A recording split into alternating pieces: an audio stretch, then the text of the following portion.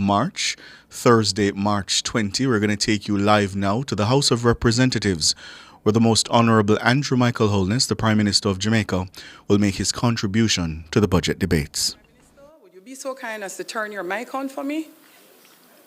Thank you. Just one Prime Minister. Thank you. Thank you, Madam Speaker. Excellencies of the Diplomatic Corps, Jamaicans at home and in the diaspora listening, watching and following on social media, distinguished ladies and gentlemen in the gallery, I stand before this honorable House with a heart full of gratitude.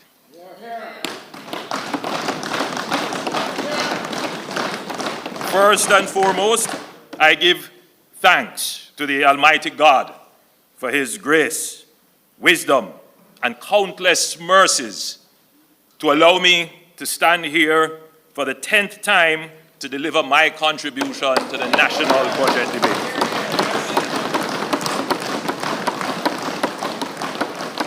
Madam Speaker, honorable members, senators, and former members seated in the well, blessings to you and on our nation. Each day we are given is an opportunity to serve, to improve and to uplift the lives of our fellow Jamaicans, and I do not take this responsibility lightly. I am deeply grateful to my family for their love and support, especially my wife Juliet,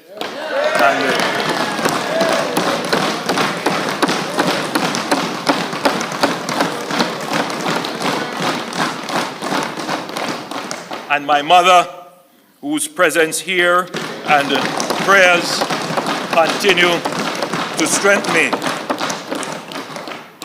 And Madam Speaker, allow me to express further gratitude and commendation on your firm and balanced hand in guiding the affairs of this House.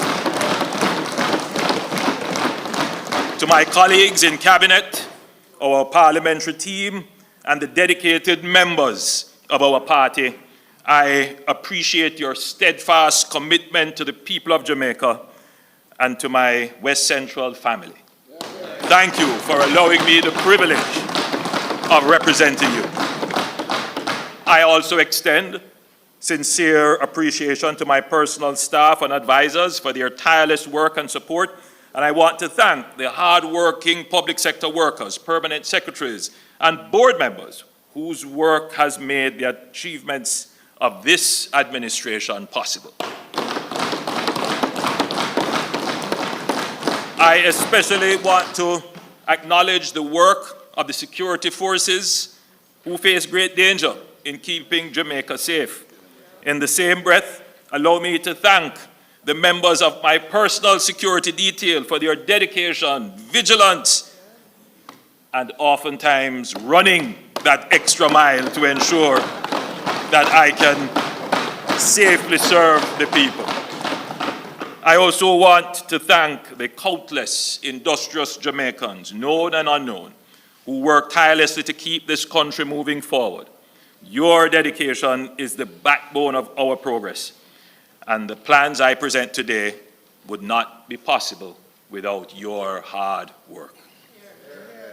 I am especially mindful of the voices of the people, whether spoken in the community meetings, shared through letters, emails, and WhatsApp messages, or expressed on social media.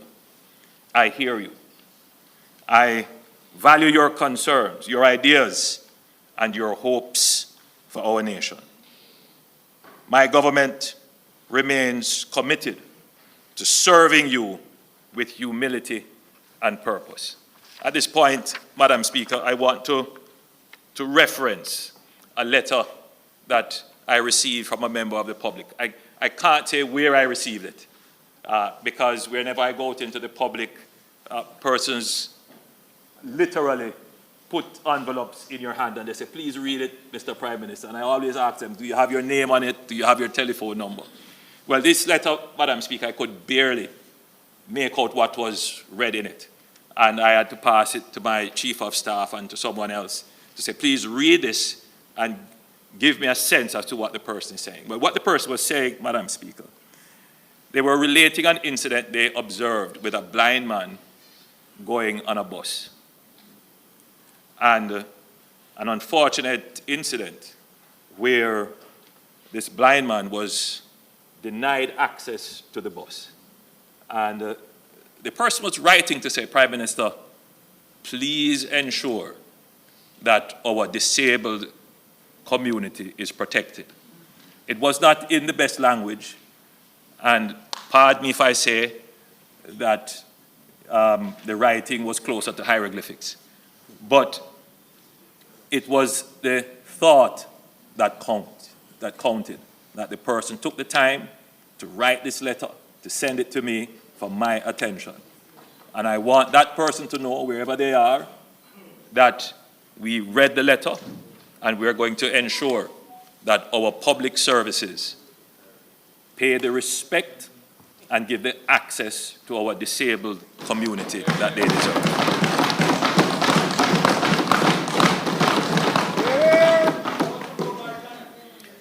Madam Speaker, I stand before you today filled with immense pride as we reflect on the extraordinary progress our nation has made. The achievements are not just incremental improvements, they are historic breakthroughs that have placed our beloved nation in the strongest economic position ever since gaining independence. The numbers do not just tell a story of improvement, they tell a story of transformation, of an economy that has overcome decades of instability, uncertainty, and crisis to achieve a level of stability, strength, and resilience that Jamaica has never before experienced. Madam Speaker, the Leader of the Opposition and the Opposition spokesman on finance in their presentation attempted to whitewash their record and suggested that analysis of the country's economic performance does not go back far enough to do justice to their contribution. I do not believe they can complain if we start at independence.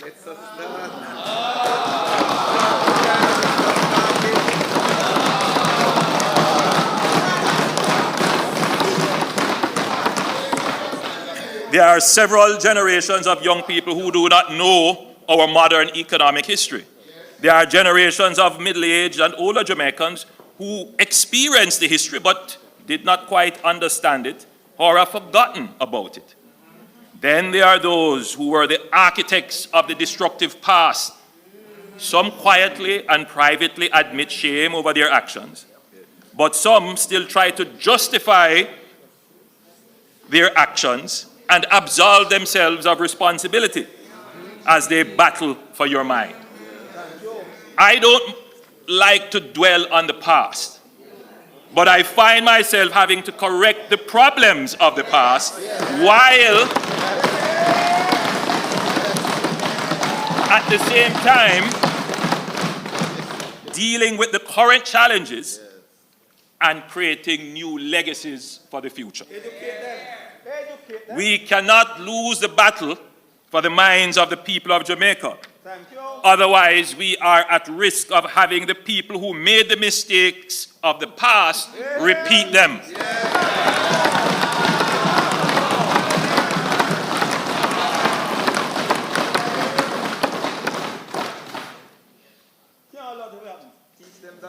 Madam Speaker, let us examine the facts. Let's start with inflation. The table now being displayed shows that the average annual inflation under my administration has been 5.5%, the lowest under any administration since 1972. This is within the inflation target of 4 to 6%, despite the effect of global inflation resulting from the post-COVID supply chain shocks and geopolitical conflicts. Without the post-COVID inflation spike, we could safely project that our average inflation rate would have trended around 4.3%. The period of highest inflation in Jamaica's history was under the PNP administration of 1989 to 2007. During that period, inflation averaged 18.5% per year. Listen to this. Resulting in cumulative inflation of 2,249%. A better way to understand it, Madam Speaker, is that in 1980, a loaf of bread cost less than $1. In fact, it cost about 50 cents, somewhere around there. But in 2007, it cost $130.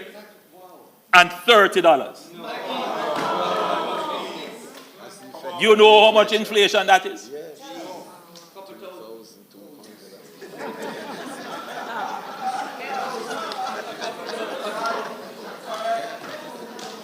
I'm afraid to say it. I'll leave it up to a smart economist, young economist, to tell us the inflation. It is embarrassing to say.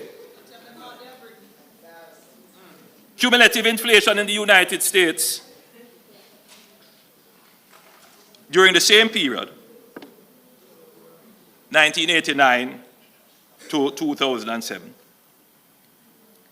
was 71.5%, or 2.9% per year.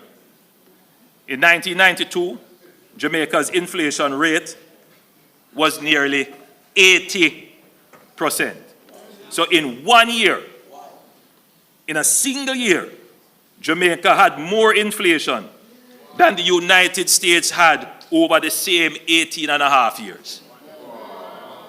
Madam Speaker, it is in this period of runaway inflation under the PNP that the starting point of Jamaica's economic woes can be identified. Madam Speaker, our current annual rate of inflation is now down to 4.4%, at the lower end of the Bank of Jamaica's target range of 4 to 6%.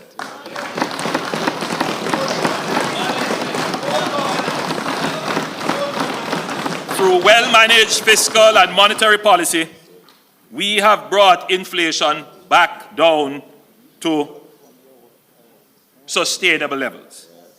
My administration has instituted a robust policy of inflation targeting through disciplined monetary policy of the independent central bank, supported by responsible fiscal policies of the central government.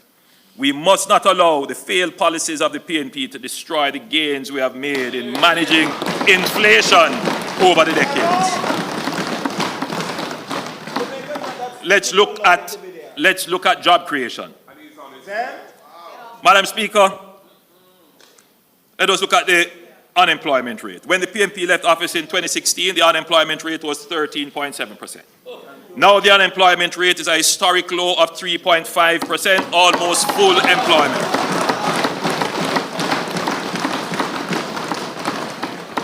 In 2016, the youth unemployment rate was an alarming 32%. Now it is down to 11%.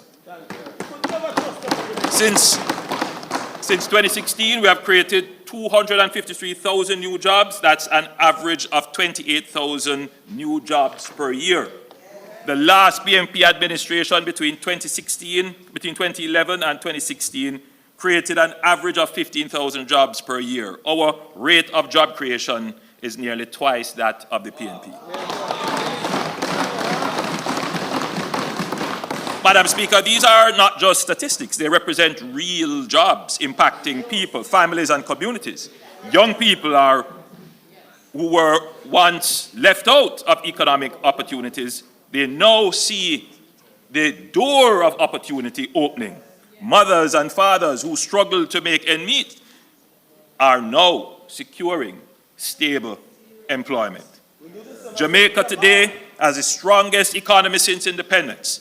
Jamaica has a bright future. We are not going back to the failed policies of the PNP.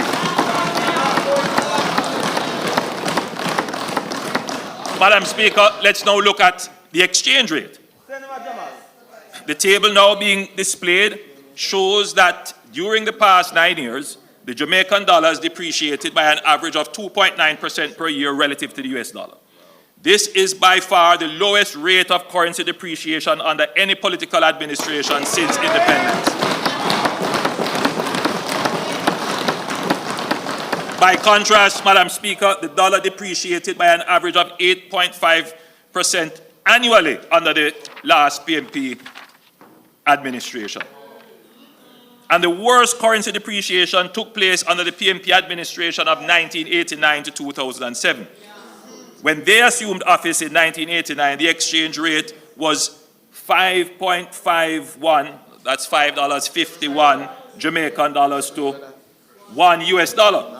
When they left in 2007, the dollar had fallen to $70.41 to $1 US, a whopping 1,178% depreciation. Madam Speaker, it is this period of foreign exchange volatility under the PNP that is the starting point of Jamaica's economic woes. Jamaica today has the most robust and transparent foreign exchange market in the region and the most stable FX environment since our independence. This stability did not happen by chance. It is the product of sound fiscal and monetary policies. Increased investor confidence and a growing economy that is attracting capital rather than creating capital flight.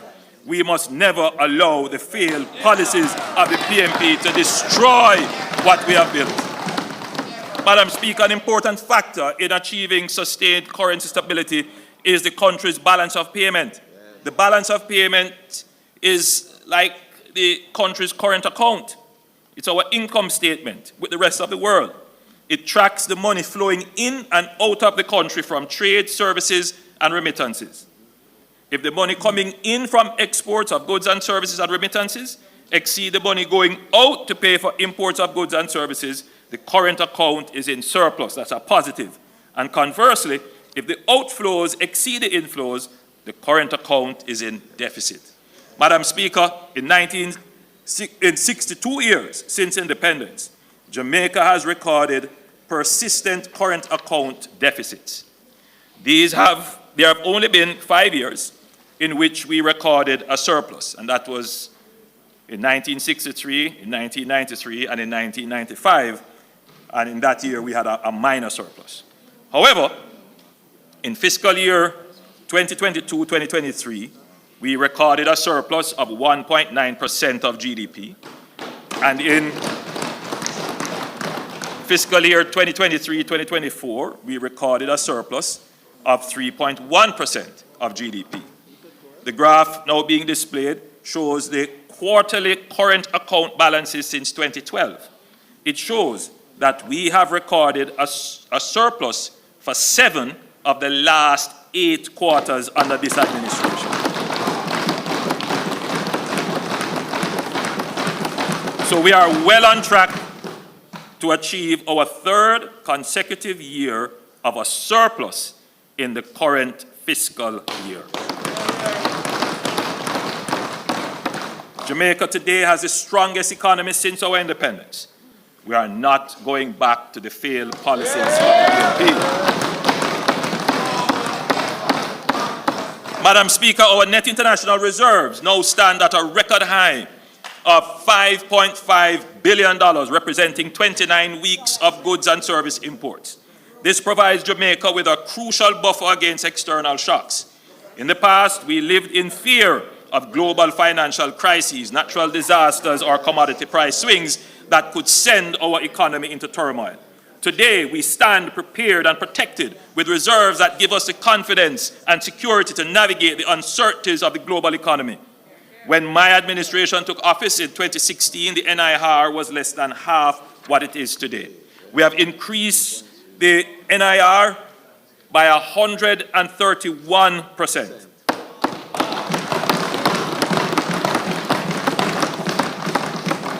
And we have done so despite facing the worst global health and economic crisis in 100 years. Jamaica today has the strongest economy since independence, and we will not allow the PNP to have a party with our red money.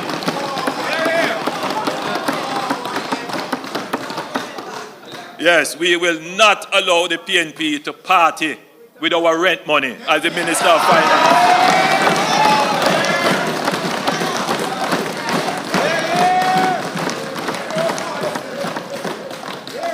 Indeed, I have never heard a Minister of Finance make a more apt characterization that the NIR is literally your rent money. And we can't allow anybody to play with that.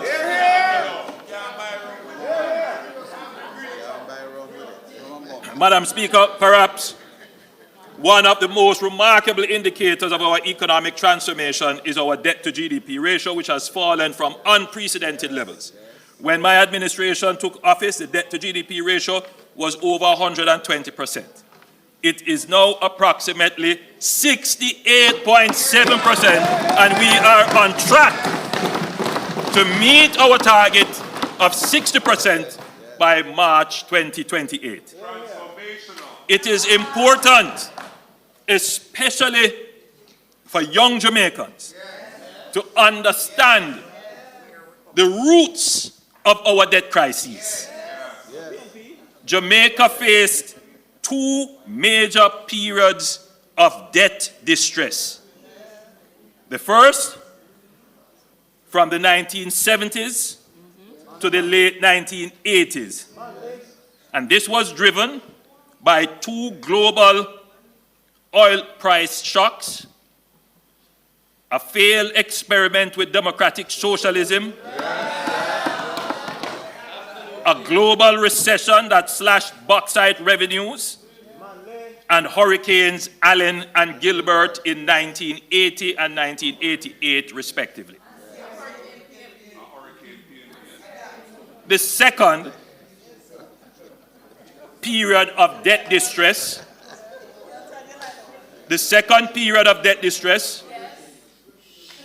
was from the 1990s to the late 2010s.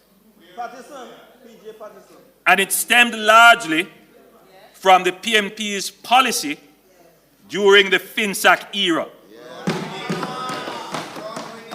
which collapsed financial institutions, wiped out the business class, and triggered a prolonged recession worsened by the 2008 to 2009 global financial crisis. In the mid-1990s, Jamaica faced a financial sector crisis which resulted in the collapse of a number of financial institutions. The financial sector meltdown was not caused by any exogenous, meaning outside shocks or global crisis. In fact, the US, our major trading partner, had robust growth in the 1990s, averaging 3.4% per annum. This was purely caused by bad government, bad policy choices, and poor superintendence of the economy. Listen to me clearly, members. FinSAC was a homegrown domestic crisis wholly caused by the PNP, for which we are now only just recovering.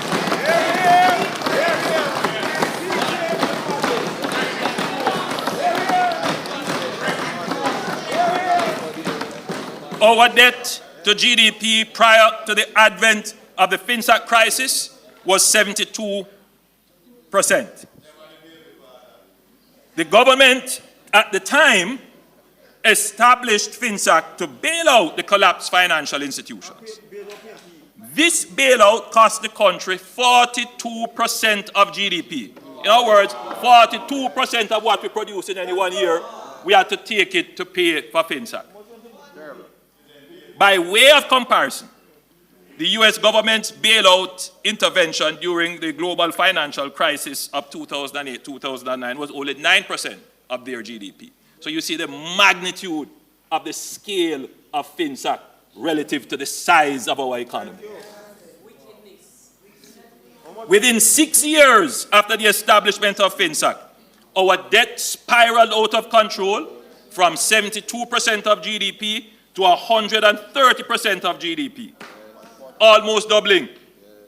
That caused interest costs alone and the debt to consume almost 70% of tax revenues.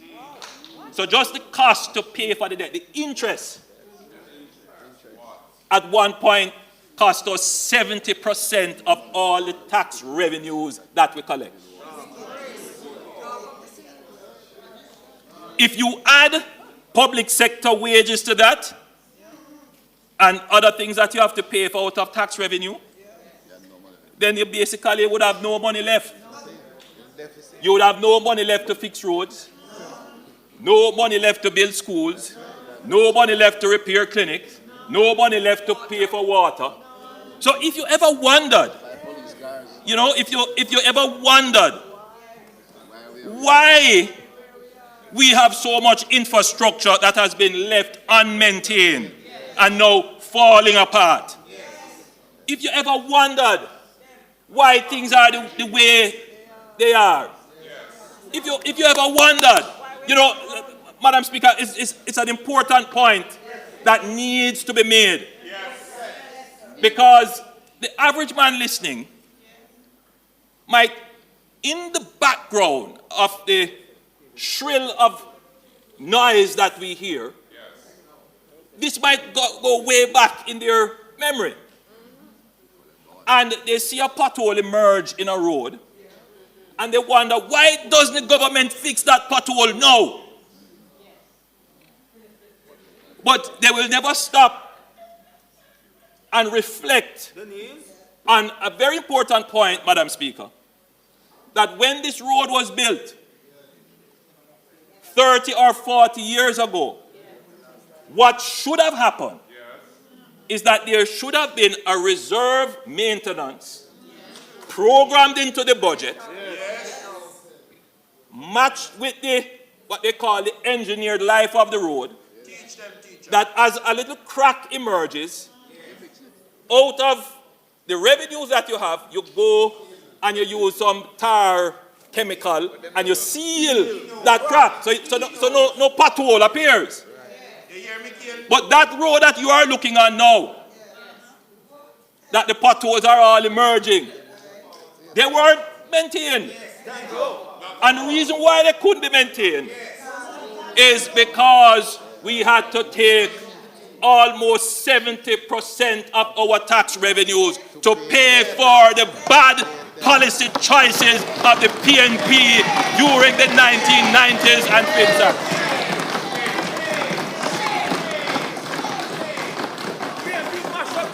I want Jamaicans to understand that lack of maintenance accumulates. Lack of spending on infrastructure amounts to what is called disinvestment. So you can build a hospital, but if you don't maintain a schedule of maintenance, the value of that hospital declines, depreciates. So today when you look at the hospital and say, why this government don't do something about it? Even if this government were to take all the money it has now, it couldn't today immediately halt and stop the deterioration. I think the public must understand this. Because, Madam Speaker, it is the same public that voted in the same PNP government over and over and over again. It is a point that needs to be understood, that the economic struggle that the country has had to restore its economy is so that it is able to have revenues steady and stable and predictable that it can then use to maintain and provide the things you want over a long period without making bad decisions to put those revenues in peril. If you want to know what drives me, Madam Speaker, is to make sure that we never go back.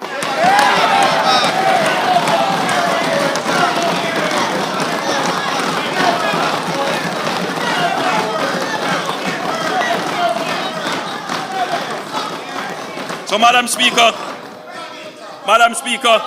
so if you want to know what is the root of our problems today, it is the bad policies of the PNP in the 1990s. Madam Speaker, they don't like to hear this. And 90% of Jamaica may not appreciate and understand it, but we're going to bring the facts.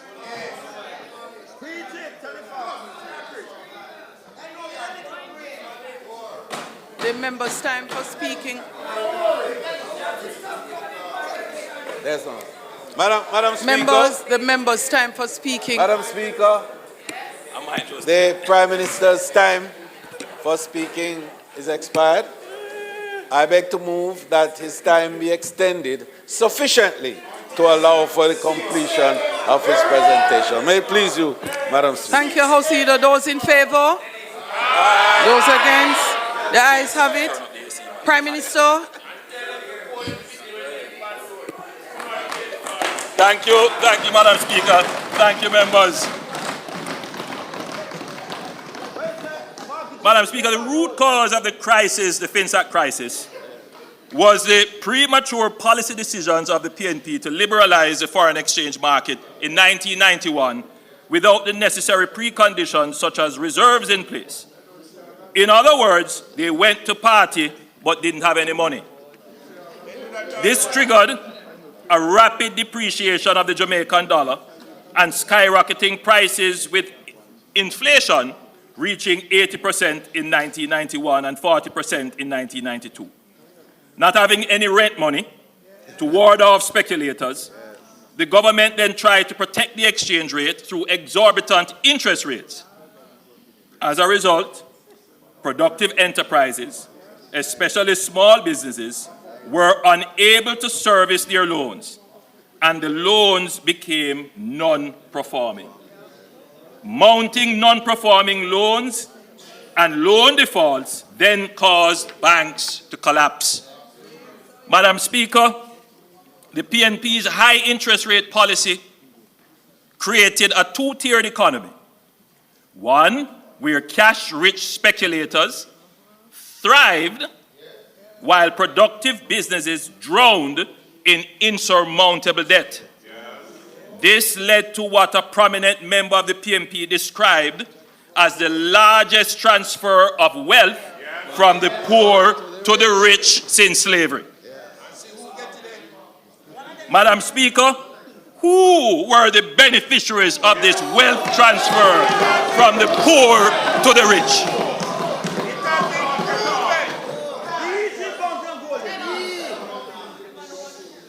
Is there anyone in this house who was a part of this ill-conceived policy, whose business it was to profit from the great transfer of wealth from the poor to the rich?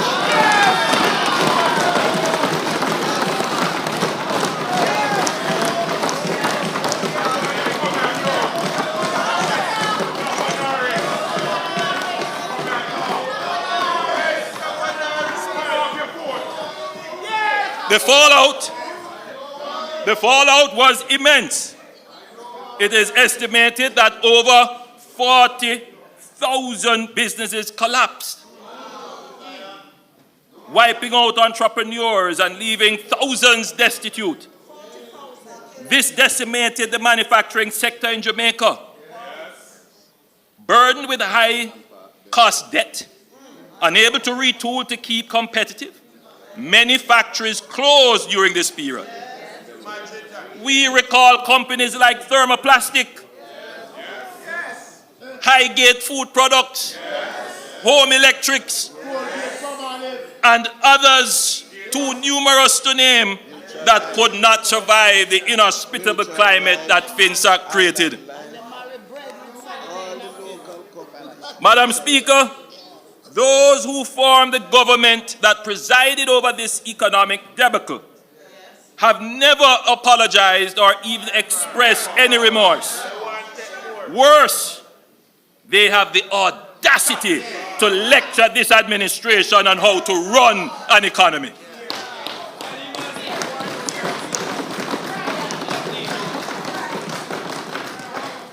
For the next 20 years after the PNP inflicted FinSac, the FinSac shock,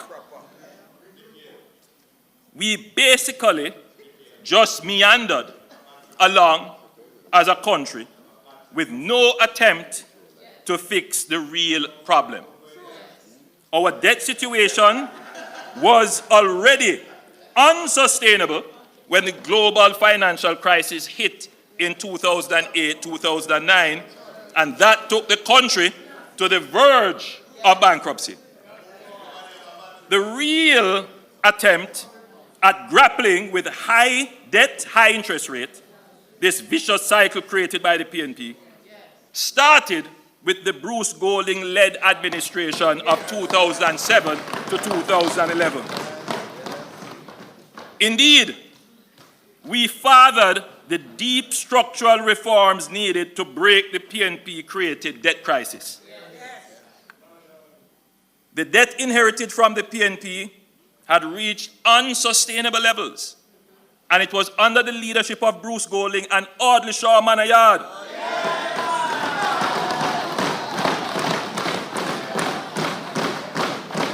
supported by enlightened and patriotic members of the private sector and reasonable unions, that the first structured debt exchange was engineered, JDX.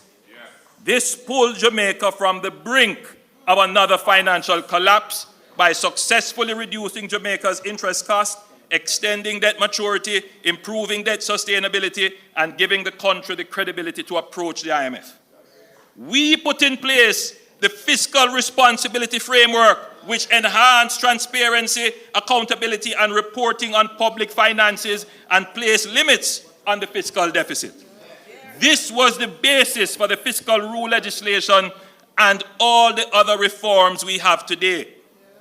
We took tough steps to divest loss-making public entities such as the Sugar Company and Air Jamaica, which under the PNP racked up huge debts and operating losses carried over from the 18.5 years of poor management and lack of superintendence of public bodies. And when we were the opposition, we did our part in supporting and developing many nascent measures, including working assiduously on every piece of legislation required to meet the IMF timelines. I gave direct instructions to my members of the House and the Senate that we must not hold up any of the IMF bills. We were a responsible and constructive father, even in opposition.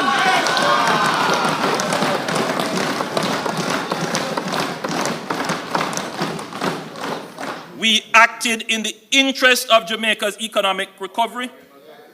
In everything we did, we chose Jamaica over narrow political partisan gain. No one on this side said that the PNP did not contribute to the national effort to restructure and reform the economy and bring down the debt. As recently as November last year, at the launch of our Next Chapter policy pivot, I said, and I quote, "Let me express my deepest gratitude to all who played a role in this transformation. Leaders from both sides of the political aisle, business leaders, our civil service, unions, members of civil society, and most importantly, the people of Jamaica.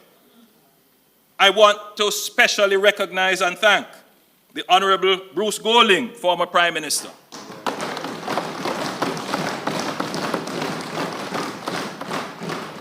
the Most Honorable Portia Simpson Miller, former Prime Minister,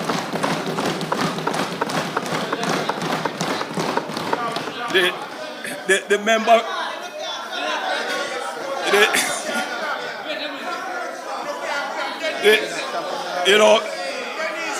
Madam Speaker. Yeah, Madam Speaker, there's a running joke between myself and the member from East Kingston and Port Royal. You know, he is her adopted first son, and I am her adopted and reclaimed second son. You remember I was disowned for a little period of time. But the member from East Kingston and Port Royal know that we made up. So it was very easy for me, with no malice or ill feeling or ill will, to acknowledge the work and contribution of the most Honorable Portia Simpson Miller. The Honorable Peter Phillips, former leader of the opposition and Minister of Finance.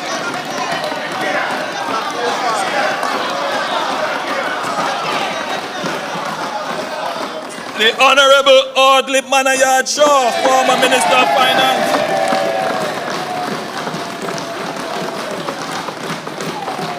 Nigel Clark, former Minister of Finance. Richard Biles, Governor of the Bank of Jamaica and former Chairman of the Economic Policy Oversight Committee, EPOC. Keith Duncan, who took over as Chairman of EPOC after Mr. Biles. All the members, and I'm eternally and always grateful to all the members of the National Partnership Council. But most of all, I want to thank the people of Jamaica for their patience, resilience, courage, and sacrifice. Jamaica's turnaround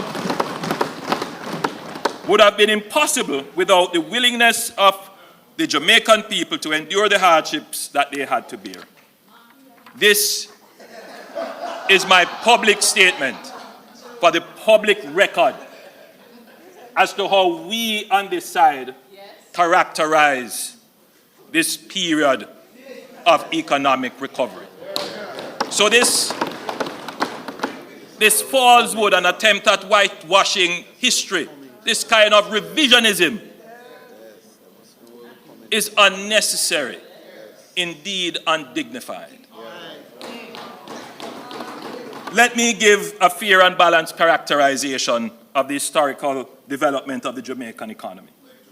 The PNP, through bad policy decisions, created the second debt crisis. They created the first one as well. The JLP took the first fundamental steps to address the problem. The PNP contributed and built on those steps, and the JLP further built on those steps and completed the reforms.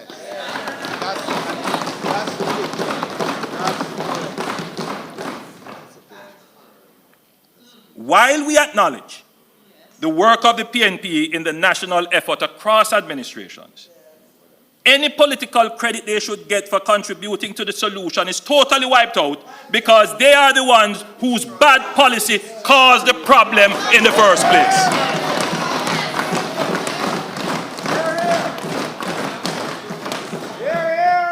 To their true bipolar nature, the PNP wants to claim paternity after causing the mother, the people, so much hardship. In their last budget presentation, the leader of the opposition and the opposition spokesman on finance disingenuously accused the government of increasing taxes on the people of Jamaica. In this budget presentation, well, in the last budget presentation, the leader of the opposition said, since the JLP government came into office, they have more than doubled the annual tax take, increasing it by a massive $190,000 per person. Yet, in his recent budget presentation this year, the leader of the opposition and the opposition spokesman on finance both claim that the improved performance of tax revenue is due to the tax reform work of the PNP. So we need to ask ourselves, is it the PNP that is responsible for Jamaicans paying more taxes?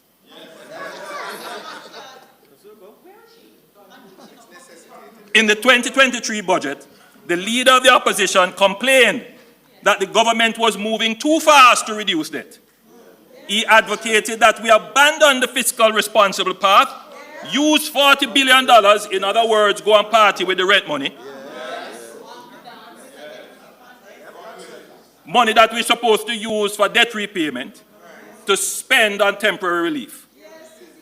In this budget, when he sees the amazing benefit of reducing the debt to 68% and the amazing fiscal space that is created for us to actually now sustainably deal with the relief effort, he now comes claiming that the reduction in debt is due to the PNP's faithfulness to fiscal prudence.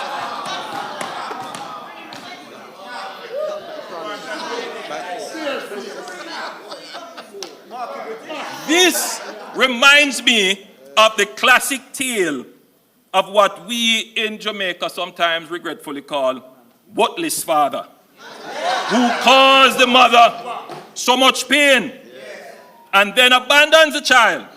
But when the child grows up to be successful, out of the blue they turn up to claim paternity and associate with success.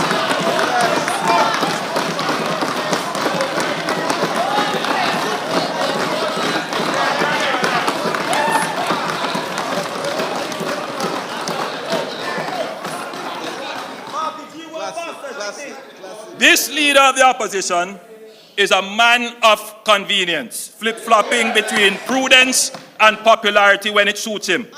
1 minute he disowns the child of fiscal discipline, and then the next he claims the child of fiscal discipline. The mother remembers the pain of FinSAC and the high interest rate policy, the largest transfer of wealth from the poor to the rich, and she knows that she cannot trust this worthless man. So the DNA test was done.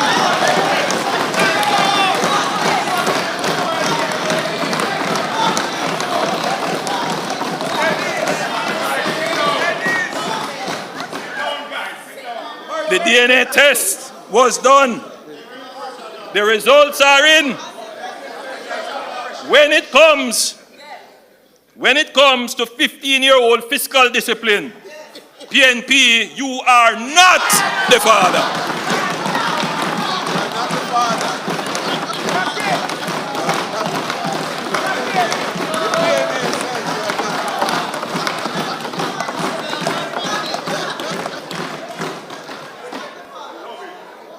Yes, your name call, but it is another goaling that is the father.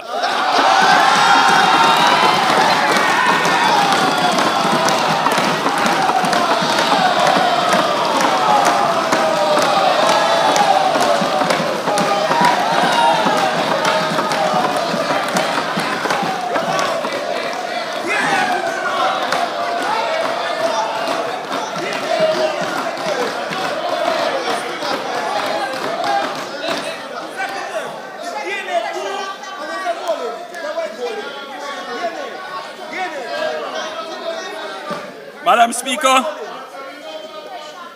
jokes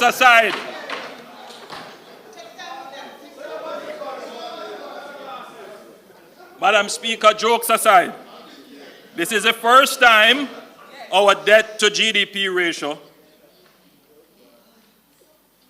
is below pre-FinSAC levels of the mid-1990s. It has therefore taken us 30 years to undo the damage of the self-inflicted blow of the PNP's economic mismanagement of the 90s. 30 years. 30 years. Madam Speaker, the graph now being displayed shows interest costs as a percentage of tax revenues in the mid-1990s during the FinSAC period. Interest costs as a percentage of tax revenues climbed rapidly, peaking at nearly 70% in the midst of the global financial crisis between 2008 to 2009, and it peaked again, to about 71% and started to decline thereafter, the successful 2010 Jamaica debt exchange to 30.5% in 2016 when this administration took the reins of government.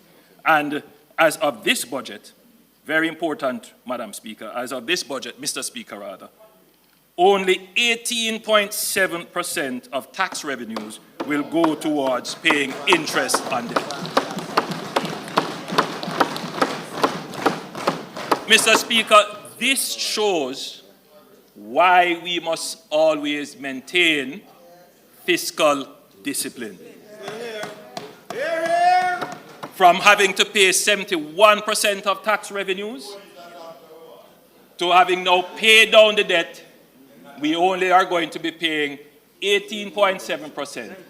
We have all of that fiscal space created that we can now actually spend on giving relief to the people of Jamaica in a sustainable way. So this is the result, let's just be clear, this is the result of not spending the $40 billion on temporary relief, but sticking to the discipline of paying down the debt. The interest on the debt is now smaller, which gives more room to spend sustainably on the things that matter to you, like social housing, increasing the income tax exemption threshold, installing water supply, and buying new buses over the last 9 years. It's a funny thing, you know, Madam Speaker, and I think Jamaicans are, Mr. Speaker, and I think Jamaicans are coming to the understanding now that you have people who will say, I will spend this money on you because I care about you, without looking on the sustainability, whether or not that expenditure makes sense. And people who are suffering don't look behind the popularity promise. All they think it sounds good and it's going to give me immediate gratification. But what it does is to create a long-term immiseration. Because you can only spend that money once. And it didn't really help you. And so you have to come back again. And so you end up in a dependency. And then that dependency, when not fulfilled, ends up in disappointment. And then people say, I can't bother with politics. Yes.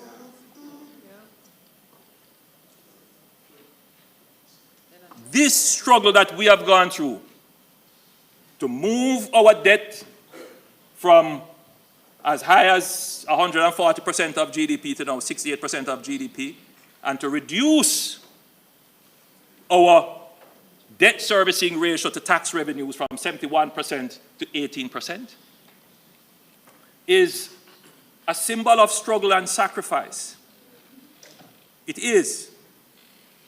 But it is also putting us in a different place where each Jamaican must be vested in ensuring that whoever is the government, whichever government, that we maintain this path, because this is the only way to truly and really care for you. That's the only way, my Jamaican brothers and sisters, to care for you. We can't care for you by taking the money that we should pay down debt and spend it.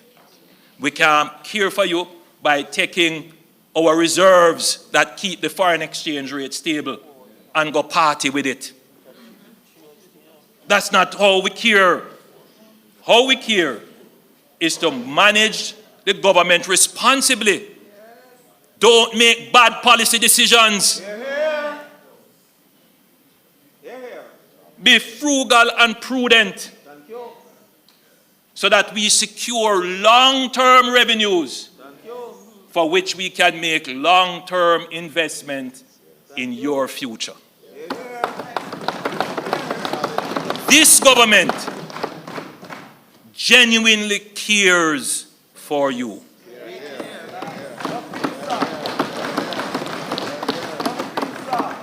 You think I don't have the struggles on this side to be reckless?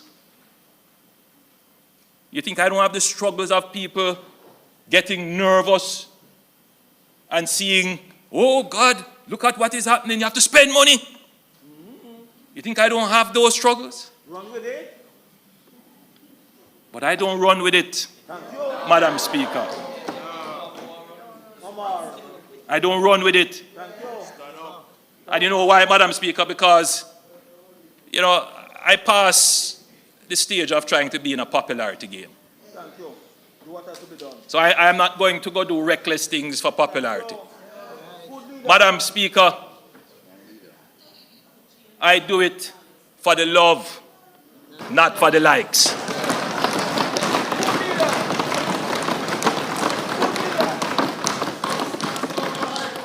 There is a direct and inextricable link between good economic management and our ability to fix our roads, build hospitals and healthcare centers, build new schools, buy new buses and garbage trucks, provide communities with water, invest in irrigation, and support our farmers.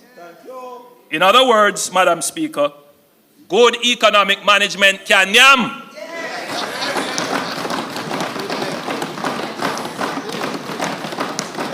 Good economic management produces dividends for the citizens who are shareholders in Jamaica Inc. They have invested their hopes and trust into our government, and they expect that their government will be good stewards of the talents.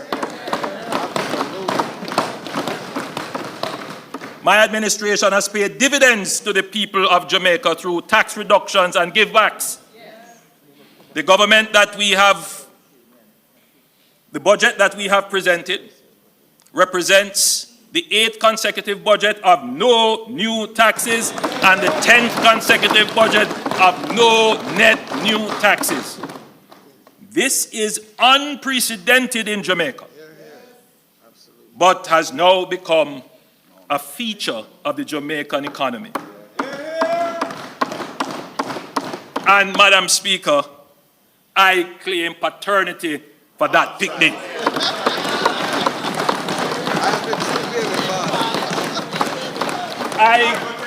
I claim paternity for that picnic named No New Taxes.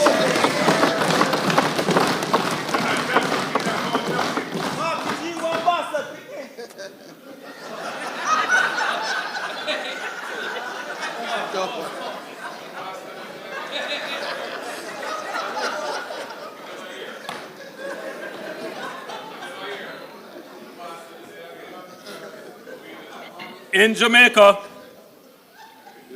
in fact, Mr. Speaker, we have done much more than not introduce new taxes. We have reduced taxes more than in any other period since independence. That is a fact.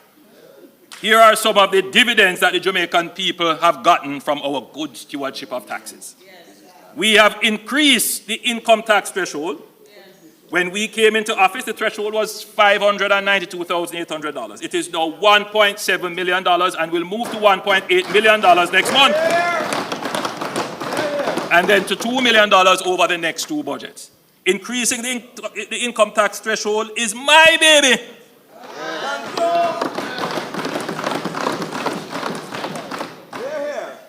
No matter how the PMP tries to claim it now, after first rejecting it. Every PAYE taxpayer should take comfort that as much as we can, we will reduce their income tax. It is in our DNA. We reduced GCT from 16.5% to 15%. People don't remember that. And we are reducing GCT on residential electricity by more than 50%, from 15 to 17%. We reduced transfer tax on property from 5% to 2% and reduced the ad valorem stamp duty with a flat rate and replaced it with a flat rate of $5,000 per document. We increased the pension relief and age relief from $80,000 to $250,000 each, and we plan to increase this in the next budget to $350,000 each.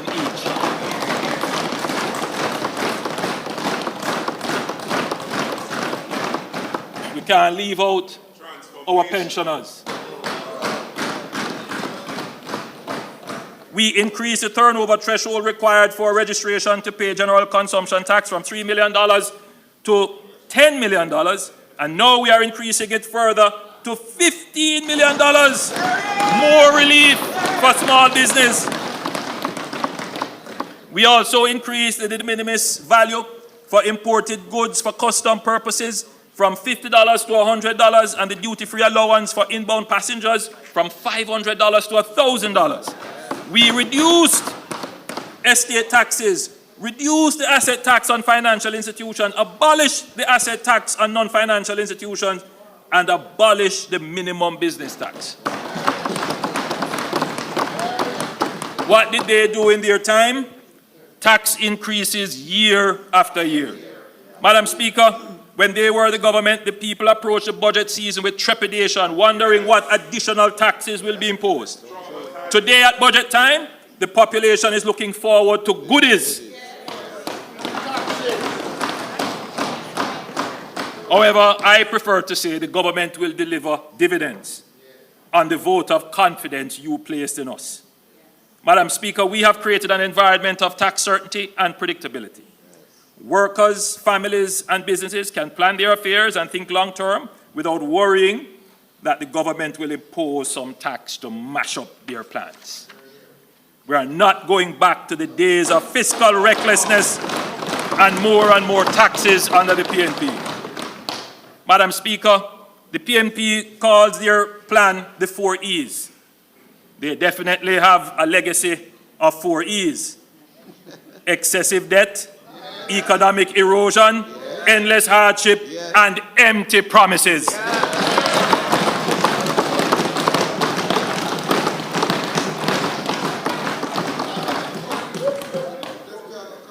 Madam Speaker, at this point I want to address some comments made by the opposition spokesman on finance and the leader of the opposition regarding securitization transactions that the government has undertaken. Securitization is the packaging and sale of future income, of a future income stream from an asset for a lump sum value today. This government was successful in creating a concession for the Norman Manley International Airport, which generates a reliable stream of income. This income is contractual.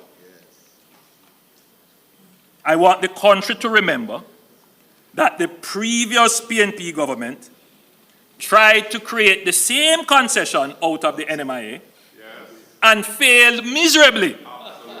They did not have even one bidder willing to take up the concession under their government and stewardship.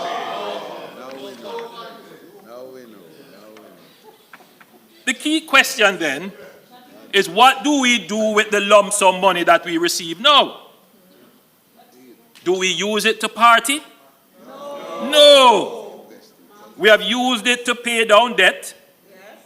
In other words, relieving ourselves of current and future expense obligations. We have used it to create new infrastructure like the extension of Highway 2000 and the Maypen to Williams Field.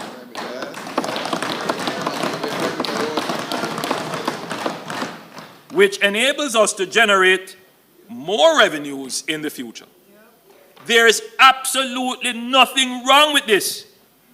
It is a transparent transaction where there is no risk to the government. Indeed, it is a credit to the Jamaican economy that the international capital market looks favorably on Jamaican securities. These kinds of opportunities are only really available to prudent government. Madam Speaker, when is the sale of future income a problem? When would the opposition need to be concerned? It is a problem, for example, when you forward sell a commodity at a fixed price. that you have not yet produced, and then when it comes time for producing it, Price is different. the cost of producing the commodity exceeds the price at which you had contracted. Yes, that is when you have a problem. And especially if you collected the money up front and you spend it off, you're definitely not going to have it to meet your obligation to produce the commodity that you're supposed to produce. Now, if you do that, then you really have a problem because you're going to be producing at a loss. Is it a surprise that this is what the PNP government did in 2001 when they forward sold bauxite on the international market to finance their FinSank budget? The government, the Jamaican government, later became exposed when market conditions deteriorated and the cost of producing the bauxite far exceeded the contracted price. And the government of the day, the Bruce Golding-led administration of 2010, was obliged to honor the volumes of bauxite to which the previous PNP government had committed. Jamaica ended up having to pay US $31 million to the company that produced the bauxite to cover the loss. You can't compare this foolishness of the PNP with our masterful management of the economy.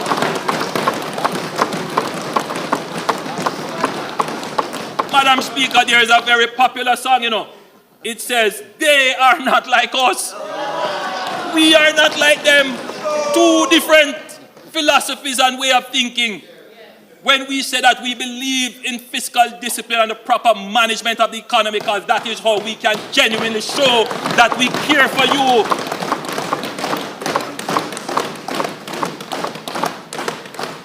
So again, another example. They made a bad decision and we have to pick up the check. So when I hear them criticize what we're doing, it is grating. Grating, indeed unfair. Disingenuous. And we have to, I'm sorry I have to do this, but if we don't remind the people,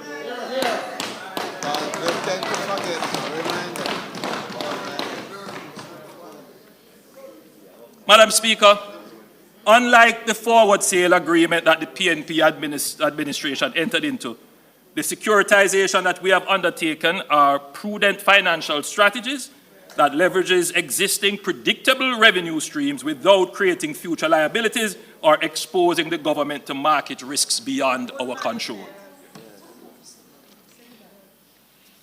Madam Speaker, the graph now being displayed illustrates the trajectory of poverty prevalence in our country. It clearly shows that under my administration, we have achieved a steady and measurable decline in poverty.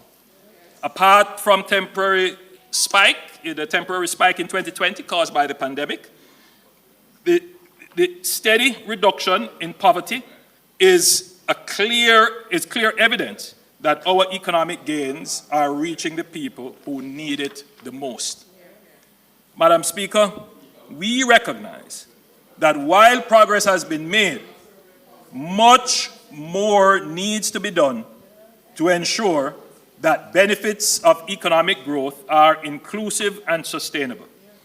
Our commitment is to share the prosperity where every Jamaican, regardless of background or location, has access to opportunities for upward mobility.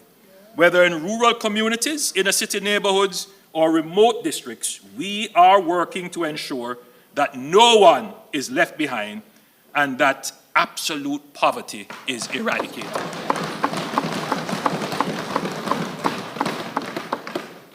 Importantly, Madam Speaker, this government's approach is not about handouts that provide temporary relief, but ultimately, relief, Madam Speaker, which ultimately keep people poor and dependent. We believe in empowerment, not dependency. And that is why our policies are designed to equip Jamaicans with the tools, skills, and opportunities they need to lift themselves and their families out of poverty for good. Yes. Madam Speaker, the fact that our economy remains on solid ground despite the combined shocks of global inflation, the lingering effects of the pandemic, and the increasing threat of climate change is a testament to the progress we have made. This is not just economic progress, it is economic transformation.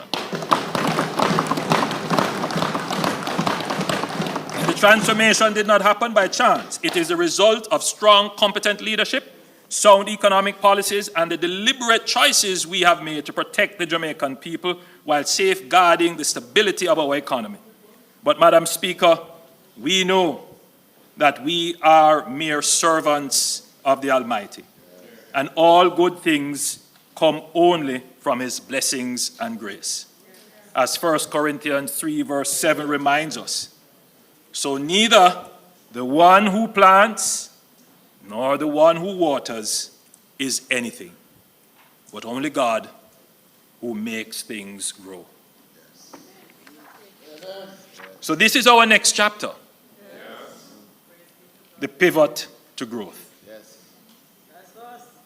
This is what the economy must focus on in the next decade.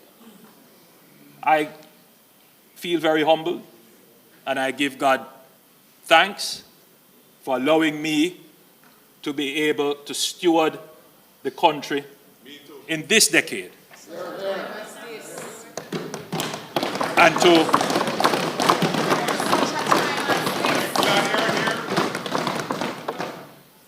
And to have achieved, by his grace, what we have achieved. We ask now for his guidance and mercy as we move to the next chapter of growth.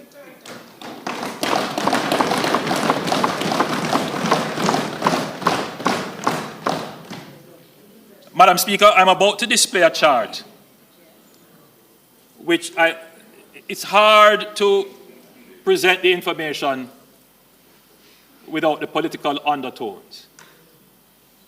But I would really want members to ruminate on what is about to be presented.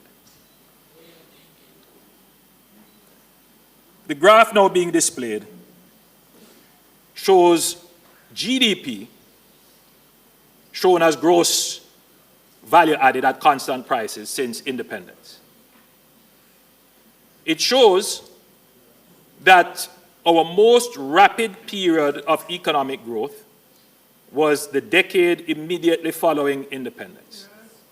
Economic growth averaged 6% per year in that decade. Since then, we have had short periods of growth punctuated by declines and crises. We had the oil crisis and the socialist experiment of the 1970s that led to massive capital flight and the exodus of skilled labor, leading to a 20% fall in GDP between 1974 and 1980. Madam Speaker, it took Jamaica until 1990 to get back to the level of output we had in 1973. In other words, it took us 17 years to recover from that first.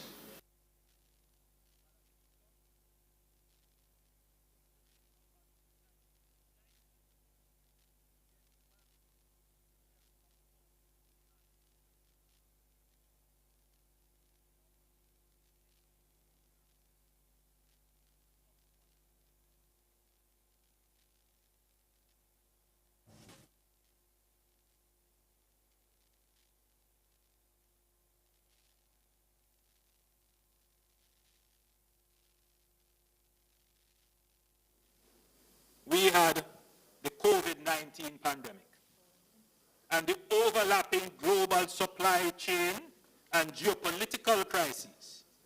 Madam Speaker, this was the biggest global health and economic crisis in 100 years. But the difference this time was that our recovery was V-shaped. A victory.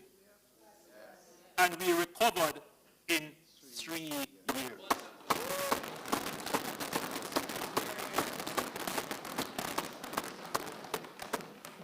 I really don't want to politicize this, but this is the fact.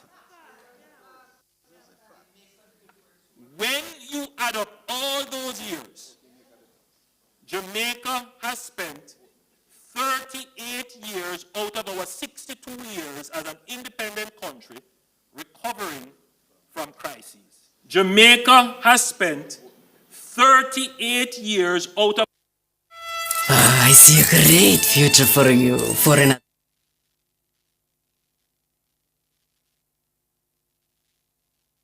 crises. Let that sink in. 2 of the 4 major crises that we faced were directly caused by bad economic management of the PNP in the 1970s and 90s, accounting for 24 of the 38 years of crises.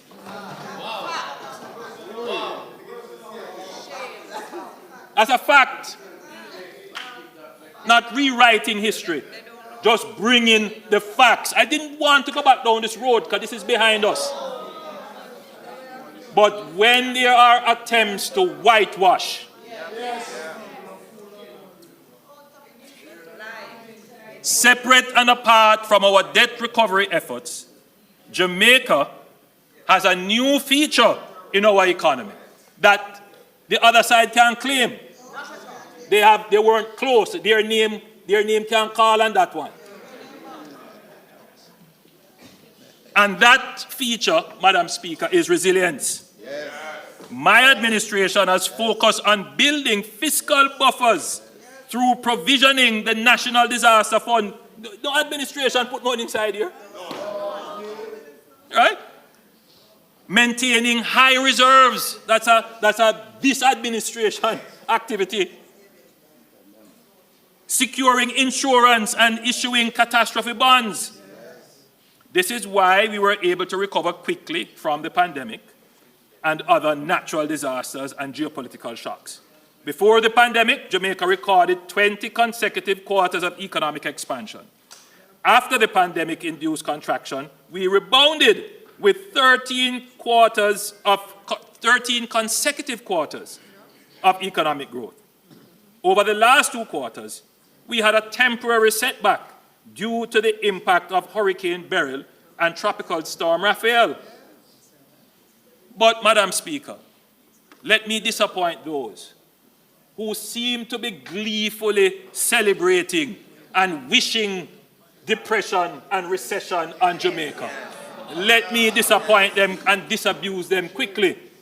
We will recover and return to growth in short order. We are certain that Jamaica, like any other small developing country, will experience shocks.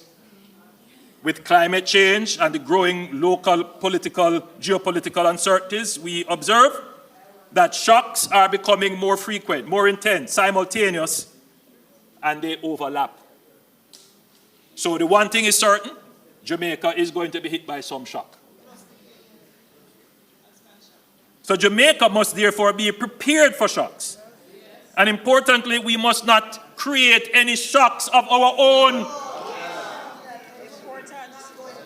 We must not create any shocks of our own, as happened in the 1970s and the 1990s.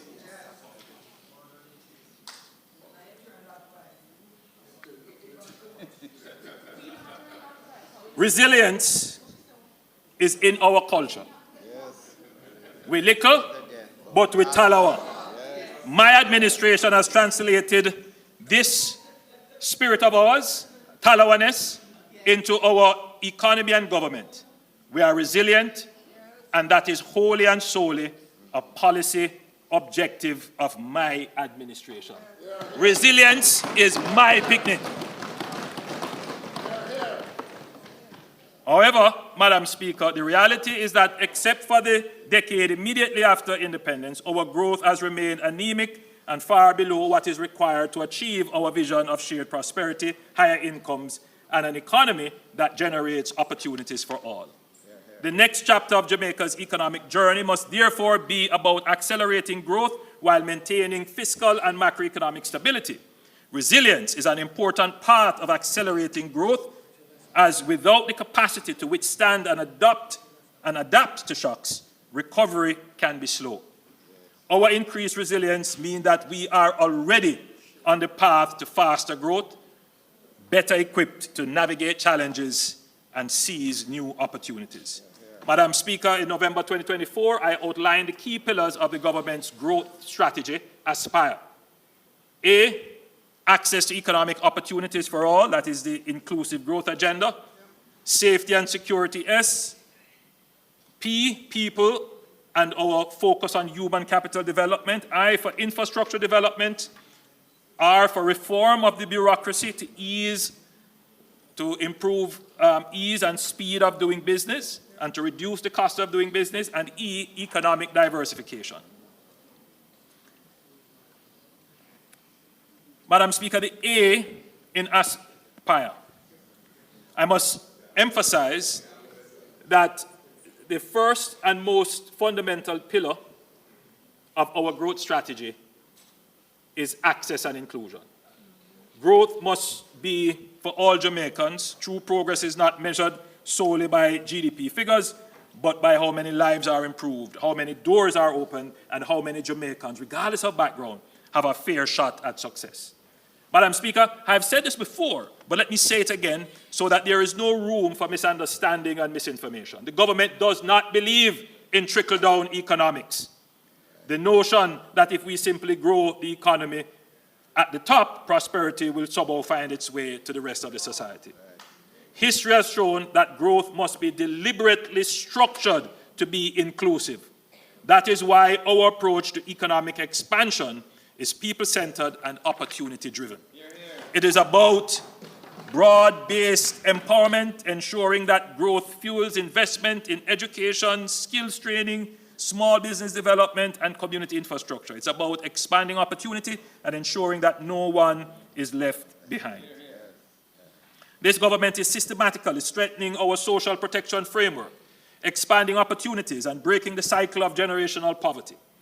We are not just talking about it, we are taking decisive actions. In 2021, we introduced Jamaica's first ever social pension, providing a guaranteed income of $15,000 for vulnerable Jamaicans 75 years and older, ensuring that they can live in dignity in their golden years.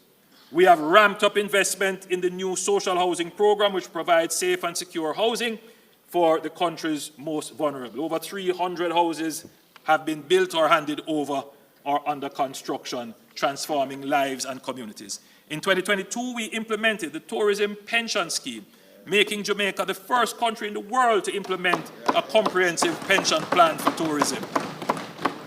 In 2024, we launched the Jamaica Entertainers and Creatives Insurance Plan. Where is Minister Grange? To protect our artists, musicians, and creatives, recognizing their vital contribution to our economy. We do real things, things that really make a difference. Not some, pull out of the hat promise of $1 billion where they don't even say where that $1 billion is going to come from. We increased funding for the program of advancement through health and education path by 30% in 2024. We are actively working on introducing unemployment insurance, a critical reform that will provide financial relief to Jamaicans who face sudden loss. Madam Speaker, while strengthening our social safety net is crucial, we must go further. It is not enough to support people in times of hardship. We must create pathways out of poverty. Last year, I announced the Hope for Children Trust Fund, a groundbreaking initiative. The reality is that thousands of children in low-income families reach adulthood without any savings or assets to help them get a start in life. This lack of capital perpetuates generational poverty. We must break this cycle.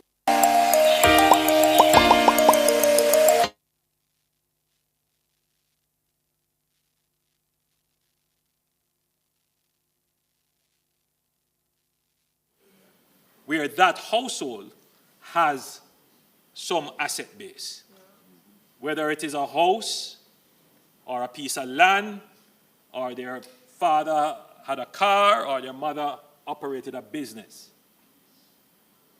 Relative to a household where the child will have no asset on which to rely. Total difference. And that, Madam Speaker, is the critical characterization of the Jamaican society.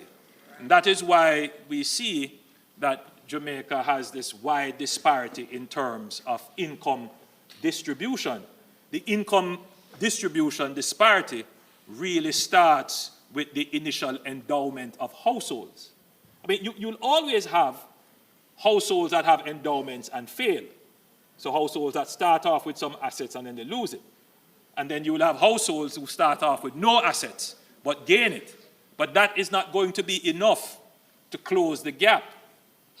Madam Speaker, we are not a socialist government, but we believe in being instrumental in pursuing real, equitable policies that will make fundamental changes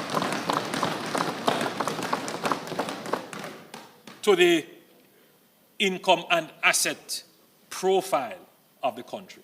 And that is why we have this Hope for Children Trust. Through the Hope for Children Trust Fund, every eligible child will be provided with a long-term savings account funded annually by the government.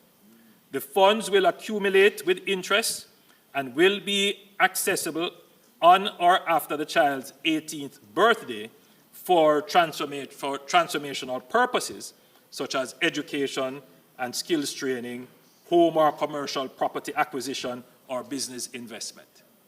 Madam Speaker, though the government will be the central contributor to this fund, the way in which we are developing it is that, which now often happens, persons privately could contribute to the fund generally, or they could specifically say, I want to contribute to this person. I mean, it happens regularly where, for example, a distant family member, as they say, I take this child and I adopt this child informally. But now we are creating a formal structure where private sector, private individuals could also, if they choose, and I'm encouraging them when the fund is fully mobilized, to make a contribution to it. So that a child who comes from a household with no asset at 18 will know that they have something to start the world with. Whether they want to go buy 2 goats and cow, which when I go out into the country, I see young men come up to me and say they want goat, they want cow, they do little farming, we'll help you. If you want to buy tools, we'll help you. If you want to further your education, you have that money there. If you want a down payment and a deposit on a little piece of land, you have that money there. So we will give you that start to correct the historic intergenerational endowment inequality that has plagued us from the days of enslavement. So, Madam Speaker, any Jamaican child born on or after the 60th anniversary of independence, that's August 6, 2022, who is part of a PATH household or a ward of the state will be eligible to register under the program. We are making progress with determining the legal structure of the fund and examining options for how the fund will be managed and administered, and I'm pleased to report that during the upcoming financial year, the government will seed the fund with 200 million Jamaican dollars.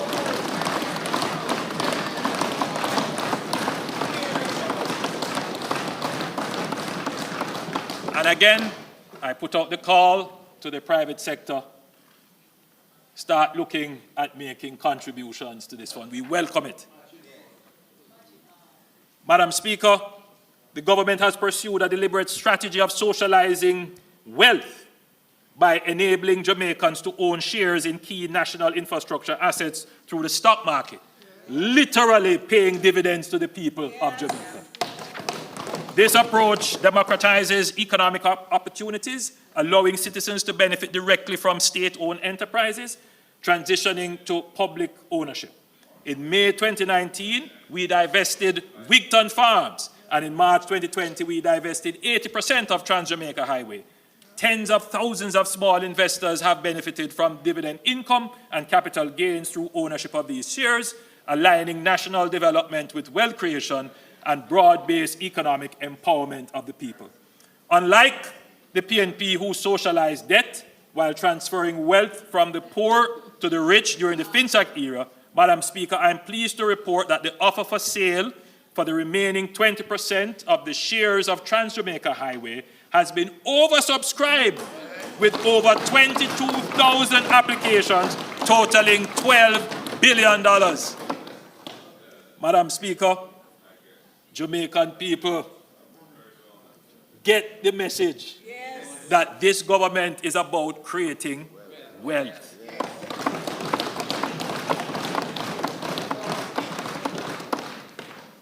Madam Speaker, this is a vote of confidence in Jamaica. These investors know that Jamaica today has the strongest economy since independence. This is not rhetoric. This is not an opinion. This is an undeniable fact backed by empirical data on inflation, unemployment, exchange rate, balance of payment, net international reserve, debt to GDP ratio, and poverty reduction.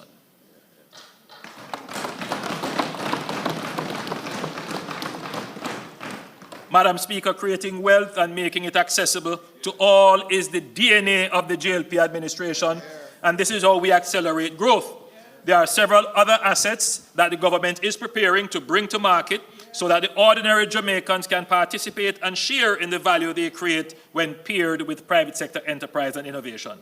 At this stage, I can announce that the Jamaica Mortgage Bank is being prepared as the next asset to come to market.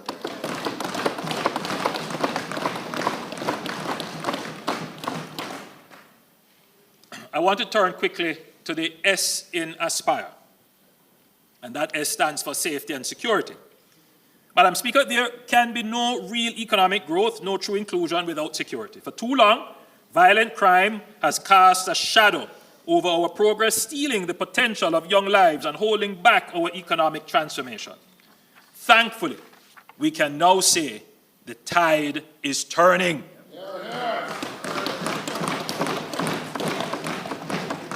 Jamaica is taking decisive actions against violence producers, and the results are now evident. Madam Speaker, in 2024, Jamaica recorded a 19% reduction in murders, following a 7% decline in 2023, bringing our homicide rate to 40.1 per 100,000. While still high, we are now outperforming some of our regional peers, a stark contrast to 2016, when Jamaica had the highest crime rate in the Caribbean at 50 per 100,000. Unlike much of the region, where homicide rates are currently surging past ours, we have reversed the trend, and now other countries are studying our approach to reducing violence. Notably, Madam Speaker, the 2024 Christmas season was the safest in 20 years, with just 6 murders recorded during the Christmas week. Since 2024, the country has seen a sustained decline in murders, culminating in 47 murders in February 2025, the lowest monthly total in 25 years, and a 43% reduction compared to February 2024. If you were to compare between February 2022 and February 2025, murders have declined 55%. Additionally, major crimes as a whole, including murders, shootings, rape, robbery, and break-ins, have declined by 21%, reaching the lowest level since disaggregated data collection began in 1999. Jamaica is now safer than at any point in the last 20 years.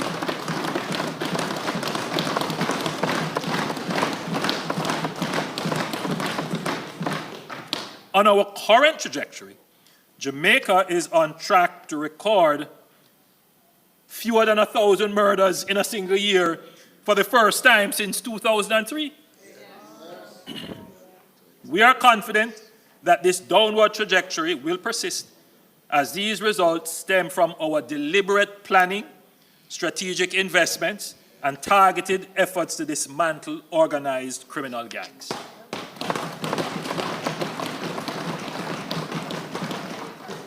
My government has recognized violence as a national emergency, and as such, we have made the strongest sustained investment in national security in Jamaica's history.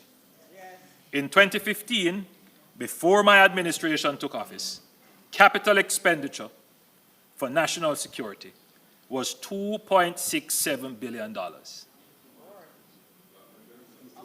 $2.67 billion. Yes, there were times in the 90s and early 2000s where the capital budget was non-existent. So when we wonder why we have the security problem, just trace it back to poor economic policies where you had to spend 70% of your tax revenues on repaying debt caused by poor economic decisions. By 2018, we increased the spending on security to $12.7 billion.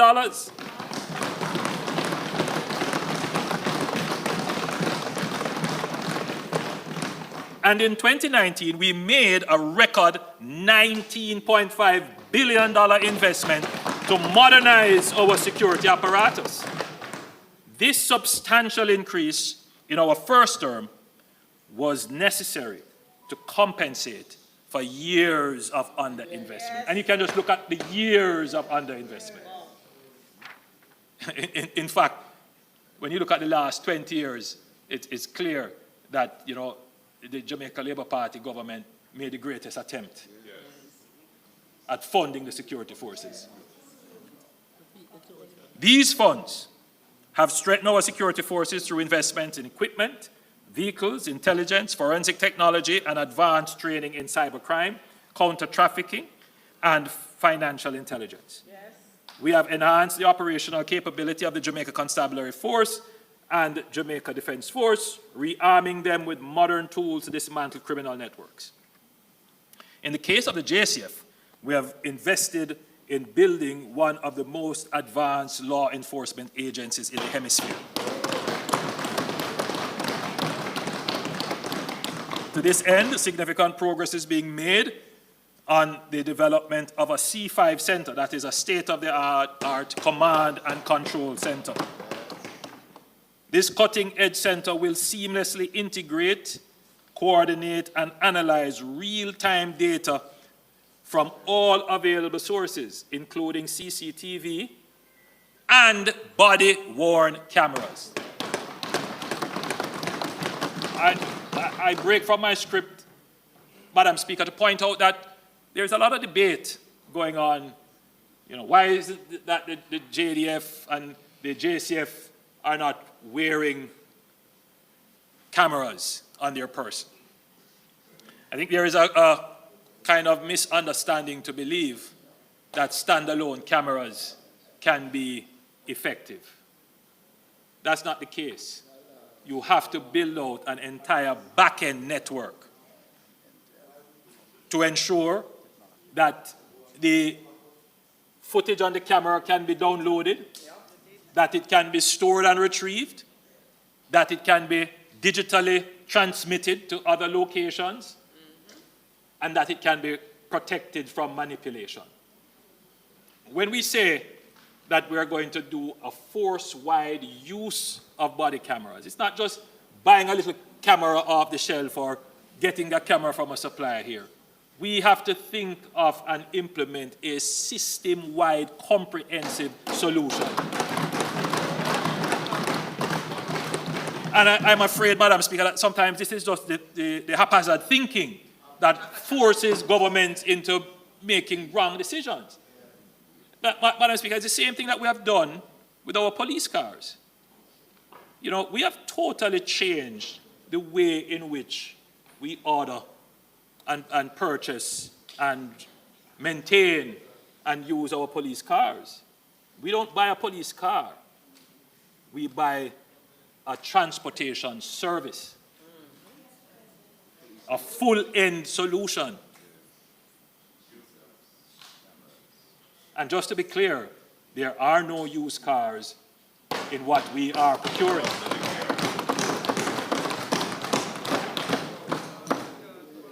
So,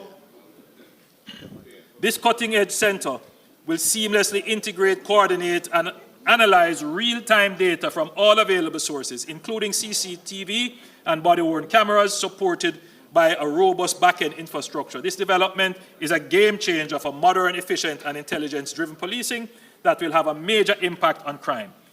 The government's Project ROCK initiative, which was launched in 2019 to modernize the physical infrastructure of the JCF, has seen the refurbishment and construction of numerous police facilities across the island. Through the public sector compensation review, my government has ensured that our police officers are now in receipt of a more reasonable salary and pensions, befitting of their profession, and provides a better foundation for future negotiations. The resulting boost to the morale cannot be overstated, and it has made a career in the JCF more appealing. For the first time in the history of the force, the establishment strength of 14,000 officers has been met. More police officers and more vehicles mean greater coverage of our communities and more rapid responses to threats and citizen emergencies. Since 2021, the purchases of vehicles and the build-out of Jamaica ICCTV systems have been transferred to the capitalized recurrent budget to ensure continuous replenishment. This is a big move, Madam Speaker, because instead of treating them as capital projects, one-off expenditure, they are now being treated as items to be maintained and consistently upgraded. Madam Speaker, the role of the JDF in the overall reduction in violent crime through their support for the JCF is crucial, particularly in areas where specialized security measures have been declared, that is the zones of special operations and states of public emergency. The JDF is the premier defense force in CARICOM, notably leading the planning and preparation for the CARICOM Joint Task Force in Haiti since September 2024 and executing multi-country military exercises enhancing interoperability in cybersecurity, counter-narcotics, search and rescue, and disaster relief. Madam Speaker, our borders are more secure than ever before, due in large part to new patrol vessels, helicopters, maritime patrol aircraft, and other technical equipment we procured for the JDF. They are now better equipped to interdict illicit vessels and aircraft trafficking weapons, narcotics, and people. This year, we will further enhance maritime security with the addition of 24 surface interceptor vessels, strengthening the protection of our border and blue economy. However, Madam Speaker, we note that most illicit weapons which fuel gang violence enter Jamaica through formal ports of entry. To improve our ability to secure this channel, We have been investing in advanced scanners and enhanced security protocols at all customs, at all areas in Jamaica Customs. And the result is evidenced by major gun finds at our ports in recent times, including yesterday. I would like to acknowledge the Jamaica Customs for their increased vigilance and generally commend the security forces and our partners for increased cooperation, intelligence sharing, which has yielded great results. Every weapon and ammunition kept off our street is potentially a life saved.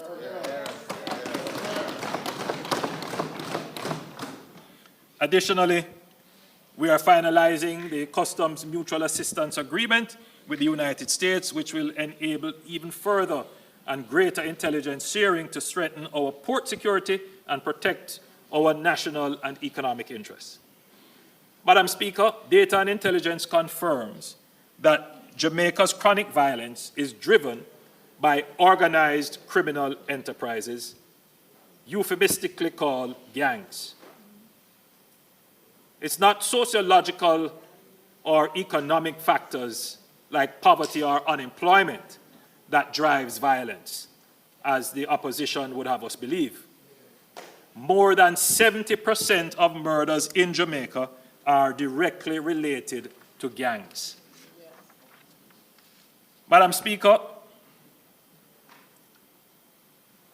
I want to draw your attention to the graph being displayed, or about to be displayed. It is the same graph that I believe the leader of the opposition displayed. But he had a different interpretation of the statistics. Let me offer mine. Let us recall that the drop in murders from 2009 to 2014, which you see as the first arrow, for which the opposition seeks to take credit, was a direct result of the state of public emergency launched in May 2010 by the Jamaica Labour Party administration.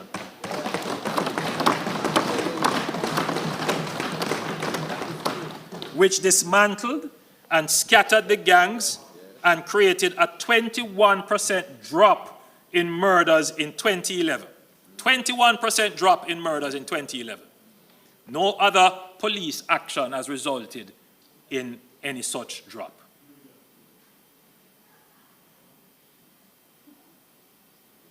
In 2011, murders stabilized, as you can see, and in 2012 stabilized. This created a respite where targeted police operations against gangs and violence producers resulted in 2024 having the lowest number of murders in the last 20 years. So 2014 was the lowest number of murders, and that is under the PNP in the last 20 years. But it's not as a result of the PNP's action.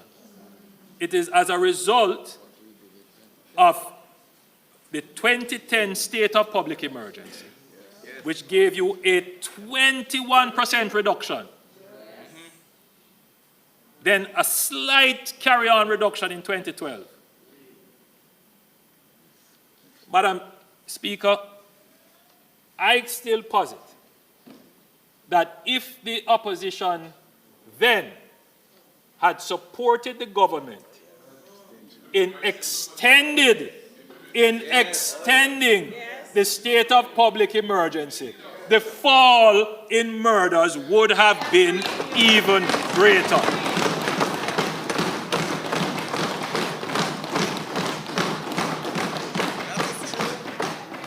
So in 2013, there was a little spike in murders. And in 2014, in mid-2014, the PNP introduced the Unite for Change, an ostensible crime-fighting strategy that leaned heavily on social interventions. there was also a change of police commissioners and an apparent change in crime-fighting strategy. By 2015, murders began to rise again under the PNP, even with the much-touted Unite for Change initiative in full effect. The truth, Madam Speaker, is that the PNP shifted focus from targeted operations against gangs and gang leaders and allowed them space to regroup. The number of gangs in the country increased from 200 in 2010 to 350 by 2016. And we saw the impact of this from 2015 through 2017. That is why my administration decided to take decisive actions. We recognize the emergency threat organized criminal enterprises and violence producers pose to specific communities and the country generally. We responded with zones of special operations and states of public emergencies to halt the persistent spiral in murders from 2015 to 2017. The SOEs and zones of special operations were successful in taking back communities from gangs, displacing criminals, disrupting their operations, and limiting their space and opportunity to commit crimes. That's what the SOEs do. This resulted, Madam Speaker, in a 22% reduction in murders in 2018 and a leveling off between 2019 and 2020. The success of the SOEs and the ZOZOs came with the support of the opposition at the time. And I here must give credit to the former leader of the opposition, the Honorable Dr. Peter Phillips, who understood their necessity and supported their extensions. However, since the change in leadership in the opposition in 2020, we have not been able to use the SOEs to full effect. We have used them, but not to full effect. And we saw a 10% spike in murders in 2021. This could have been prevented and lives saved if narrow political interests parading as protecting rights did not blind the current opposition leader to protecting the right to life of the victims of murder by supporting extensions of the SOE. Madam Speaker, in parallel with emergency measures, this administration in 2018 embarked on an ambitious plan to indigenously reform and reorganize the JCF under the direction of a new commissioner, Major General Anthony Anderson, to include development of leadership, recruitment and training of personnel, and the acquisition of material and technology. It was never the intention of the government to rely solely on emergency measures. We used emergency measures to treat with the crime situation, which was over and above the existing capacity of regular law enforcement at the time. And we used the space and attenuation it created to build the capacity of the security forces. Therefore, in 2022, we began to realize the impact of the reforms and capability building investments in the JCF. With improved intelligence gathering, better investigative and crime-solving capabilities, and a return to more targeted and focused strategies on gangs and violence producers, during this period, we saw the interdiction and prosecution of several gangs. Now, a lot of people didn't understand that while the opposition and other, talking heads and so forth were criticizing the government over SOEs, we were quietly taking down the gangs. We brought about 4 major gangs through the court system using the anti-gang legislation, which had never been used before it was passed. We didn't say anything about it. Before, it was never used when it was passed. Never used. Never used. Right? And we now have how many on trial? And we have 19 cases now coming up. So we were, we were being criticized, and everybody wants to claim and criticize the government and all making all kinds of claims. Well, we were strategic, doing what we were doing, because we know what the real problem was. And we know that our investment was going to pay off. And then you began to see the impact of better investigations. Several really terrible atrocities and crimes were committed. And within weeks and months, the member from East Kingston and Port Royal can attest to that. Very effective investigations. So that is as a direct result of government strategy and investment and improvement. So while the opposition and other talking heads were busy criticizing government strategy and policy, we were quietly doing what we know need to be done.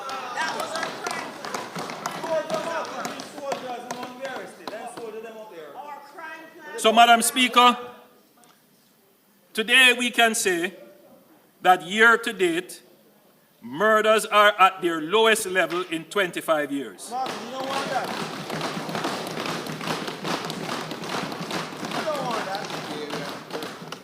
The Minister of National Security tells me that we are 33% behind where we were last year.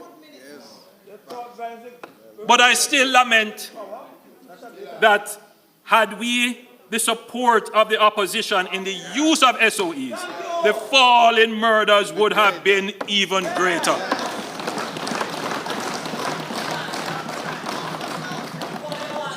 So let me be clear. The PNP, under this leader of the opposition, can take no credit for the reduction in murders. They have done everything possible to obstruct the government. Everything possible to obstruct the government, and now want to stand up and claim credit. They are benevolent. You benevolent. You benevolent. Your party generating violence here. Madam Speaker, we will continue to invest in our security forces and support the transformation of the JCF into a modern, professional, and technology-driven security force. We will continue to target gangs, which account for 70% of murders in the country. If we focus on eliminating gangs, we can reduce our murder rate to below the regional average of 15 per 100,000.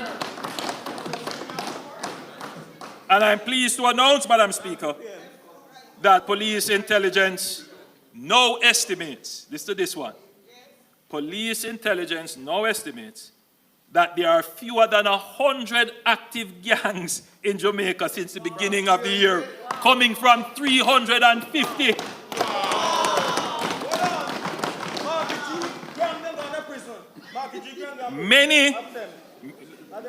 Many have been dismantled or have gone dormant.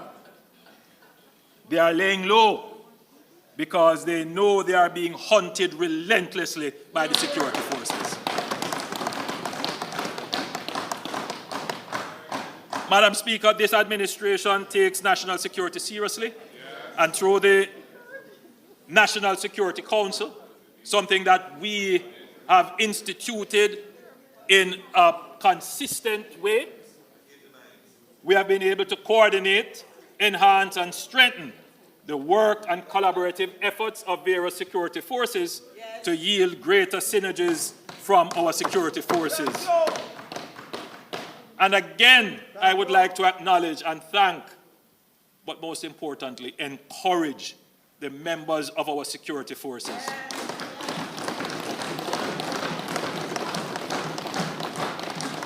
Through their respective heads, the Chief of Defense Staff of the JDF Vice Admiral Antoinette Weems Gorman, CD, Commissioner of Police Dr. Kevin Blake, CD, Director General of MOCA, Colonel Desmond Edwards, and Commissioner of Customs Dr. Velma Ricketts Walker, CD.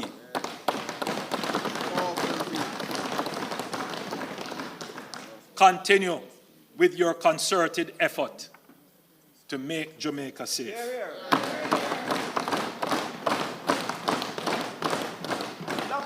Together, we will eliminate the gangs and bring peace to our country. Madam Speaker, I want to now turn to the people in Aspire. Jamaica's greatest asset is our people. That is why this government continues to invest in education, training, and job opportunities, ensuring that every Jamaican, regardless of background, has the chance to learn, earn, and thrive. Through programs like the LIFT program, that is Learning and Investment for Transformation, and the CARE program, Community Action for Rewarding Engagement, we are directly supporting young Jamaicans on their journey to skill development and employment. The second cohort of the LIFT is underway, providing education, mentorship, and work experience for youth who need a start. Also, over 1,250 unattached youth across all 63 communities are now enrolled in training under CARE, receiving stipends and transport support to remove financial barriers.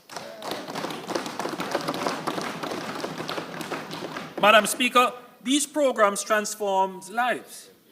A school leaver from an inner city community or a rural parish can now access training and have a real pathway to a career. Heart touches the lives of everyday people every day. You know, Madam Speaker, I was in Brownstown recently. I just stopped in the town and I saw the heart outreach workers with a little tent in the middle of the town encouraging people to come and sign up. I was very heartened to see Heart doing that. So Heart is out there doing their best to try and pull people in who are not currently in the labor force or who are seeking a job but are unskilled. Heart is actively out there trying to bring them in. And almost every year I come here, Madam Speaker, we come with some different form of program that's, specifically catered to a certain set age profile or life cycle to attract, because, Madam Speaker, at 3.5% unemployment, we are technically almost at full employment. And the leader of the opposition and the opposition spokesman mentioned that the pressure is increasing for us to find other solutions for labor. But before we go that route, Madam Speaker, the government is going to work hard, explore every option, give every incentive, so that those who stay by the roadside and dig out their hand middle, as we say, we give them an opportunity to put a tool in their hand. So today I have Akon Pitt and Gary Smith with us. Akon was unsure about his next step after his stellar CXC results. At the behest of his Member of Parliament, Akon was the Member of Parliament, Alando Terrelong. Akon was a participant in the first cohort of the LIFT program. After training, he was placed and paid at Carimed, where he had an exceptional journey.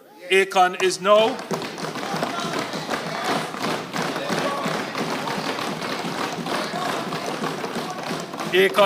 at the Jamaica Cooperative Insurance Agency.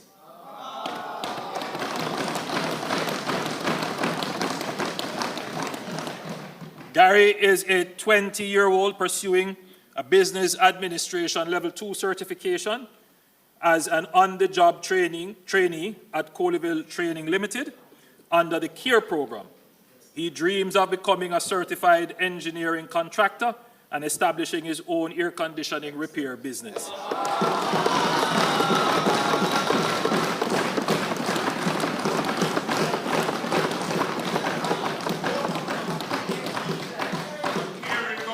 Gary is now closer to realizing his dream. These are both young men that the government has empowered through the Heart Trust NSTA. Akon and Gary are from the community of Gregory Park in Minister Terrelong's constituency in the soon-to-be parish of Portmore.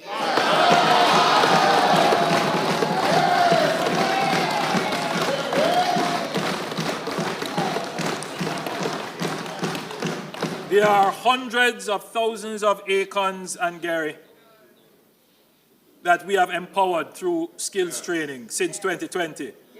552,534 to be exact.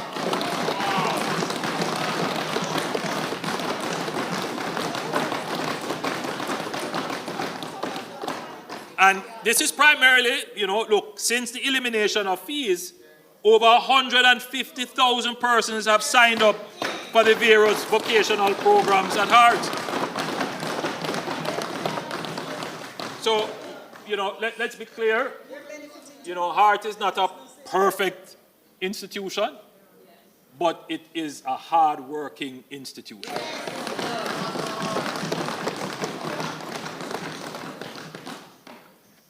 Madam Speaker, we have already had significant success in public-private partnerships and the apprenticeship model with the Amber Heart Academy.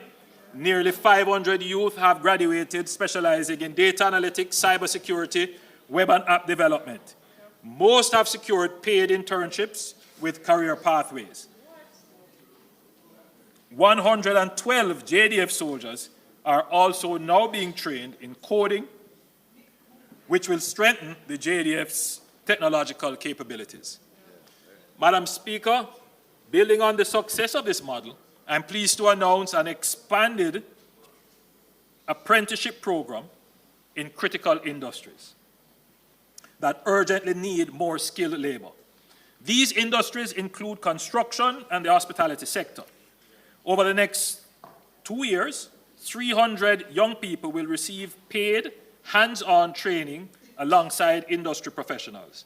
Each participant will earn a weekly stipend of $13,500 to $16,500 with a 10% set aside as compulsory savings.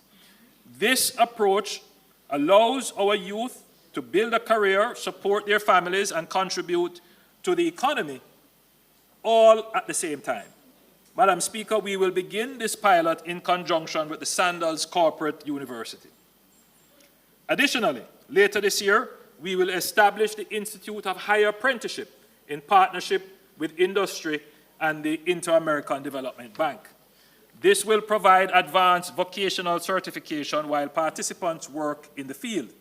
A young person will be able to pursue, let's say, a degree in logistics or a diploma in manufacturing through an apprenticeship track, gaining academic credentials and practical experience at the same time upon graduating.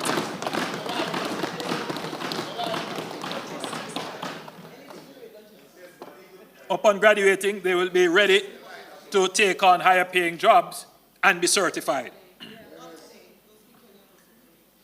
Madam Speaker, the jobs of tomorrow demand skills in science, technology, engineering, and mathematics, STEM.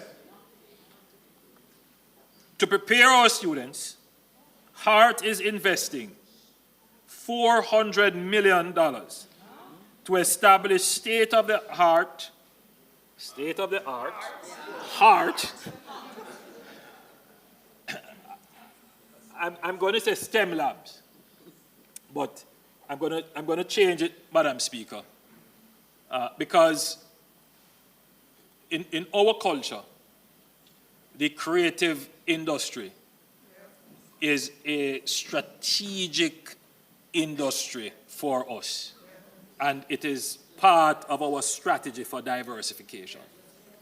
So we are the only government to take up $1 billion and place it at the disposal of the film industry. Let's be clear.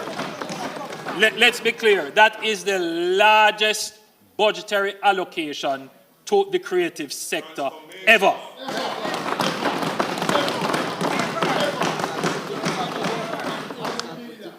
So, let's not get drawn into.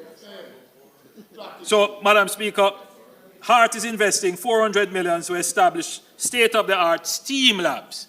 So this will also include not just things for mechatronics and engineering and so forth, but also computers for creative designs, for managing sound stages and so forth. So within those labs, there will be a place for persons who would want to pursue the technical elements of the creative industry. So these labs, as I said before, will feature robotic kits, virtual welding simulators, drone technology, hydroponics, and 3D printers, ensuring that our children from all backgrounds can access world-class technical education. To further support STEM talent, we are launching the Boost Building Opportunities for Outstanding STEM Students program. Beginning in April 2025, HART graduates in Level 4 STEM-related courses will be eligible for a grant of up to $300,000 to purchase specialized tools, software to start their business.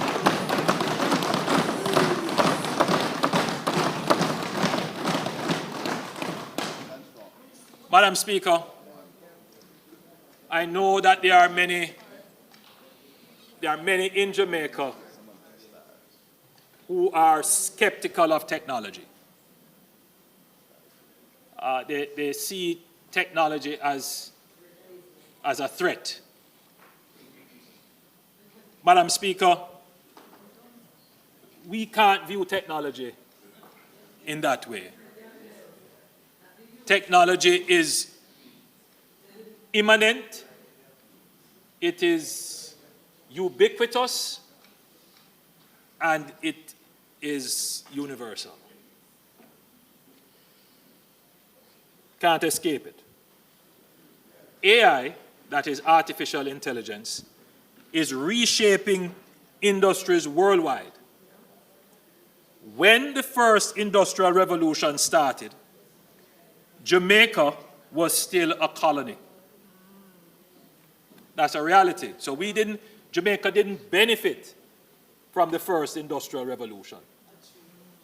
And in fact, in a strange way, when you read Capitalism and Slavery, you would see that it is technically the advance of technology that made slavery unprofitable, and which technically, depending on which historian you read, led to the end of slavery as an economic way of production. So technology is not bad. Technology is a liberating tool if you approach it the right way. So, Madam Speaker, when the information industrial revolution came about, the information age, which is not more than 50 years old, Jamaica was still trying to industrialize. So we missed another wave of technology as a colonial developing country. We are now in the 5th industrial revolution, and Jamaica cannot afford to be left behind. Technology provides the ability to leapfrog, and we must position ourselves to do so. I have given directives to the Minister of Education to ensure that AI is prominent in our national training and development strategy, which is why we appointed an AI task force. This government is committed to ensuring that Jamaica is an active player and not a spectator in the global AI revolution. From the recommendations of the National Artificial Intelligence Task Force, we are implementing an AI work readiness strategy that includes integrating AI and coding into school curricula at all levels and promoting dedicated teacher training programs on AI. And we are launching a prompt engineering course through the Heart Trust NSTA to train students and public sector professionals in using AI tools effectively. Madam Speaker, in partnership with the Amber Group, the government will also establish a cutting-edge local AI lab, a public-private center of excellence where developers, researchers, entrepreneurs, and students can collaborate on AI solutions.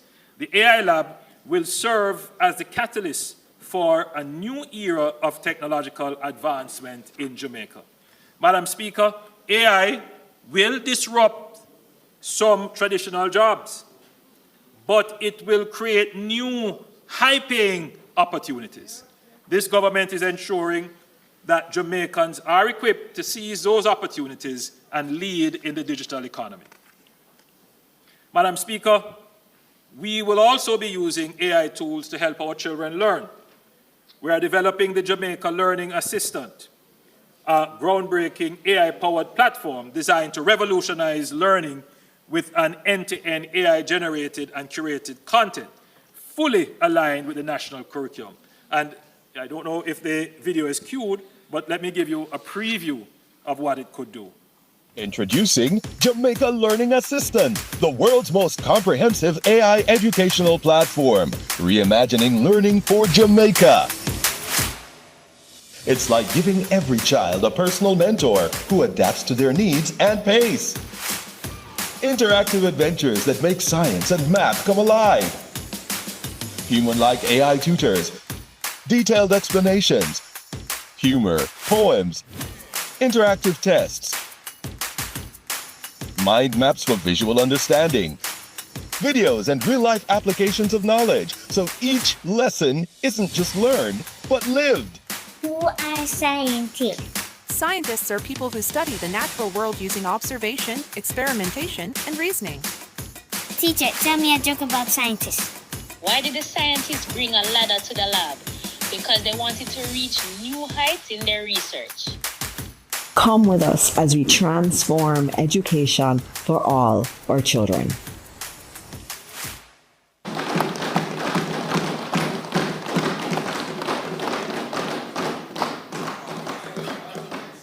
Madam Speaker, we are determined not to be left behind in this revolution. So we are going to be early adopters of the technology. And I encourage all parents, if you haven't yet done so, download one of the artificial intelligence apps. Play around with it.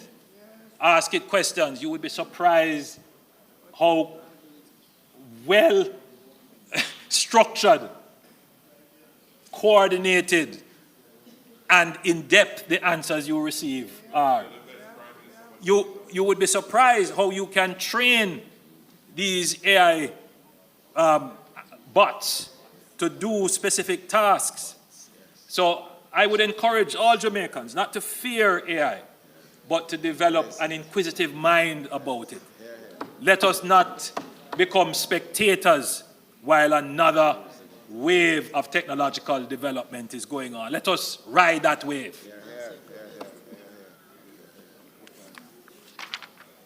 Madam Speaker, starting September 2025, we will implement a dedicated school bus system for rural Jamaica to ensure equitable access, improved attendance, and enhanced safety while easing financial burdens on families.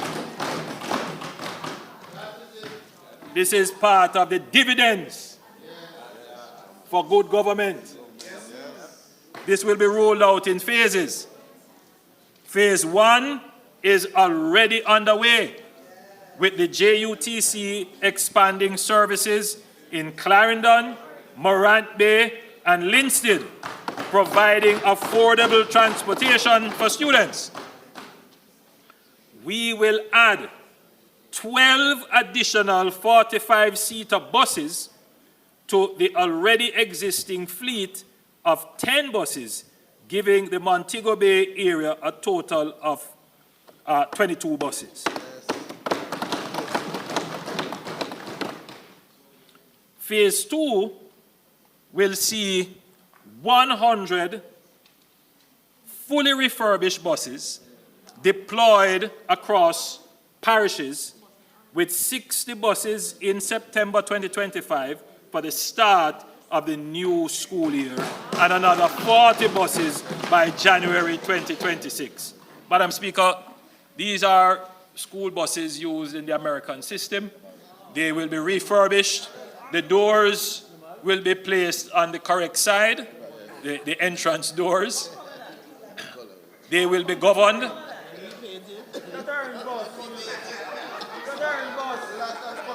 Look here.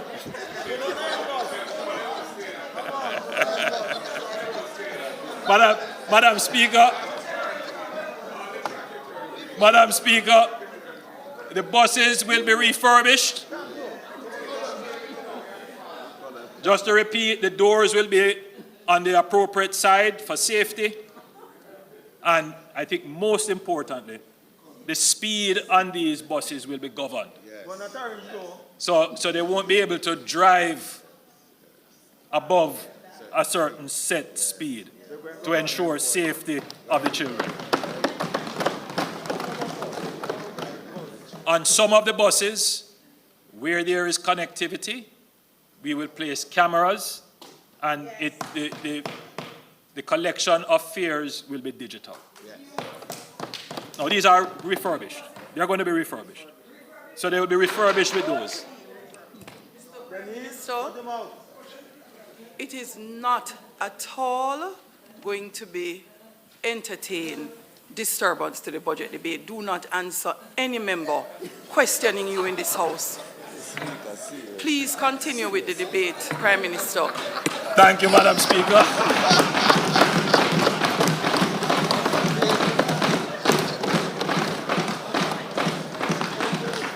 So this marks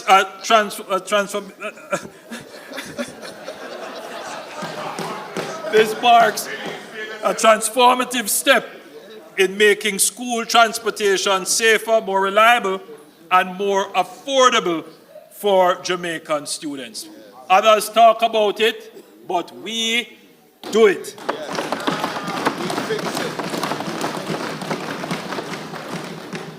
Madam Speaker, in the public discourse around human capital, there is a tendency to overlook the vital role of public health. A healthy society is a productive society, and so the reverse is also true. I'm not here going to deliver the extensive presentation which I know that the Minister of Health will deliver in the sectoral debate, but I could not let some accusations from the opposition leader go unanswered. It is clear that the opposition leader forgot what his government left behind in 2016 in healthcare, a system described by his spokesperson, his current spokesperson on health, as so broken down that surgeons had to don garbage bags to conduct surgeries. Today, we accept we are not perfect, but we have come a far way since that time. He has no moral authority to lecture us on the progress we have made since they left the healthcare system in shambles. Imagine how we would have feared if they were the government when the COVID pandemic hit us. Here are some of the truths about our health system today. There are more posts for doctors. There are more posts for nurses, more hospital beds, and there are more hospital beds to come. There are more operating theaters, and more theaters will be built. A healthcare budget that has expanded from $60 billion to $140 billion in 9 years, the largest increase, and this is with the largest infrastructure expansion in healthcare since independence. Madam Speaker, we agree that prevention is better than cure. They make light of our pre-screening program, Know Your Numbers. Well, after a year and a half of over 220,000 tests, after a year and a half, we have conducted over 222,000 tests, and this, Madam Speaker, is saving the lives of many Jamaicans. Because as they know, they are able to take corrective action. Madam Speaker, our investment is the most of any government in healthcare, and that is a fact. Madam Speaker, this government has invested significant sums in water. As I now turn to the I in Aspire, 150,000 Jamaicans now have improved water supply through our investments over the last 5 years. We are investing at a rate not seen since the 1980s, with public investments amounting to $22 billion and private investments in excess of $14.2 billion through public-private partnerships. The map that will shortly be displayed shows work completed in fiscal year 2024-2025, shown in green, and upcoming projects for which procurement is in progress in white. So we have covered almost all of Jamaica with a water project. Madam Speaker, we do not only announce, we deliver, and we are breaking ground and commissioning water supply systems almost weekly. Last week, I was with Minister Samuda, and we looked at several water projects in St. Elizabeth. A proper account of the extensive work undertaken in every constituency would require us to be here all night. But I can assure you that work is being done in every constituency, and the details will be provided by Minister Samuda, who is now a member of this Honourable House.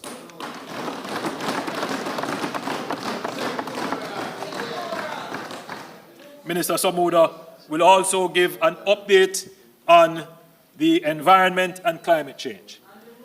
However, I would like to make mention of a few areas underwater. Very important one, the Western Parishes water supply.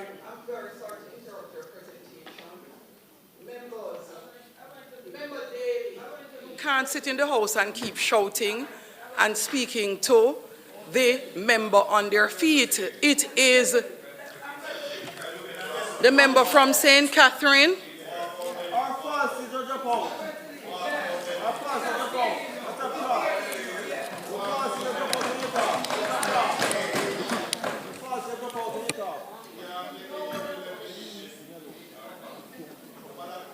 Madam Speaker, the severe drought which affected Western Jamaica disproportionately prompted the acceleration of major capital works to replace transmission mains in the parish of Trelawney, St. James, Hanover, and Westmoreland. This is a $28 billion three-year project which will commence in May 2025 and reduce water insecurity and non-revenue water and involves upgrading 28 kilometers of main transmission lines from St. James to Trelawney and 37.5 kilometers from Lucy to Negril. On completion, it will benefit over 250,000 residents and business customers and catalyze development in the key tourism sector. I just want to say, Madam Speaker, that this is a game changer for water in the northwestern parishes.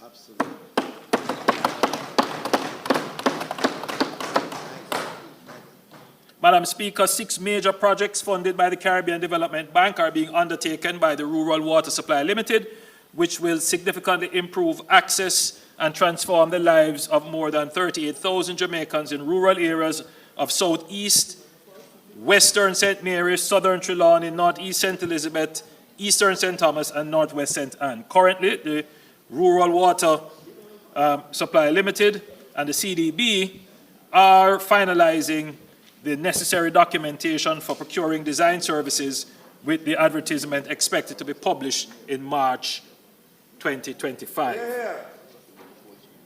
Madam Speaker, I've spoken extensively about the Greater Mandeville Water Supply Project, a $2.7 billion project, which is spread over 5 years. We are midway the 5 years. And this project will reduce non-revenue water to below 50%, increase service reliability and quality, given that we are now building out new houses, new housing schemes in Mandeville and other areas. Madam Speaker, the Ray Corbry Water Plant Project, something that we have been talking about from 2009, has been discussed. We have been discussing this for years. I'm pleased to report that it is now finally in the construction phase. Construction has started. And we are targeting completion by the end of 2026. Others talk about it, we deliver it.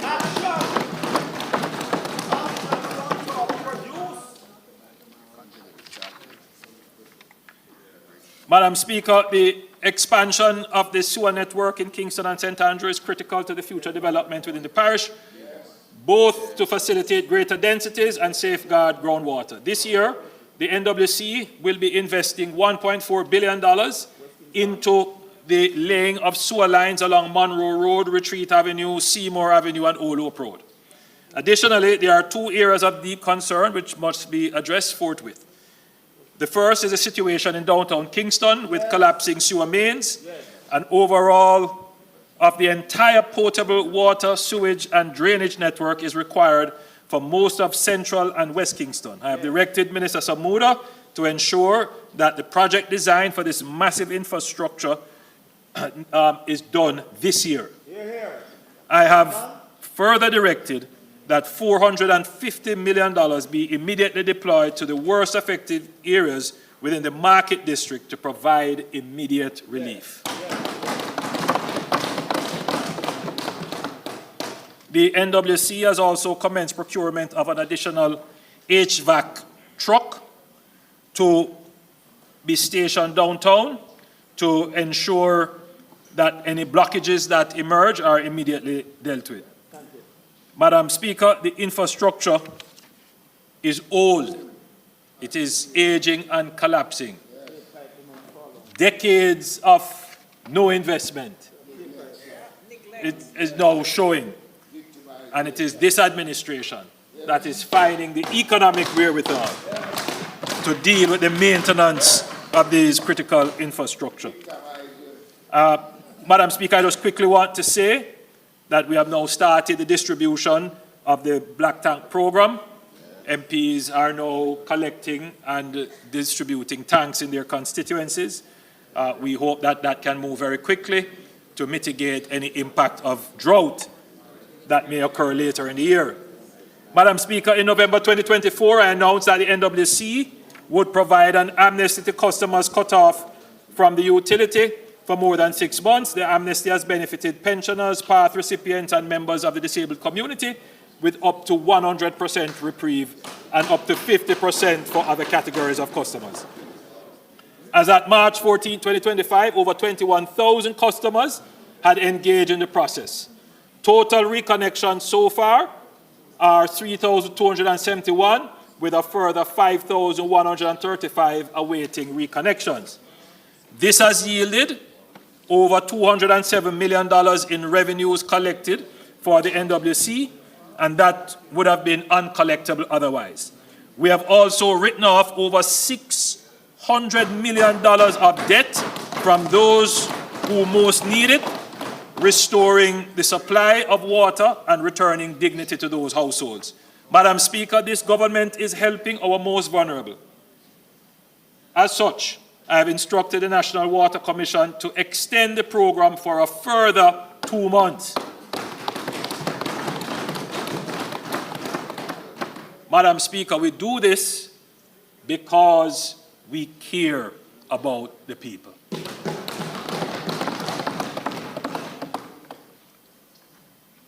Madam Speaker, a strong road network is vital to a thriving economy. This government has taken bold steps to modernize roads, enhance resilience, and ensure sustainability. Madam Speaker, the Southern Coast Highway project is now 95% complete. The remaining segment from Yallas Bridge to Port Antonio and Morant Bay to Cedar Valley will reach completion in June 2025. This transformative project has delivered 141 kilometers of reconstructed roads, 248 kilometers of water pipelines, and 140 kilometers of fiber optic ducts, significantly enhancing connectivity and essential utilities. The truth is, Madam Speaker, what we have done for St. Thomas is to reverse decades of institutional neglect. St. Thomas is now set for takeoff.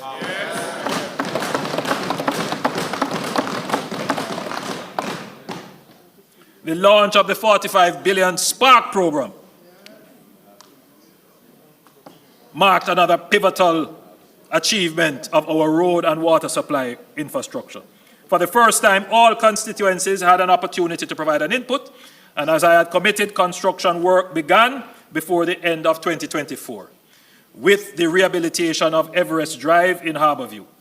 Since then, work orders have been issued covering 126 roads across 63 constituencies. Within the next 6 weeks, we have programmed for construction to begin on another 126 roads, representing the largest single event of road construction in the history of independent Jamaica. That is 252 community roads to be completed by October this year.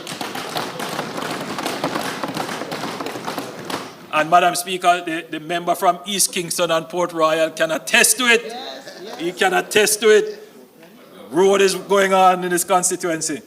The special CapEx program represents a strategic push to modernize our urban infrastructure, integrating road, drainage, sewage, and broadband upgrades to enhance safety, traffic management. Under this program, Grange Lane, I toured Grange Lane recently in Portmore, and it is 90% complete, with the next major project being the dualization of Brayton Road and sections of the Helsha Main Road at a cost of $2.4 billion. We are making investments in the new parish of Portmore.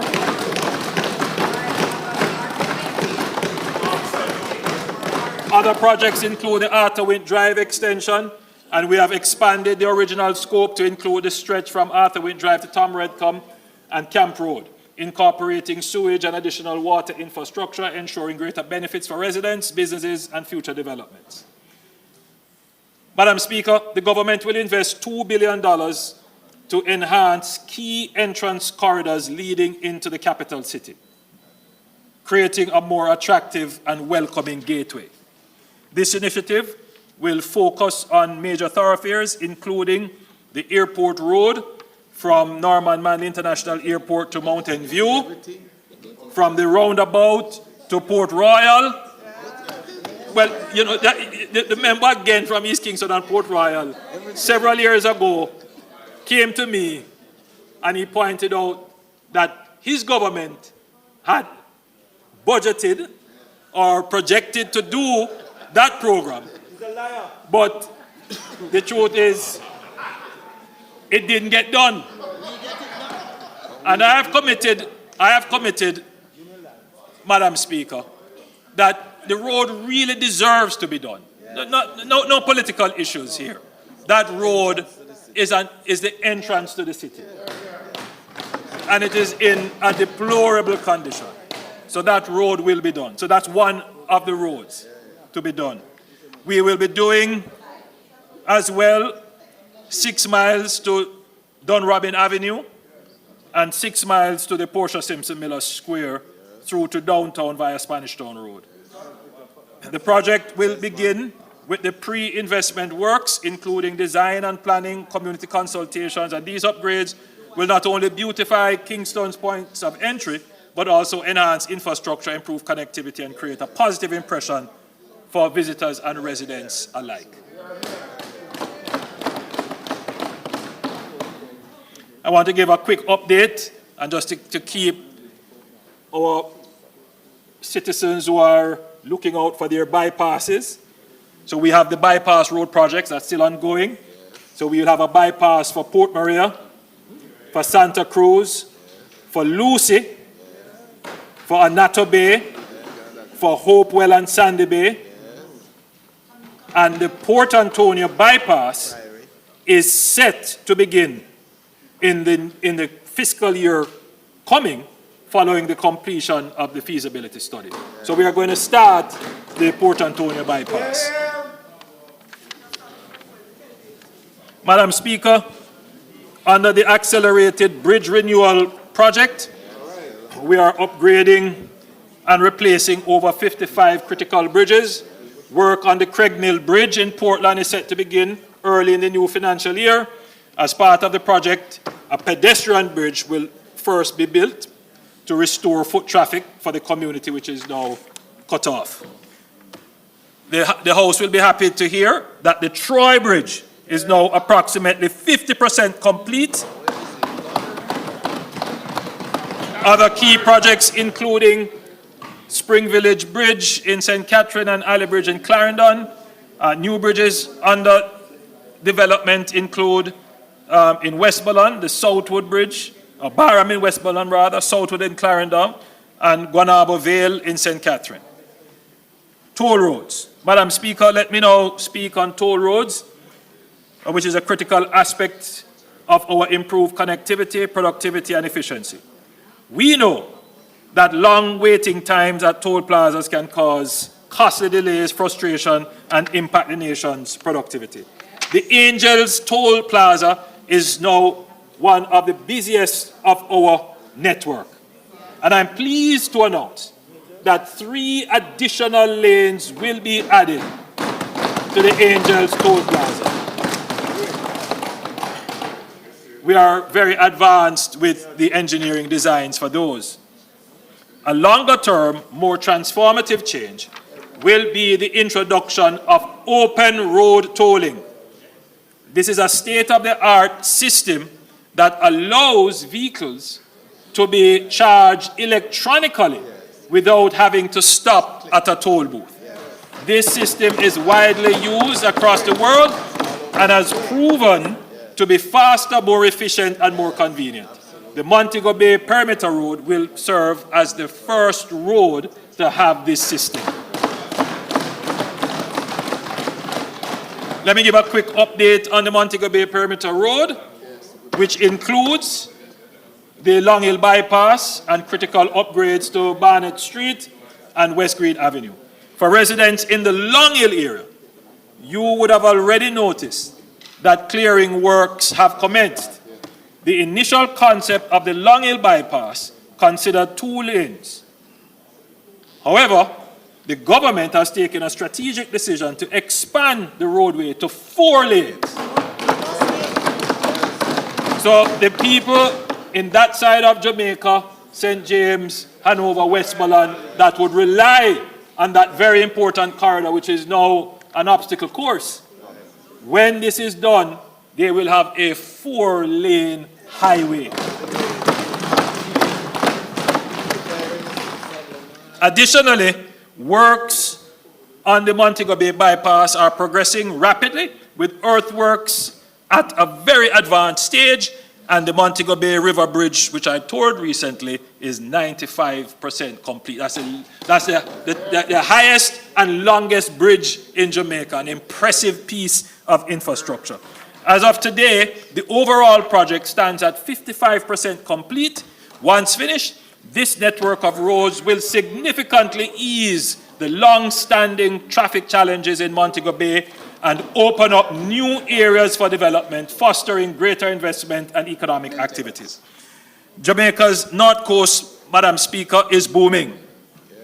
The Miami Bay area has emerged as a new urban corridor between Ocho Rios and St. Anne.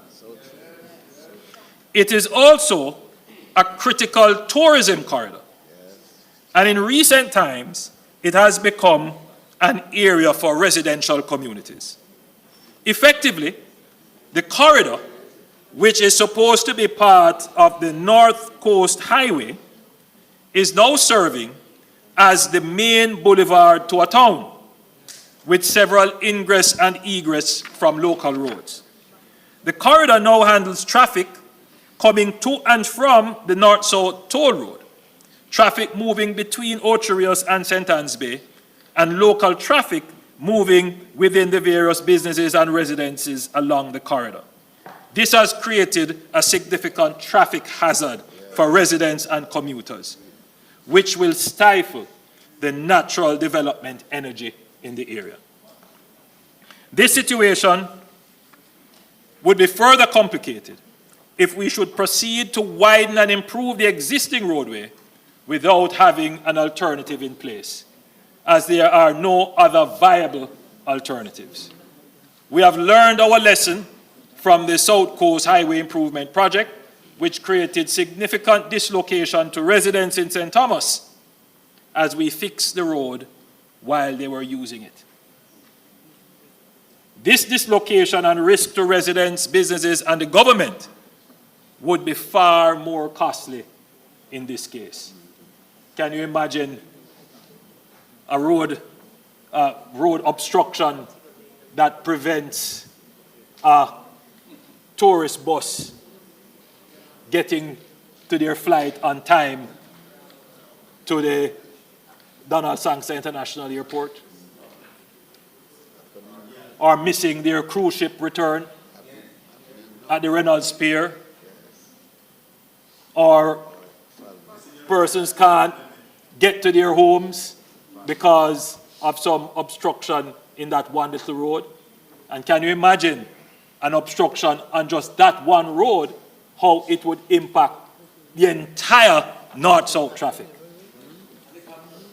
So, while we are currently engaged in the North-South Highway PPP project to design and build out the upgrades, particularly the Miami Bay section of the road, the government has decided also to pursue the extension of the North-South Toll Road, which will begin with a cloverleaf interchange at Miami Bay, extending westward to Discovery Bay, that's phase 1A, and eastward to Prospect in St. Mary, phase 1B.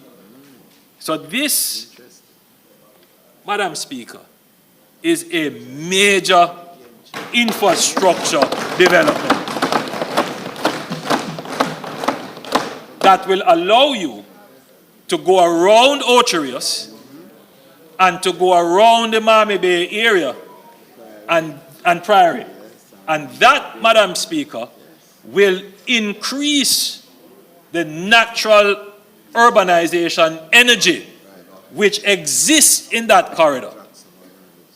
Now you're going to see the expansion of businesses along that corridor, the expansion of houses in the Draxall area, but it also takes off the congestion out of Ocho Rios so that Ocho Rios can truly develop as a tourism town.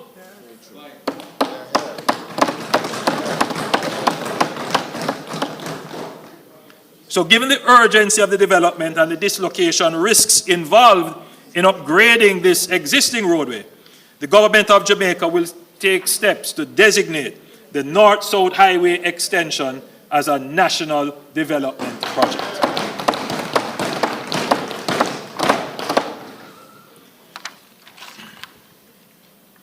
Madam Speaker, for decades, road maintenance in Jamaica has suffered from issues of fragmented responsibility among the NWA local municipal corporations and the Ministry of Agriculture, as well as inadequate preventative maintenance. For years, multiple agencies have been responsible for different aspects of road upkeep.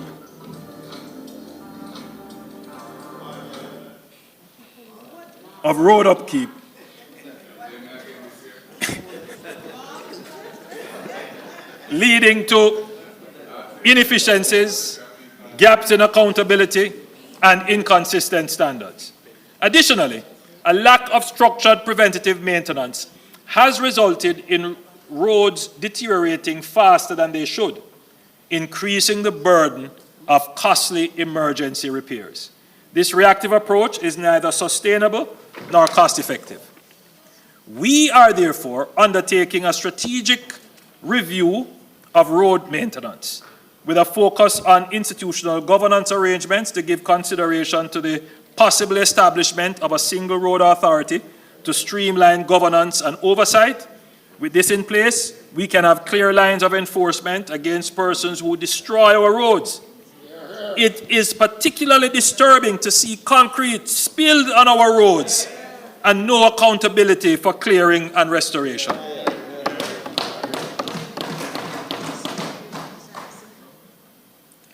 I want to express my gratitude to the World Bank and the UK Foreign Commonwealth and Development Office for providing technical assistance with the review, including information on approaches and models for road maintenance that have been successful in other countries. We are also integrating geospatial technologies and AI-driven solutions to improve planning and efficiency. We have significantly mapped and referenced over 90% of all roads in Jamaica. This information will help us to create an intelligence register of all our roads, to use it in spatial planning, and importantly, to develop a fiscal preventative maintenance plan which aligns to the engineered lifespan of the road.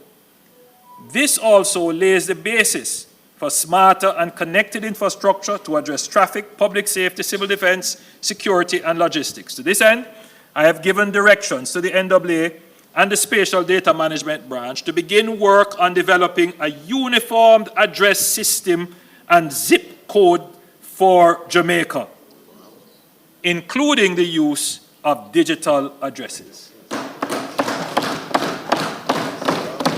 So finally, Jamaica will have a standardized system of road naming, of one spelling of the road.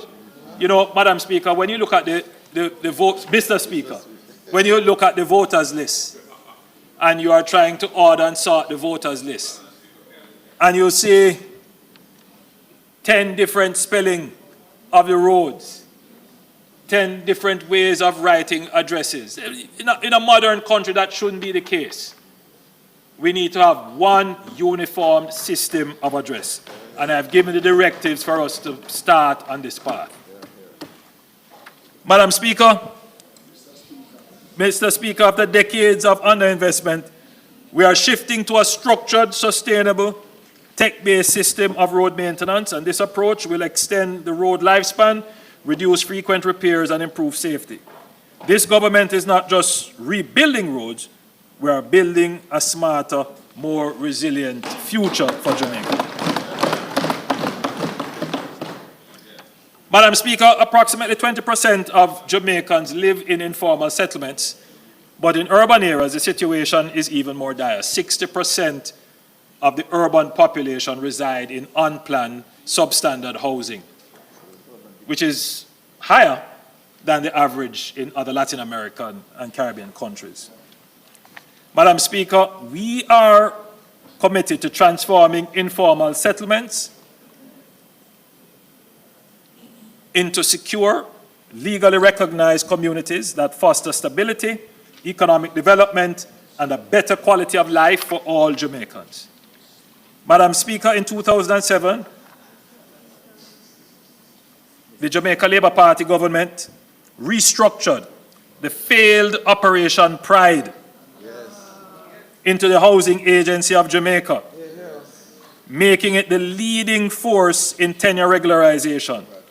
The HAJ continues to prioritize security of tenure for low and middle income earners, delivering approximately 1,000 homes across projects such as St. Paul's Lane in Kingston in my constituency, St.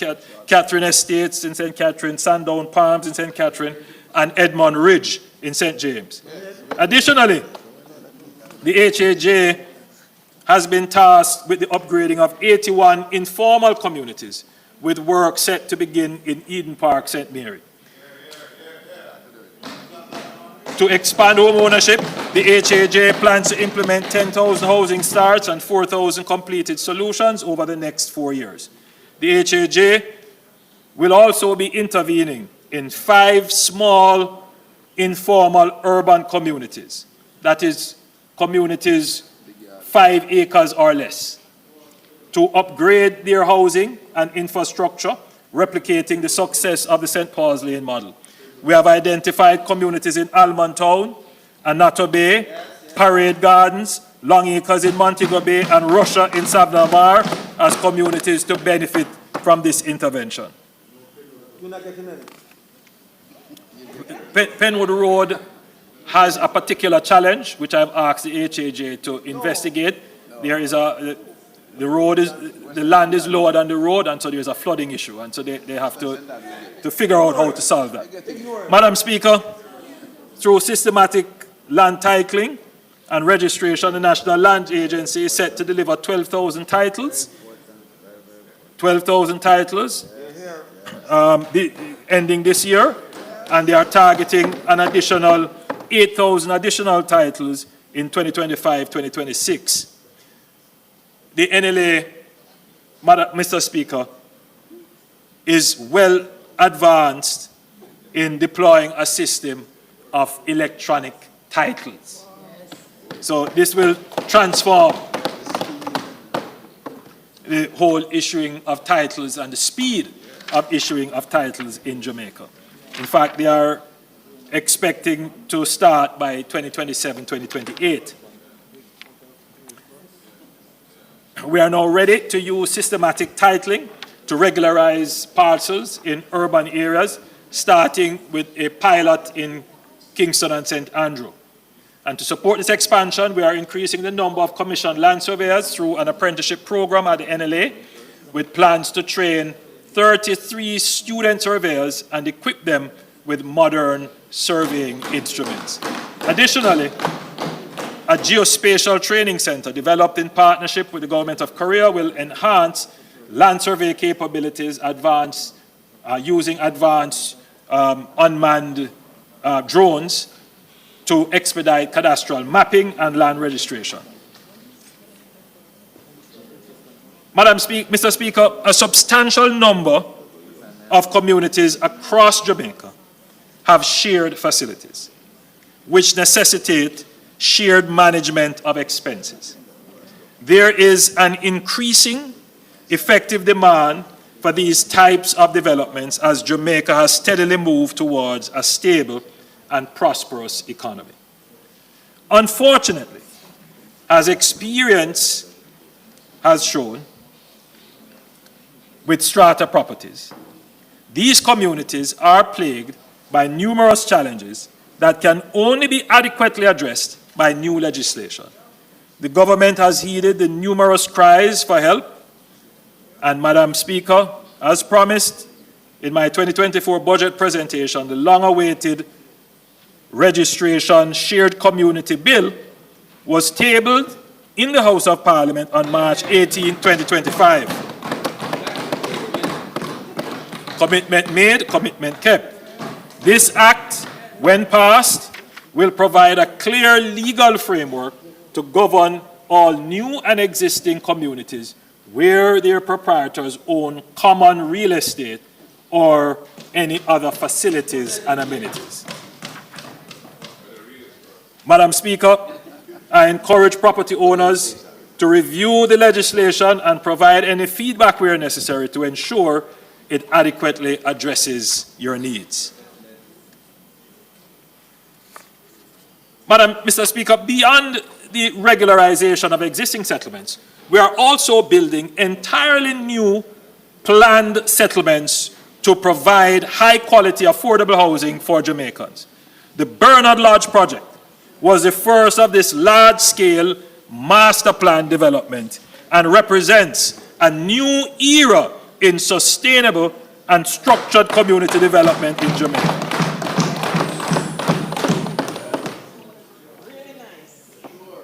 Madam Speaker, Mr. Speaker, I toured the Bernard Lodge project recently, and it looked as if it could have been anywhere in Miami. Yes. It is a whole different world over there. By integrating green spaces, essential services, and economic opportunities, Bernard Lodge will offer a high quality of life for its residents while serving as a model for future planned developments across Jamaica of this nature. That's in the new parish of Port.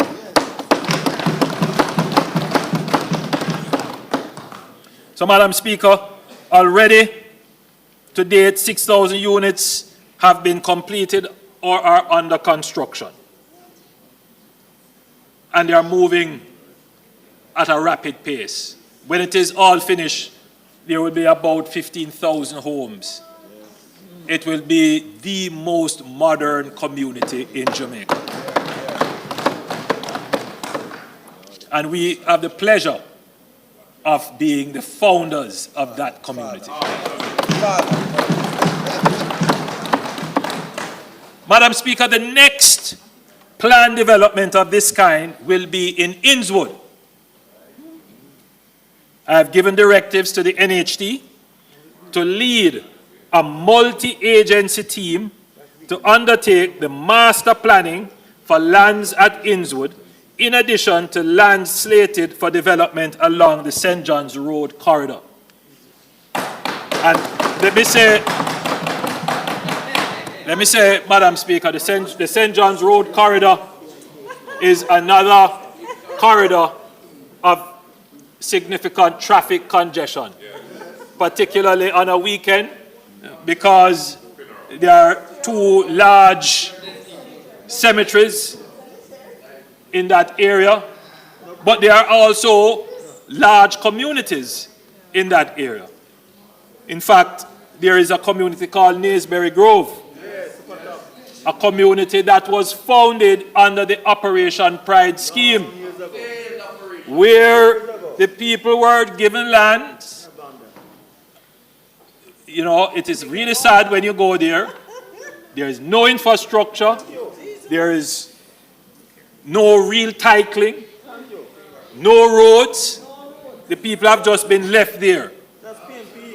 If the objective of Pride was to give people land and give them dignity, it failed miserably.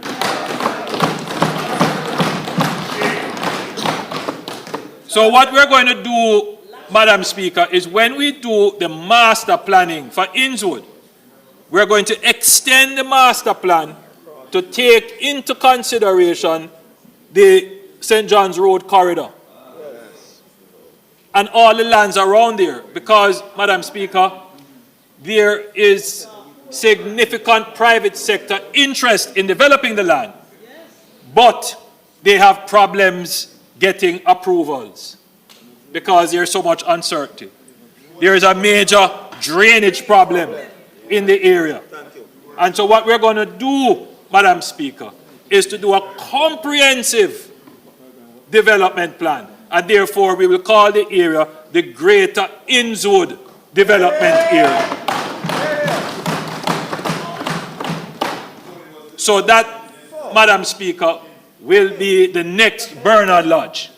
It will take about a year and a half to do the master planning, to secure approvals, the general approvals, to mobilize resources, to treat with the necessary drainage, to deal with the roadway, and then to where we have lands to go through a process of divestment, and then to deal with common infrastructure. And, Madam Speaker, I am certain that we will be creating the second most modern community in Jamaica, in Innsbruck.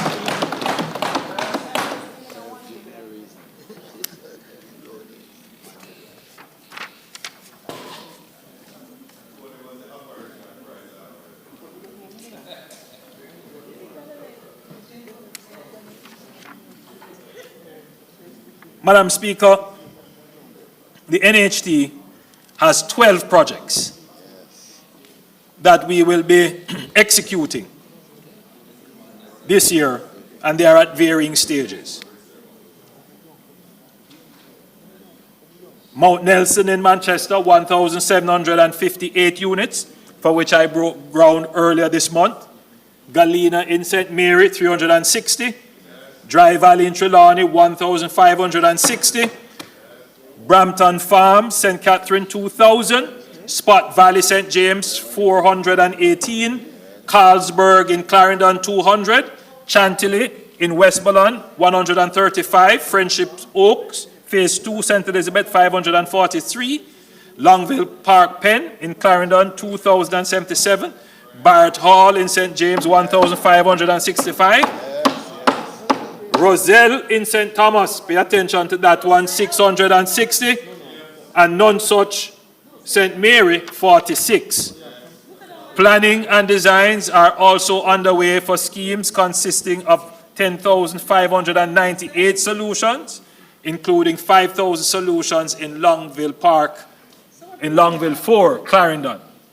Madam Speaker, the NHT will commence construction on more than 19,575 solutions across all parishes over the next 2 years and continues to acquire land for new development. Madam Speaker, one of the challenges that developers face is that advances provided by the NHT are insufficient to cover large initial capital outlays required, as infrastructure can account for some 20 to 25% of overall project costs. Therefore, the NHT is revising its NHT financing program to enhance flexibility in the release of payment advances. In addition to the current mobilization advance of up to 5%, the NHT will provide an additional 20% for developers and 15% for the guaranteed purchase program to reimburse developers at different stages of the project as key infrastructure milestones are reached. Madam Speaker, this is necessary to increase funding for development. Additionally, Madam Speaker, in order to address the difficulty of identifying and accessing large tracts of land for housing in some areas, especially urban and semi-urban areas, the NHT will seek to partner with owners of small parcels of land under the Small Development Partnership Program. This initiative will see the NHT providing project funding and the technical and construction expertise, while the landowner will offer their property as their equity for the development. The proposed properties must be zoned for residential purposes and have access to the requisite support infrastructure, potable water, electricity, sewage. This is targeted at houses for low-income and affordable segments of the housing market. Therefore, the selling price of the units must be under the price point set by the NHT. Madam Speaker, this initiative is going to be a game changer for resuscitating communities that are suffering from urban blight. So what this is doing is, Madam Speaker, so if you have a community where somebody has a half acre, a 3/4 acre of land, it's depressed, they can approach the NHT and say, partner with me to develop this into smaller housing solutions at more affordable prices. And if we get this done in mass, communities like Central Kingston, Grants Pen, West Kingston, you name it. Communities that are already structured. They have roadways. The water mains are already there. In some cases, sewer is already there. Then what you would see is developers, well, they may not be developers now, but people who own land in those communities, who would not be able to go and approach a bank because the bank would say, this is not a bankable property. But now they could approach the NHT, and the NHT would facilitate the development, even purchase the homes from them, and then resell them. Now, once you start to get that in mass, you can start to transform entire areas, but with a lower infrastructure cost, because the roads are already there. They just need to be patched. The water main is already there. So that is the thinking behind this strategy. And I'm certain that this is going to instigate a transformation of some of the communities.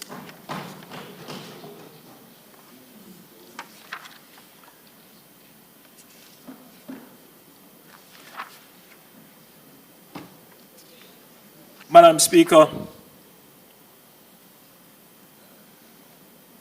there are so many initiatives that I'm afraid I will have to skip through a few of them, but let me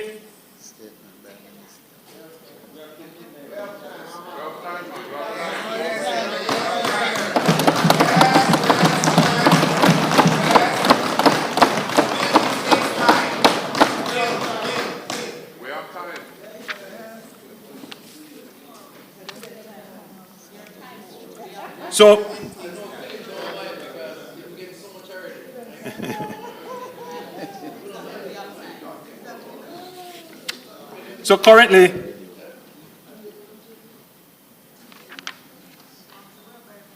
the NHT provides 100% mortgage financing to mortgagors for its scheme solutions for housing units and house lots purchased by the NHT contributors on the open market. The NHT provides a maximum of 95% financing, requiring prospective mortgagors to finance the deposit of 5%. The inability to find the deposit for property figures prominently among the impediments to homeowners. Therefore, commencing July 1, 2025, for contributors who earn less than $30,000 weekly, the deposit requirement on open market loans will be reduced to 2% if the housing solution being acquired is priced at or below $14 million.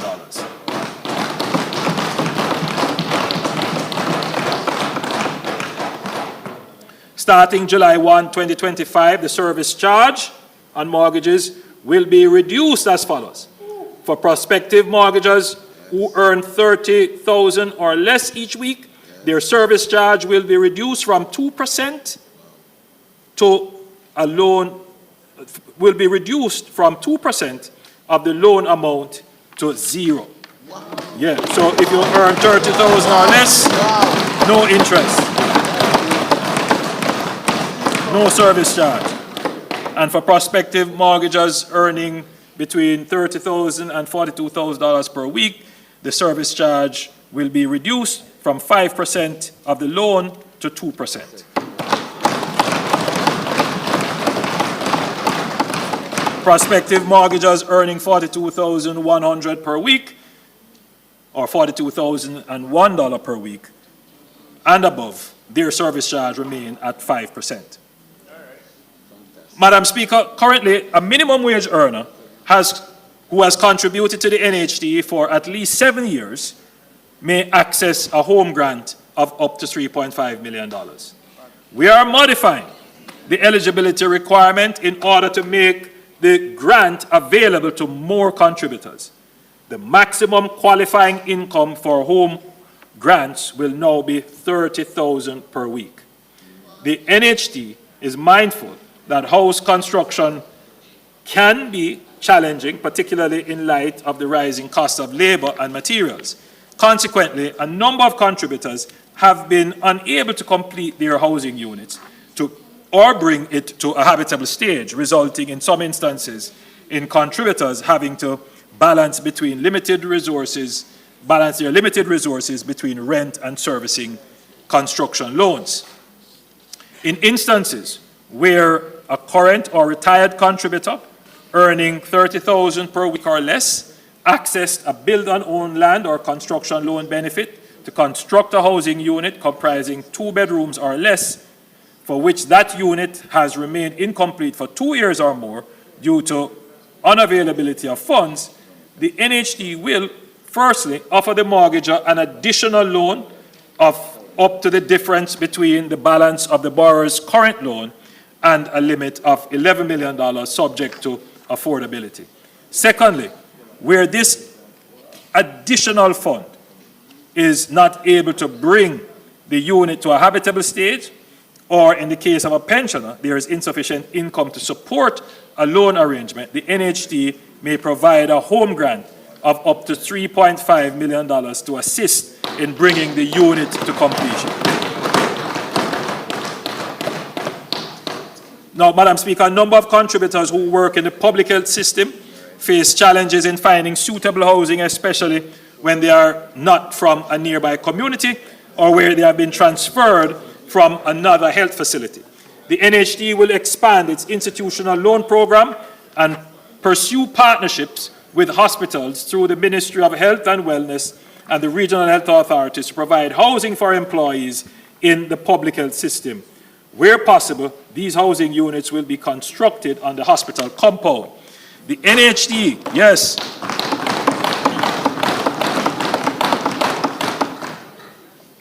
The NHD has begun preliminary discussions with the University Hospital of the West Indies and one rural hospital under this program. So we're going to see some houses, Minister Tufton, finally built for our doctors and nurses.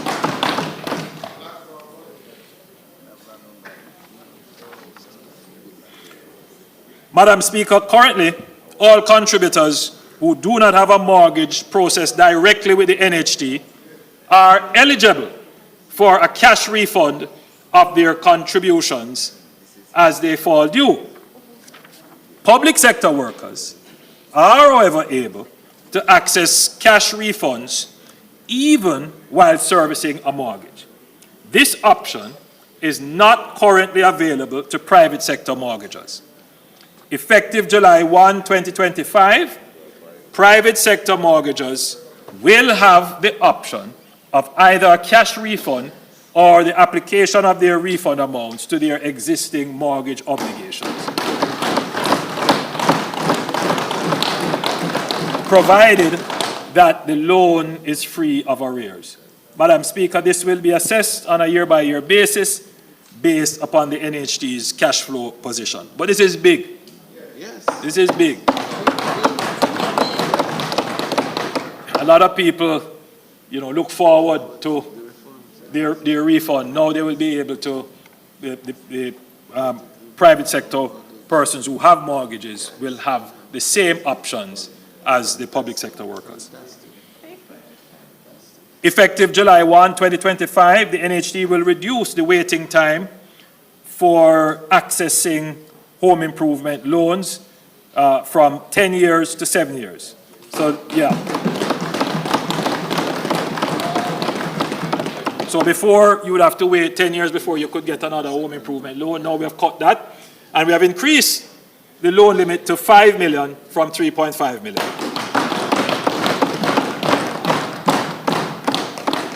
Madam Speaker, the NHD increased the loan limit in 2019 and again in 2023, and I'm pleased to announce a further increase effective July 1, 2025.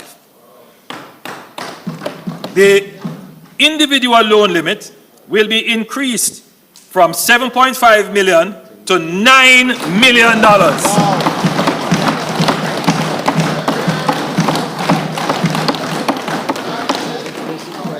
For 2 co-applicants, the combined maximum loan limit will be increased from $15 million to $17 million. And for 3 co-applicants, it will be increased from $21 million to $23 million. Madam Speaker, if an individual mortgager is purchasing a unit at $14 million or less, the NHT will lend that individual up to $12 million subject to availability.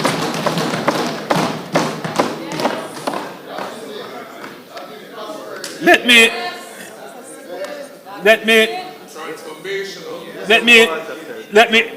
me explain that a little bit. Each time we increase, we notice, Madam Speaker, that each time we increase the loan limit, we notice an increase in the price of houses. It is the most frustrating thing. And yes, it is a matter of economics. When you increase effective demand, then more people are chasing houses than there are houses in the market. The competitive system is going to increase the price. So what we have done is to give a greater loan limit for houses that are going to be at what we call affordable price point. And the affordable price point for the NHT is $14 million. In fact, Madam Speaker, we have given a policy directive to the NHT that all their resources should now be directed at producing houses that are around this price point.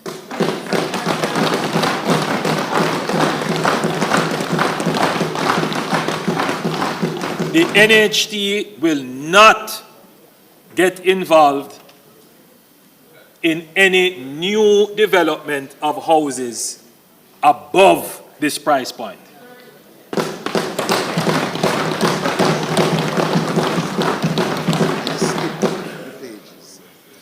So, very important, Madam Speaker. Now, you won't always get the houses at exactly 14 million, but you have to be within that target range. Because the truth is, Madam Speaker, that the real housing crisis is in the low income and affordable housing market. And that's where we have to direct.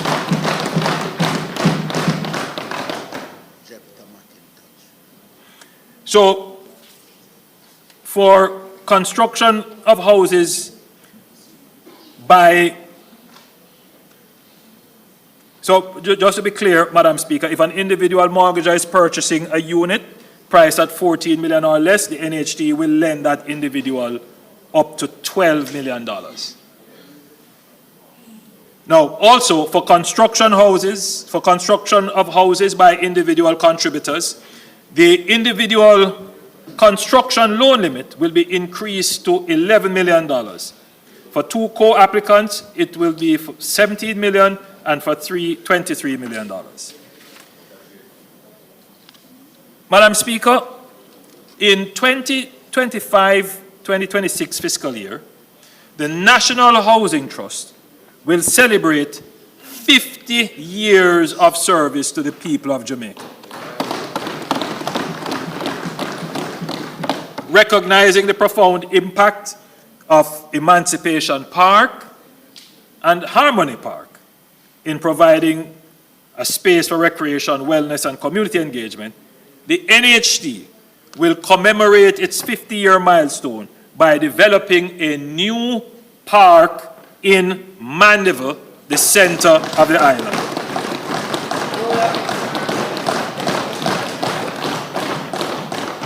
So, Madam Speaker, I'm officially announcing the 3rd parish park. Yes, that will be in Mandeville.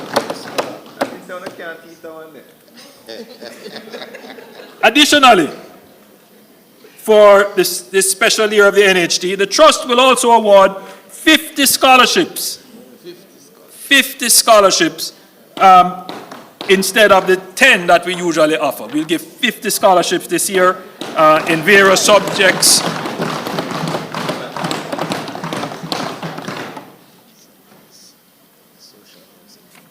Madam Speaker, I want to turn quickly to the Factories Corporation. The Factories Corporation of Jamaica, the FCJ, continues to drive major projects that enhance productivity and capacity for economic growth across the country. The Factories Corporation of Jamaica is playing a critical role in modernizing town centers across the island. The Morant Bay Urban Center faced great skepticism from some, but now it is nearing completion. And I passed here, and it is looking really good, Madam Speaker. In fact, the demand for space there is such that they are going to be constructing an additional 2 buildings, and they have purchased lands to create a small and micro business park.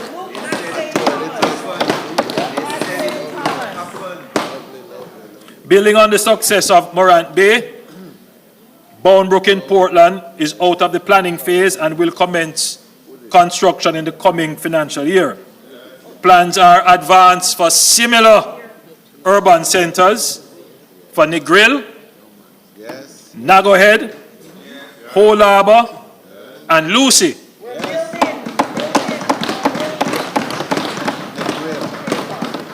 These projects will bring modern infrastructure, commercial opportunities, and essential services to communities across Jamaica.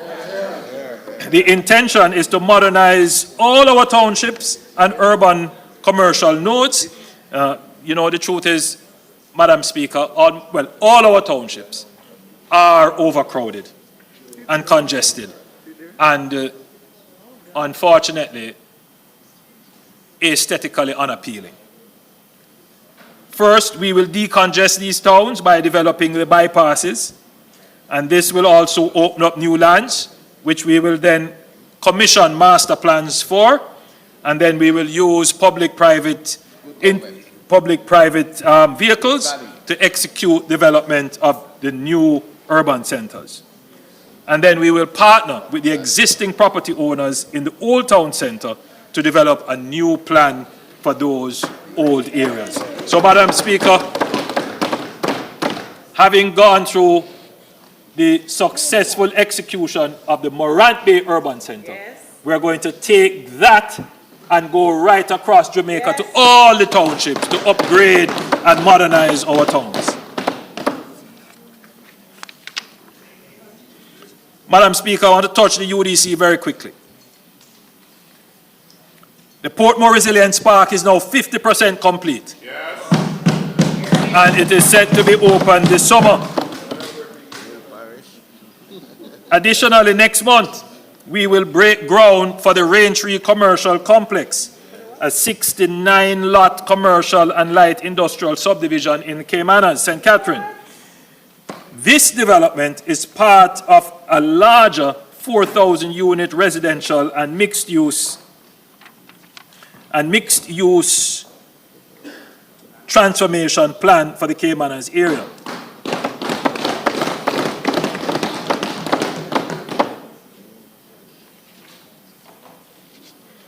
In another significant move towards urban renewal, we are expanding the Kingston Harbour Walk with support from the Caribbean Development Bank and the World Bank, ushering a new era of sustainable development in downtown Kingston and Port Royal. Madam Speaker, in collaboration with the NWA, NEPA, and the National Heritage Trust, the roadway from the Norman Manley Roundabout to Port Royal will be improved, and I noted that before under the NWA, will be improved and expanded to include a dedicated cycling lane and jogging trail. This will be done respectfully of the environment and history of the area. Madam Speaker, Kingston and indeed the wider Jamaica needs more dedicated, purpose-built recreational infrastructure.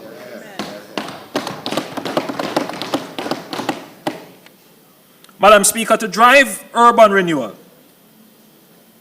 we must modernize the Urban Renewal Tax Relief Act, which since 1995 has incentivized investments in regenerating blighted areas. While it has supported 56 projects, mostly in downtown Kingston, with a handful in Spanish Town and Montego Bay, its impact has been limited. Of the 25.8 billion in approved incentives, only 8.5 billion has been utilized. The program is set to expire in June 2026, presenting an opportunity for a more comprehensive framework to be developed.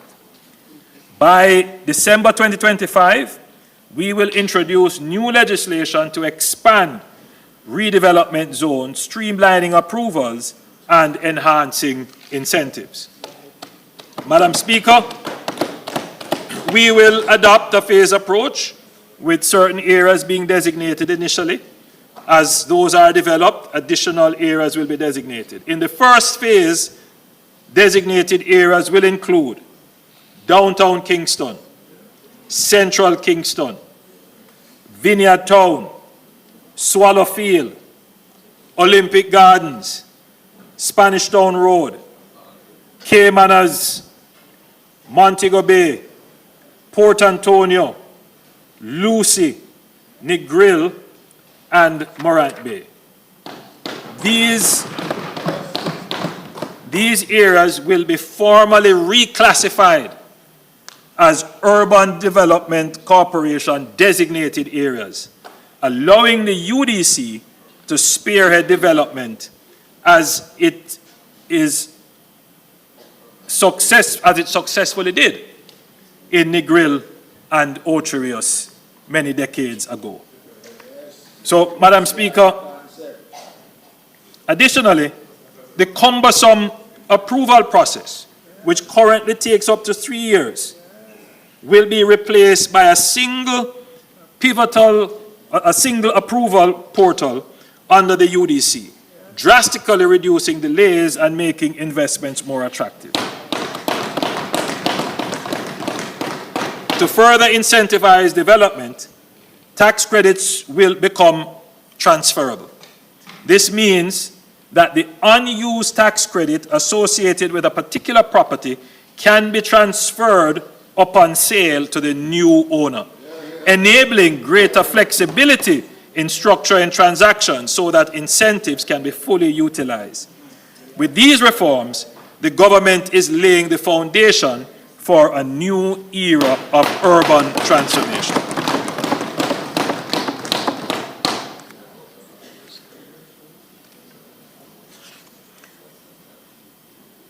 Energy. Madam Speaker, the government remains resolute in its commitment to a strategic and sustainable energy transition that balances affordability, reliability, and environmental responsibility.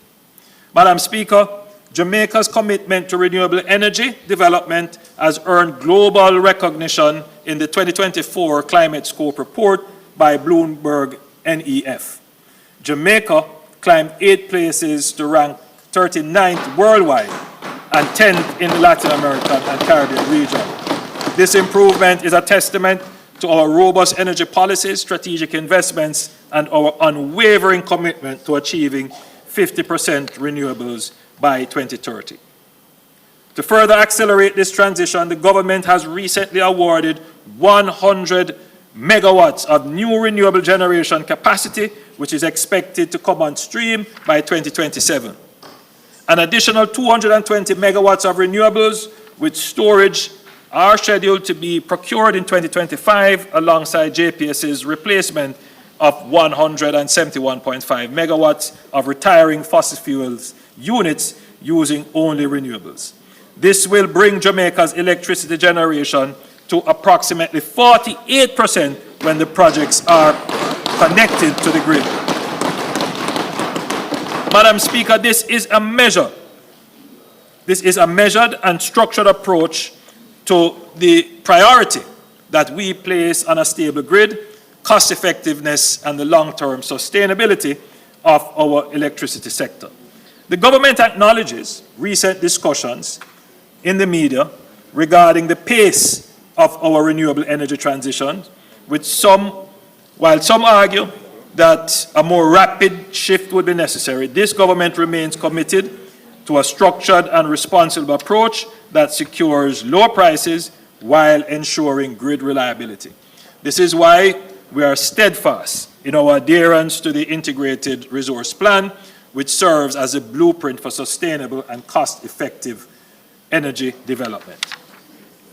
Madam Speaker, the cost of energy is a key component of the cost of living, and this government has introduced significant changes to cushion the impact of high energy costs. As I had announced in November 2024, and the Minister of Finance and the Public Service stated last week, the GCT on residential electricity will be reduced from 15% to 7% effective May 1, 2025. Also, the 150 kilowatt per month GCT free threshold will be removed and replaced with an incentive-based rebate of 10% for customers consuming up to 250 kilowatt hours per month. Madam Speaker, the rebate has been designed to incentivize energy conservation, as only households consuming up to 255 kilowatt hours are entitled to the rebate. Madam Speaker, the government is also determined to address the issue of energy poverty in the country. We are allocating $1 billion to cover wiring and inspection costs for the first 200 first-time JPS customers under the program to regularize and get them on the grid. We are also exploring ways to reduce the cost of formalization, including innovative technical solutions such as ready boards complete with circuit breakers, socket outlets, and a light that could effectively form a low-cost starter pack for household wiring. So, Madam Speaker, the technology actually exists to give you a compact and ready-to-use connection to electricity. So we are exploring that. We have looked at some options. We are displaying one right now. And we're going to be making that available so that people who are now, when you talk to people who are illegally abstracting electricity, let me put it that way. They know it's wrong, but in their minds, how can we expect them to live without electricity? In effect, there is a kind of expectation, that the use of electricity is a human right, and somehow the state should provide for it. Now, our budget would not be able to take that on, but the current situation is untenable, where there is a large portion of our population that is consuming electricity illegally. Somebody's paying for it, and it is the consumers who actually pay their electricity bills. So we have to find a way, we have to find a good equilibrium in this situation, where we make it easier for people to get onto the grid legally and safely. And then we have to find ways to get people to be able to pay for the electricity as they earn and as they use. So in effect, the challenge is not just the high electricity rates, it is the high onboarding rate, the cost of wiring, the cost of inspection, and then it is the inflexible payment system, especially if you are on the postpaid system. So we have to bring these kinds of innovation to market. And governments have tried. The member from St. Andrews Southeast had mentioned that when he was in the Ministry of Energy, that they had started a project.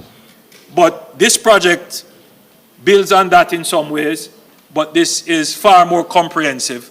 But more than that, this project has staying power because we're making an allocation for this budget, but you can bet that the next budget we will also have a bigger allocation to do more.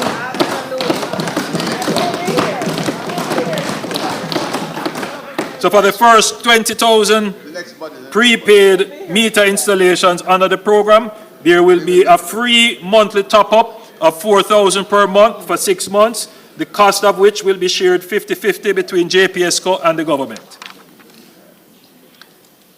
Madam Speaker, as Minister Vaz has already announced, the government has signaled its intention to renegotiate the license with JPS, which expires July 2027, and this is in the process of, we are in the process of engaging international experts to support it.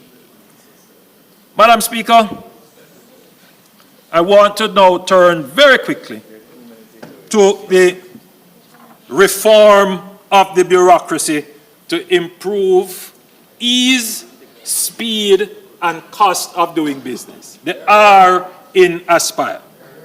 And let me say, Madam Speaker, that we are serious about reforming Jamaica's bureaucracy.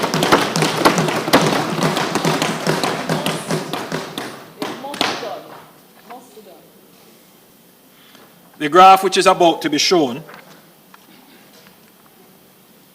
shows the total factor productivity trend for Jamaica from 1964 to 2019.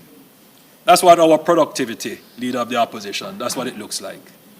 I think it's a national problem. And I mean, you can draw political inferences, but I don't think that is going to be useful in the solution. The real challenge is we're just not as productive as we should be as a nation. And I think I mean, I have to say it, I don't want to say it, it's not the politically correct thing to say, but we can't skip around the problem. Productivity is a real challenge for the country. Yes, it is. And you're looking at it from 1964 to 2009, and you can see that there were, you know, moments of spikes when it increased, but by and large, the trend for productivity since our independence is that it is declining. It is declining. So, Madam Speaker, the apparent paradox of lower employment post-2016 it is associated with a flat or marginal declining productivity. So in 2016, you know, what we're seeing with employment is that post-2016, employment is going down.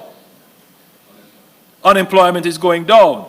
So one would expect that output would be going up. But as was pointed out also by the Leader of the Opposition, the truth is, because we are pulling in marginal labor into the labor force in terms of skills and productivity, what it is doing is actually drawing down overall productivity. And that is why we are investing so heavily through HEART to train those persons who we are bringing in marginally into the workforce to increase their productivity. Just for comparison, the graph that will be shown shortly, for comparison, would be what the productivity of the Dominican Republic which would be a peer country in the region, looks like. And you can see that their productivity is increasing. The Dominican Republic is probably the fastest growing country outside of Guyana now in the region. And so that is what a growing and a productive country will look like. We need to, Madam Speaker, get our productivity up.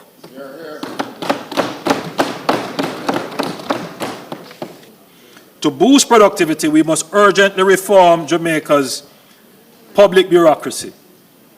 While our stringent fiscal policies have successfully reduced debt and restored stability, the same controls that curbed wasteful spending now delay approvals, stall infrastructure projects, and hinder growth. These systems must be redesigned to meet today's development needs. A clear example is the Troy Bridge in Trelawney Southern, which collapsed in August 2021.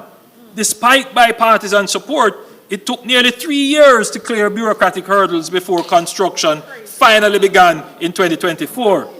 The delay was not due to funding or technical constraints, but to the inefficiency of our public investment and procurement processes.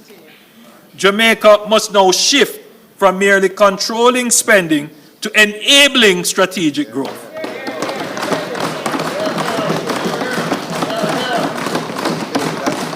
This does not mean abandoning accountability, but finding a balanced approach that safeguards public funds while allowing decisive action. The amendments to the Procurement Act are a step forward, but much more is needed. Just as we dominate track and field with our speed, we must make efficiency and ease of doing business our competitive edge.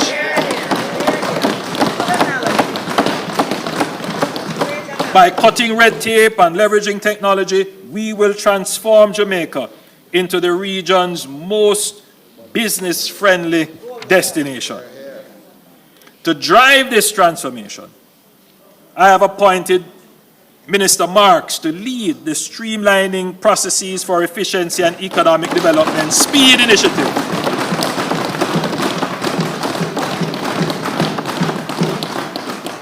Minister Marks will oversee a comprehensive review of governance systems to eliminate inefficiencies, reduce delays, and enhance business operations.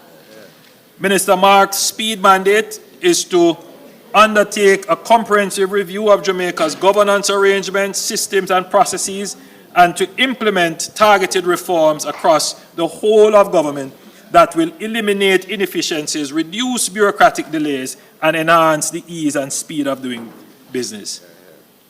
Today, I'm making the first announcement under SPEED. I have directed Minister Vaz to implement the following changes. 1, the first certificate of fitness for a new motor vehicle will be issued for 5 years.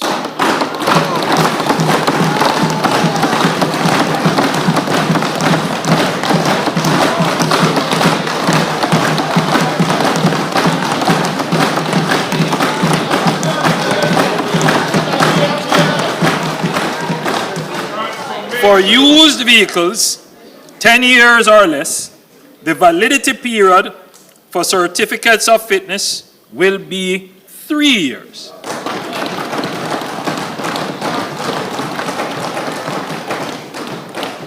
For vehicles older than 10 years, the current yearly renewal schedule will remain. Number 2, vehicle registration.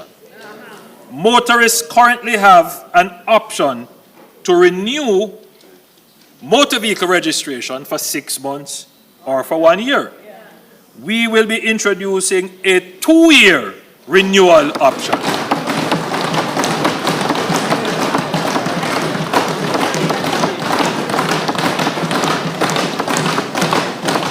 Madam Speaker, just think of the time that we will save people.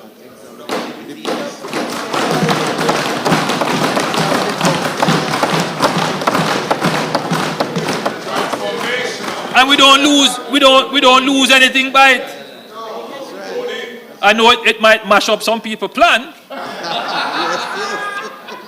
But that is what efficiency does. You know, Madam Speaker, there is a school of thought about how you deal with corruption. And people don't recognize that corruption and inefficiency are two sides of the same coin. If you really want to deal with corruption, deal with inefficiency.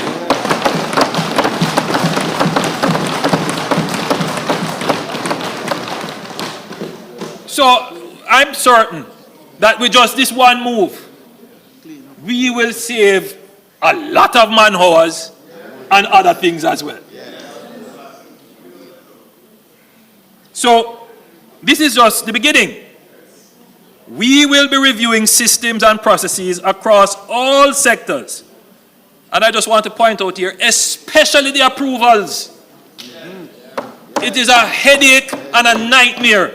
And sometimes I'm of the view that persons are acting deliberately to withhold and frustrate development approvals.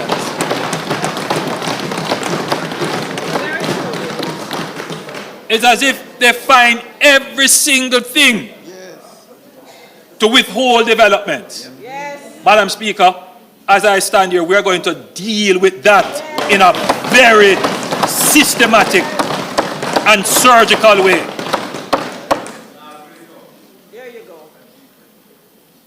So, as I said, this is just the beginning. We will be reviewing systems and processes across all sectors to identify ways to make life simpler and more convenient and more affordable for citizens.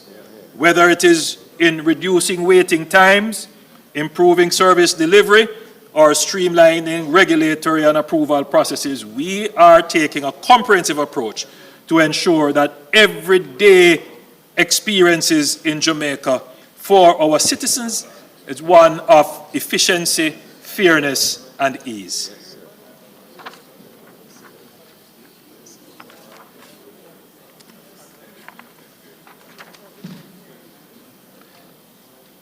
Madam Speaker, there can be no digital society without a proper system of identification and authentication. A national identification system has been talked about for over 50 years. The government has finally got it done. We commenced issuing Jamaica's first electronic identification cards on November 15, 2024. The next step is to develop and expand digital services that leverage this secure and reliable form of identification. With the new electronic national identification cards, citizens will be able to verify their identity securely online, eliminating the need for cumbersome paperwork and in-person visits. This will pave the way for e-government services, digital payments, and more efficient, transparent, and inclusive public sector. Madam Speaker, we are not only making life easier for our people, but also unlocking new opportunities for innovation, entrepreneurship, and economic growth. Madam Speaker, pensioners currently have to complete a proof of life form every 3 months and get it signed by a JP. I don't know how they do it. We will soon be introducing the I'm Alive app, or rather I Am Alive app, that will enable you to use your national ID, your NIDS, to complete the proof of life form from the comfort of your home in no more than 2 minutes. We have a short video, I don't know if it can be played, to give a preview of how it will work. Thank you. Keep Tony.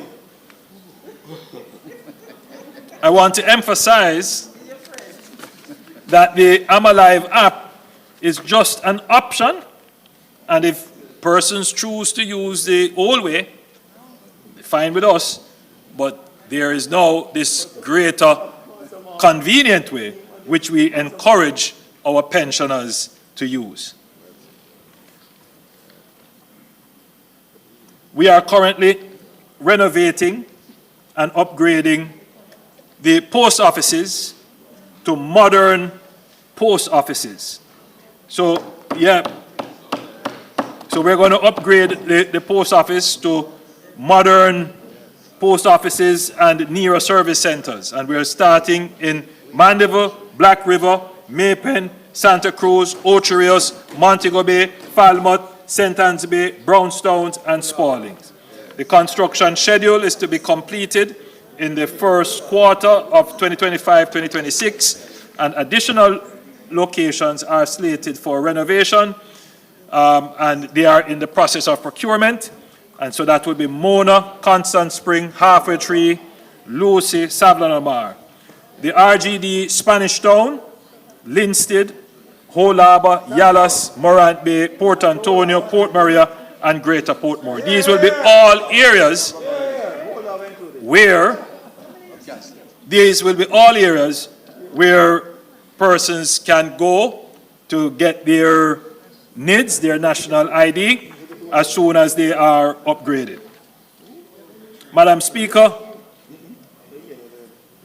I want to now move quickly to the E in Aspire, economic diversification. If we are to secure Jamaica's long-term economic prosperity, we must broaden our economic base and create new engines of growth.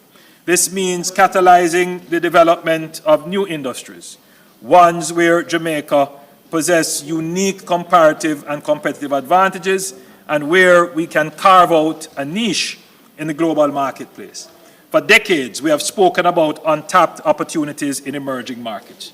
We have recognized Jamaica's potential in areas such as shipping and logistics, digital services, agribusiness, medical tourism, creative industries, and renewable energy.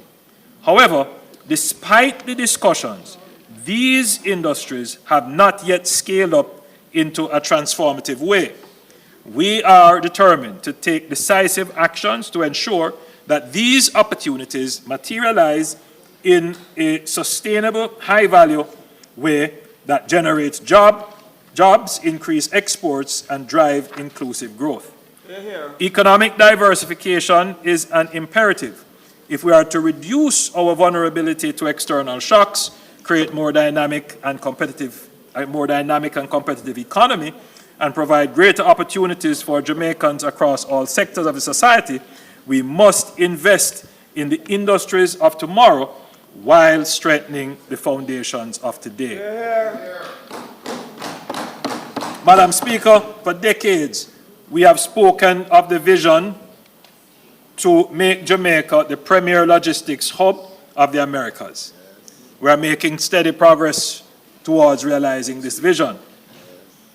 Madam Speaker, the Port of Kingston is a critical element of Jamaica's vision to become a global logistics hub, leveraging our strategic location at the intersection of the north-south and east-west shipping lanes.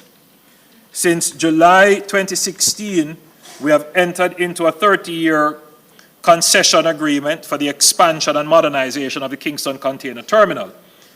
Over US $400 million has been invested in capital improvements, equipment, and advanced geopositioning technology to bring the terminal to world levels. An additional $50 million will be invested in 2025 in two more cranes and other equipment. Madam Speaker, cargo volumes at the terminal have surged by 50% since 2017.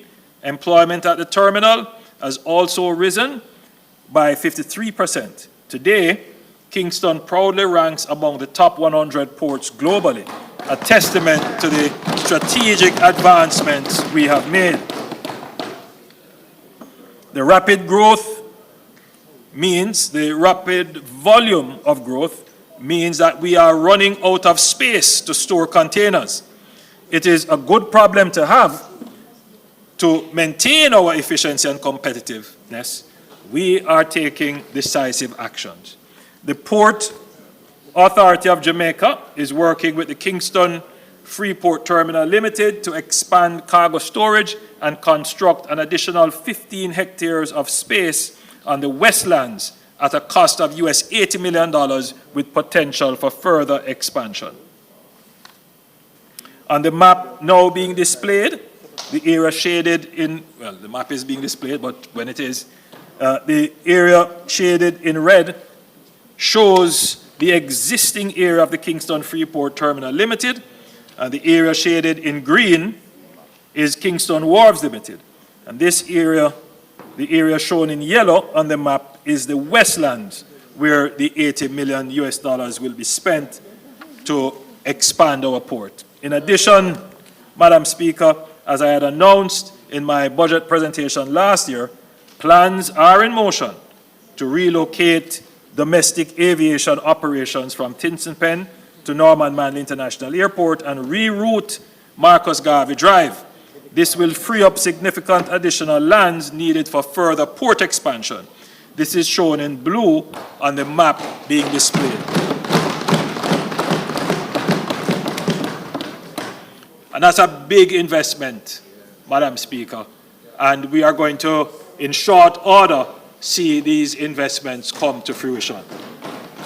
Madam Speaker, I quickly want to say that the government recognizes that there are many roads, orphan roads as we call them.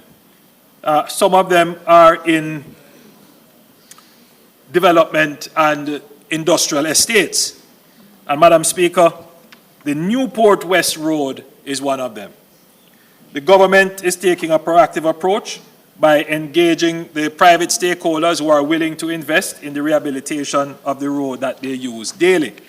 I'm pleased to report that we will be entering into a public-private partnership arrangement with the Port Authority, the Jamaica Customs Agency, the National Works Agency, the Shipping Association of Jamaica, and the Kingston Wharves Limited for the repair of the road infrastructure in Newport West to cost over $80 million.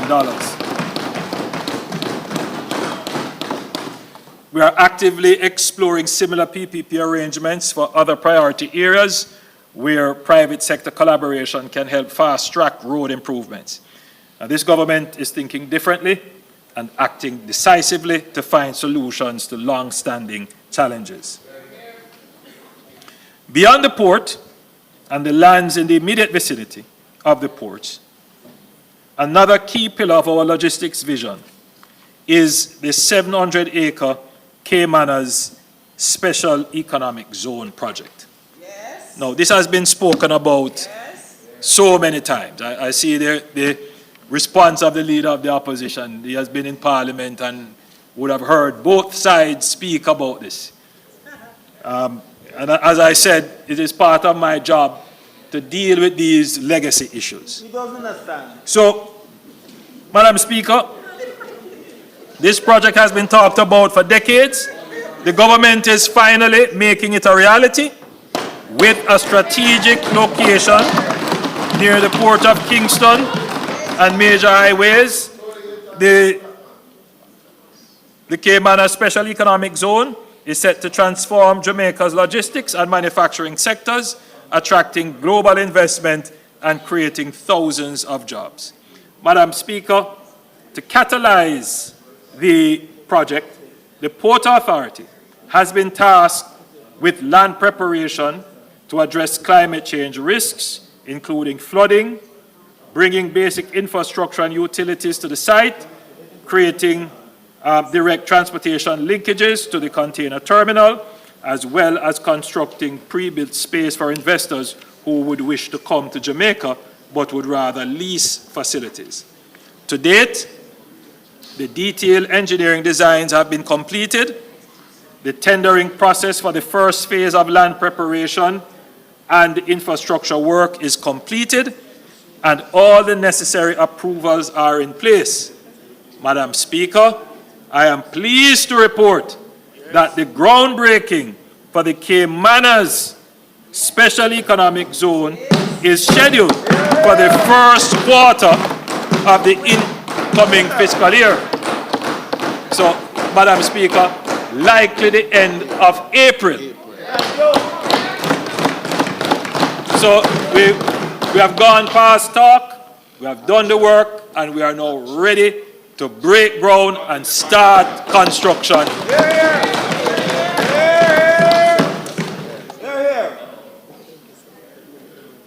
So, for decades we have talked about making Jamaica the logistics hub for the Americas. For too long, this vision remained but that, just a vision. But under this government, we are turning words into actions and plans into progress and ambition into achievements. We are not just talking about Jamaica's potential, we are unlocking it. Yes. We are building the logistics hub, creating jobs, driving investments, and securing our place in global trade. Madam Speaker, I have quite an extensive presentation here on tourism and how we're going to diversify tourism. But I'm going to ask the Minister of Tourism to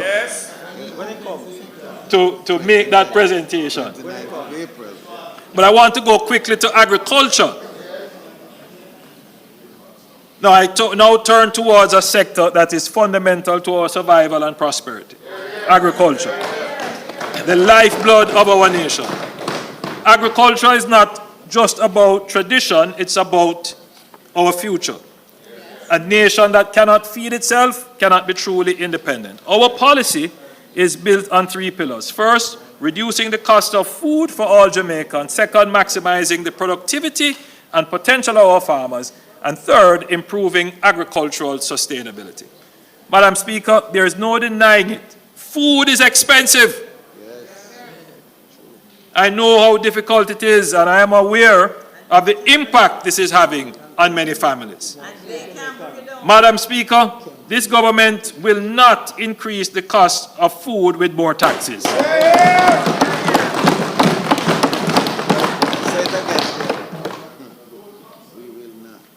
Instead, we have made strategic reviews of tariffs for food that we do not produce at competitive prices locally.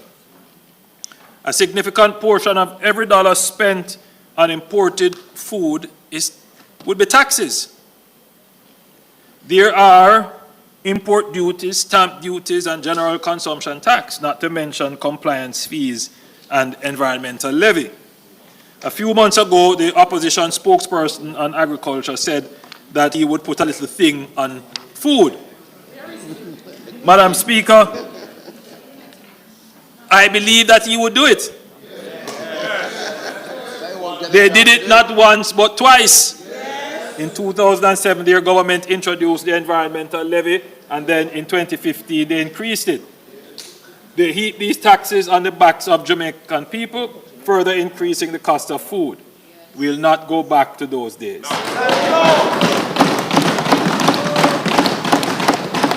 The Ministry of Agriculture, Fisheries and Mining, along with the Ministry of Finance and the Ministry of Industry, Investment and Commerce, established a working group to conduct a strategic review of all our food imports to determine which duties to reduce. Recommendations from the group are now being reviewed by the Ministry of Finance for implementation. Madam Speaker, I want to emphasize that these measures will not hurt our farmers. In fact, we will be increasing the Ministry of Agriculture's $1.2 billion production and productivity program to help our farmers navigate any uncertainty. Madam Speaker, in 2016, when we received a mandate from the Jamaican people, the level of direct support to farmers was around $200 million. In 2020, in our 2020 manifesto, we indicated that we would move that figure to at least $1 billion through our AgriCare initiative. We have held true to that commitment, and since then, we have provided over $4 billion in direct support to our farmers.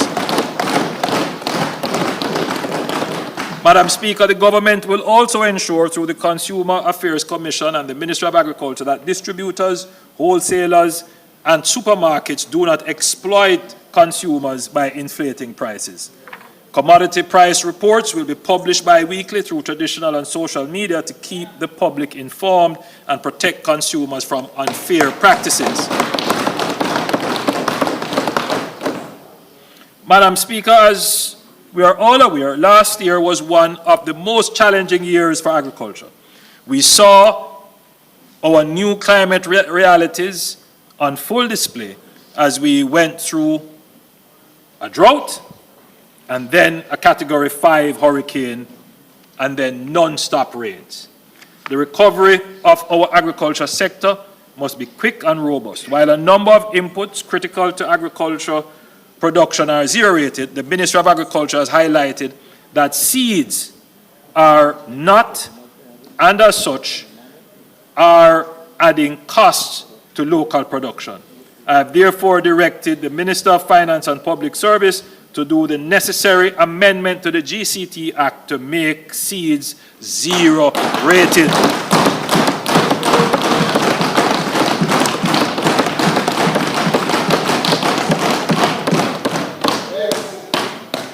We care for our farmers. We promote food security now, and we have to increase our international competitiveness and productivity. We will also revise the GCT Act to redefine eligible vehicles to include versatile options like panel vans and small trucks. These vehicles will now benefit from the existing 20% duty concession that currently applies to pickup trucks.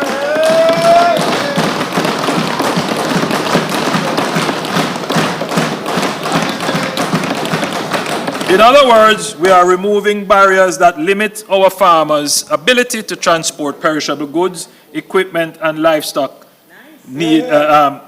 feed efficiently.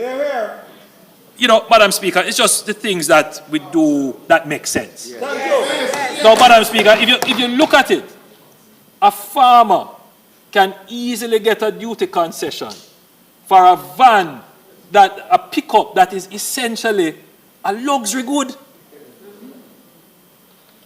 Essentially. But what they would really need is a vehicle with more capacity to carry load, which is more practical. And this is when bureaucracy becomes self-indulgent. Thank you. That is it. The bureaucracy is just self-indulgent. And it takes a practical eye to look at the thing and say, listen, just get it done. Don't tell me foolishness. Get it done. So we have to take that approach to transforming the bureaucracy. Because the practical thing is, you need a small truck or a panel van. Mark, we still don't understand British language.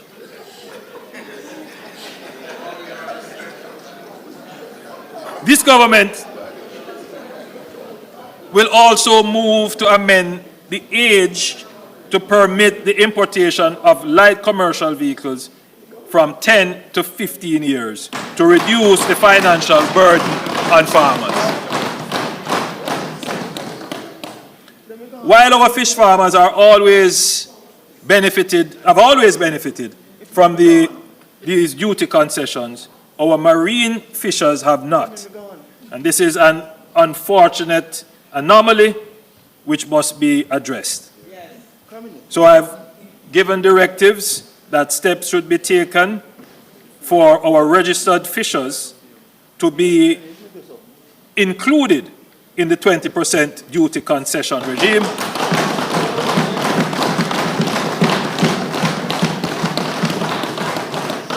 The effective date will be announced by the Minister of Finance. Madam Speaker, our farmers have faced repeated devastations from drought and storms. After such disasters, there are severe shortages and prices skyrocket. To compensate, farmers replant at the same time, resulting in an oversupply, and in turn, prices collapse. We are seeing this with tomatoes, for example. To address this, the government is expanding our cold storage capacity. Last month, we broke ground for a $124 million state-of-the-art facility in Kirkvine, Manchester. We have also started the procurement process to commence the refurbishment of the Colleyville cold storage facility.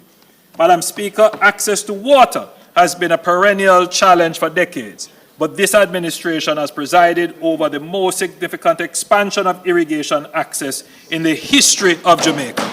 I am pleased to announce that the Parnassus Agro Park, which would have benefited from the Southern Plains Agricultural Development Project, has now been completed. Over 60 farmers have been approved, and this new agro park will commence operation next month. The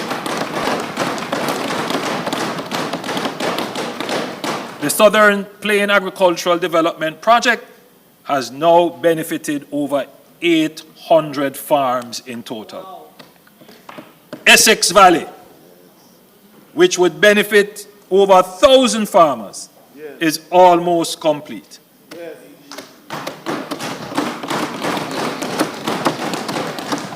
The contract has been signed for the final element of the project, acquiring the pumps and the pumps for 5 wells. I look forward to the commissioning of this system as your Prime Minister in 2026.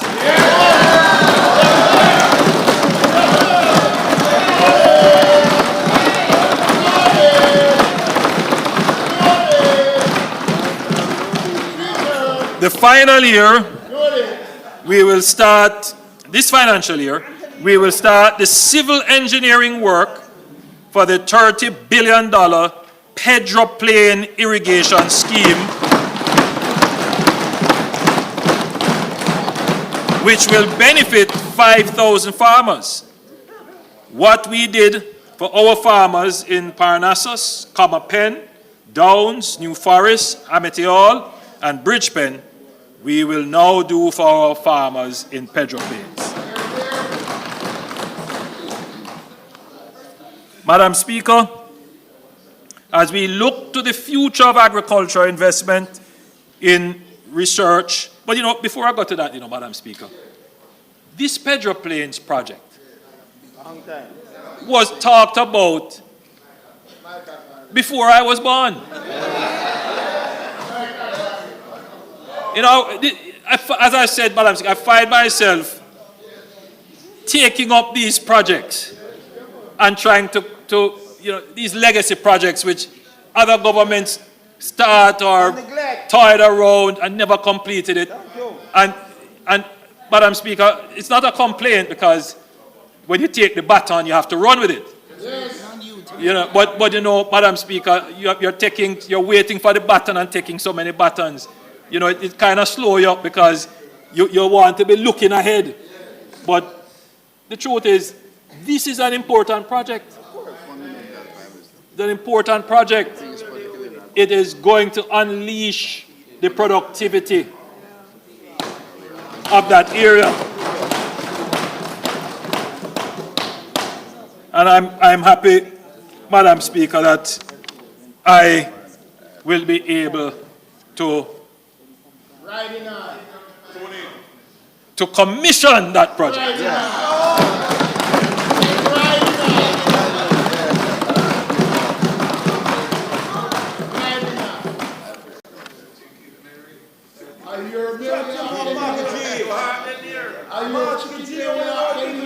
Madam Speaker,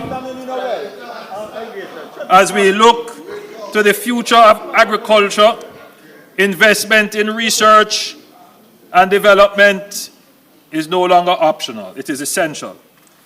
To accelerate this transformation, we are investing $6.3 billion over the next 6 years in the renovation of Bodles and other research stations. We are also actively engaging in partnerships with global leaders in agricultural innovation including in India. Our own University of the West Indies, the College of Agricultural Science and Education, and the University of Technology will play a central role in advancing research tailored to Jamaica's unique landscape. To this end, we are converting CASE into a fully agricultural-based university. The government is also partnering with these institutions to share important scientific work, such as strategies to improve soil quality. Madam Speaker, this is a turning point. Agriculture must not be seen as an industry of hardship, but one of opportunity, investment, and national pride. We are ushering in a new era where farmers are empowered, where food prices are fair, and where Jamaica is globally competitive.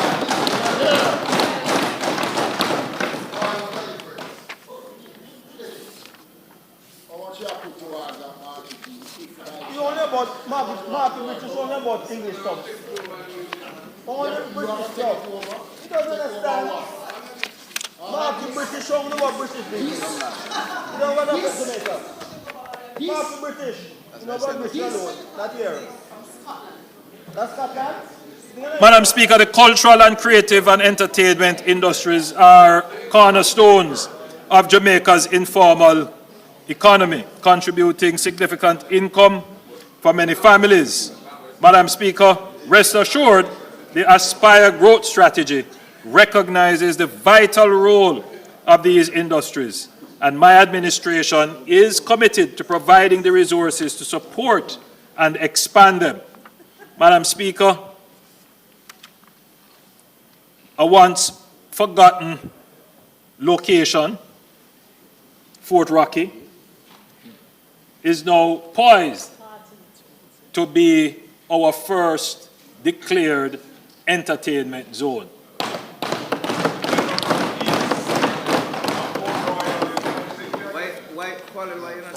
Why not clapping? The Minister of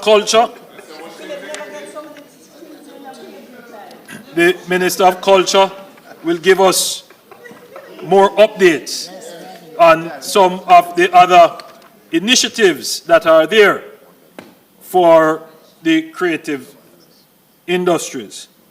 But, Madam Speaker, you will recall the launch of the $1 billion Jamaica Screen Development Initiative launched in 2024. I am pleased to announce that 406 applications were received from local filmmakers, and 259 of these met the criteria for further evaluation. In fact, 7 projects have already been awarded film festival support. A further 9 films in progress will also be awarded support to complete their filming.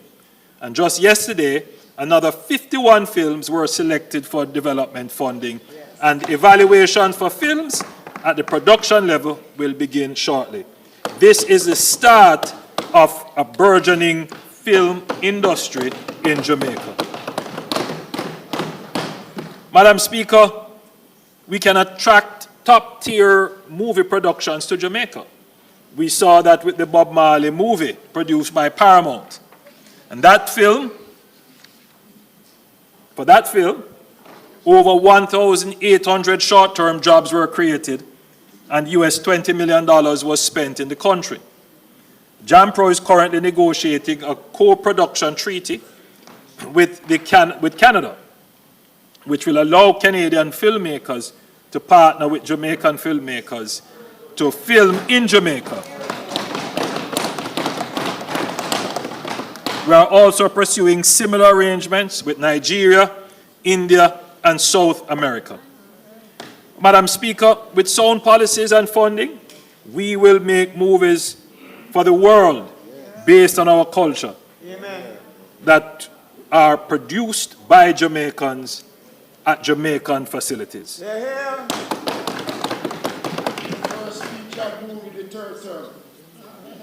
Madam Speaker, there is a great call for more incentives to the film industry and for entertainment.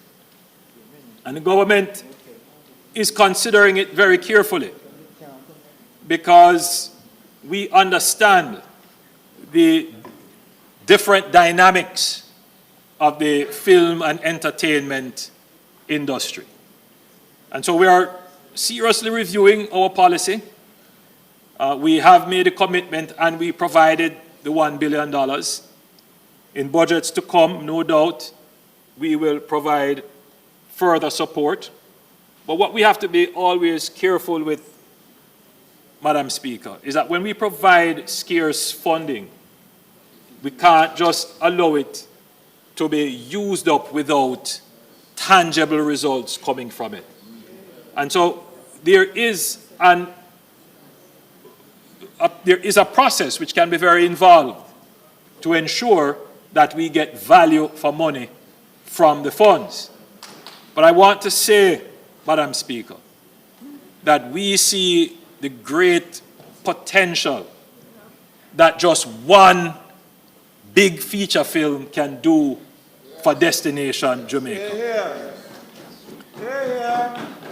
So I want to give assurance to the people in the industry that the government is sympathetic, the government understands, and the government will make further allocations as they are possible given our fiscal situation.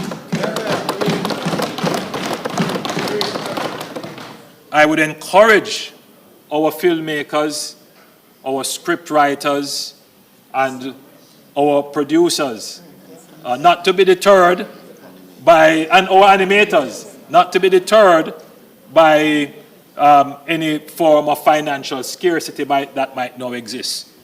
Develop your concepts, develop your films and your scripts, because the future for film and the support from the government is bright.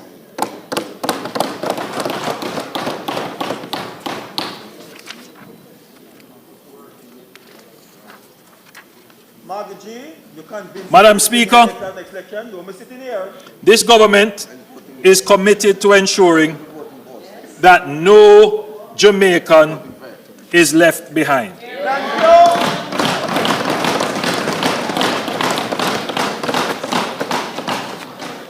Madam Speaker, we conceptualized a program called the New Social Housing Program. And when we conceptualized the program, the idea was to end kind of, homelessness and shelter poverty for persons who live in the worst of the worst housing conditions. But they wanted to stay there. They attack us with it. Madam Speaker, I believe I have here some beneficiaries from the New Social Housing Program.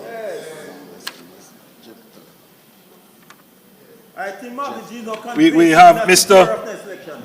Jeffter McIntosh from Westmoreland.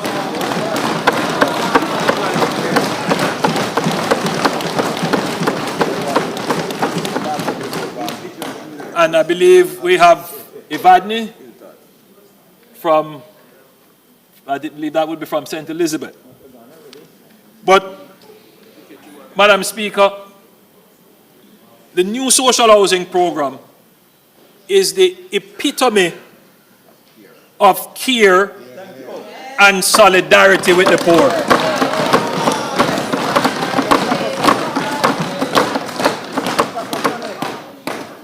The criticism that it is one house, I don't mind. Every week, I'm doing 3, 4, 5, 6. Because the question must be asked, how many did they do?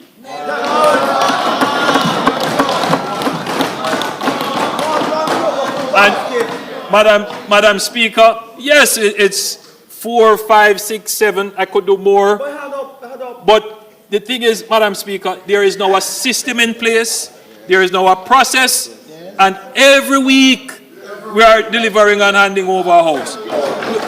We estimate we estimate that to end shelter poverty, we would have to build about 6,000 units to help the families who are in the worst of the worst. And we have already gone past 300. And this coming financial year, we are going to scale up what we are doing, because now we have some funding that's coming from tourism. So when we do 3 and 4 and 5 and 7 every week, now we can go up to 10 and 12 and 14. So we are going to increase the pace. So that is, that is the program.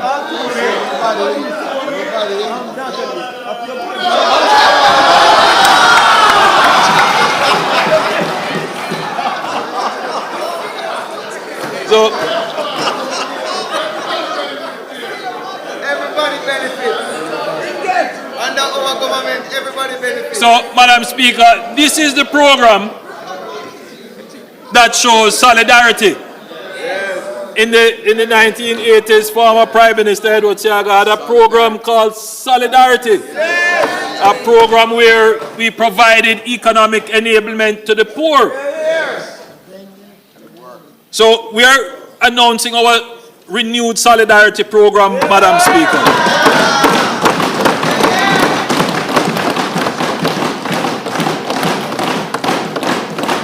As we continue our mission to build a stronger and more inclusive Jamaica, we recognize that many of our citizens are in need, but do not benefit from any existing government program. To address this, we are introducing the $1 billion Solidarity Program.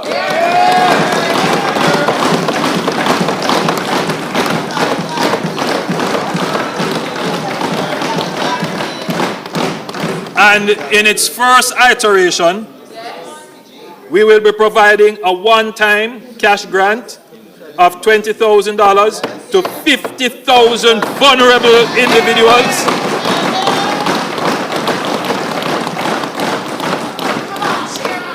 who are not enrolled in PATH, social pension, NIS, or the reverse income tax credit. So even Jamaicans who are not attached to anything, the state has compassion for you. The state is concerned about your welfare. The state cares about you. We stand in solidarity with you. So the initiative will support elderly persons in need, youth not engaged in education or employment, micro businesses affected by disaster, low-income informal workers, medically indigent individuals, and persons with disabilities facing economic hardship. We have to find all of these people who are in the society, who are left out and who are suffering. Madam Speaker, we recognize that some of these persons may lack formal identification, and this may be a barrier to them participating in other social support programs. The government will assist them in obtaining birth certificates through Operation Birthright and securing a national identification card to facilitate their inclusion in future opportunities.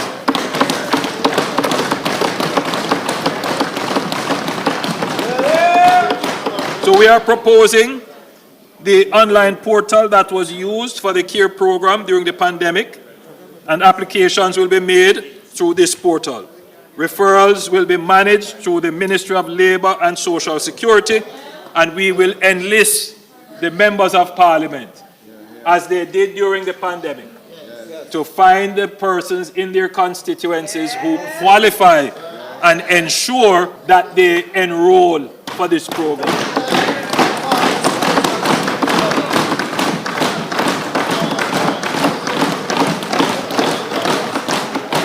Madam Speaker, so the Solidarity Program would be the first expression of the care, but we want to continue to care for them.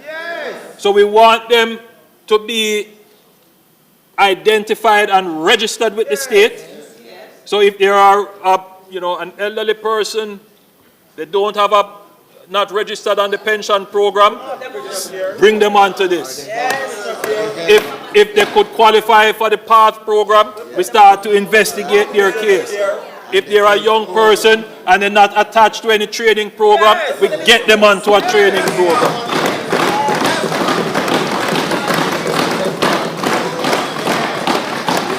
So that's the idea. Right, and then some of them might need support with health. Get them on the health fund. Right, so that's the whole idea behind this solidarity program. So we will be once you are registered, then we can constantly bring the programs of the state to support you in these issues.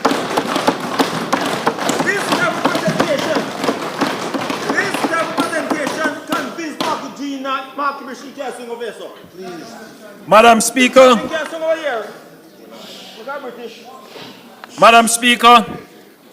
our nation thrives on the dedication and the resilience of our workforce, especially those who contribute daily in essential but oftentimes underappreciated roles. From household workers and artisans to laborers, store clerks, and security personnel. These individuals form the backbone of our economy, supporting industries that drive national development and prosperity. Therefore, we are pleased to announce that starting from June 1, 2025, the national minimum wage will increase from $15,000 per 40-hour work week to $16,000 per 40-hour work week. This represents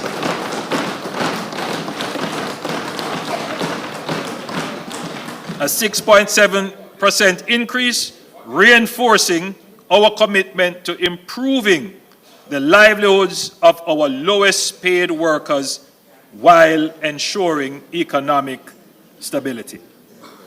Madam Speaker, when my administration took office in 2016, the minimum wage was $16,200. This latest, $6,200. I was just checking if you're listening. $6,200. This latest increase to $16,000 represents an unprecedented 158% increase over 9 years.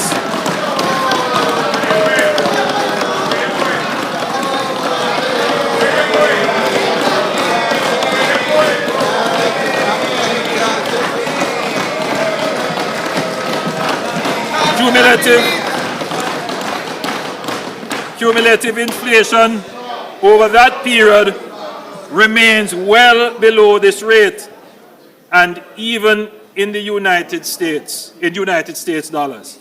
This adjustment represents significant real growth in earnings for minimum wage workers. The government remains committed to creating prosperity for Jamaica and Jamaicans, and we are proud to share these gains with all. This government remains committed to supporting our hardworking citizens, ensuring fair wages, and improving living standards for all Jamaicans as we move forward together towards a more prosperous future. My fellow Jamaicans,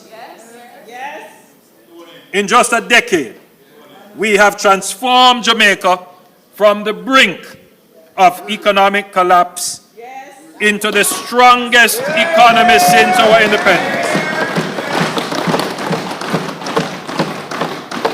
We have conquered the challenges of macroeconomic stability and debt reduction. Hard-fought victories that have freed us from the cycle of crisis after crisis. It is now time for us to build on the strong foundation that we have created to focus on generating robust growth that will deliver more opportunities for all Jamaicans to pursue their God-given talent and fulfill their dreams and aspirations. We are ready to move Jamaica to the next chapter, which is about accelerating growth for peace, productivity, and prosperity. It means that the mother working tirelessly to provide for her children can look forward to great opportunities and a better quality of life. It means that the young entrepreneur with big dreams will find the support to turn ideas into success. It means that every citizen, whether in the hills of St. Thomas, the streets of Kingston, or the fields of St. Elizabeth, will feel the impact of a government that is working for them. This next chapter is about building a Jamaica where hard work is rewarded, where dreams are nurtured, and where prosperity is not just for the few, but for all. The next chapter will not unfold overnight.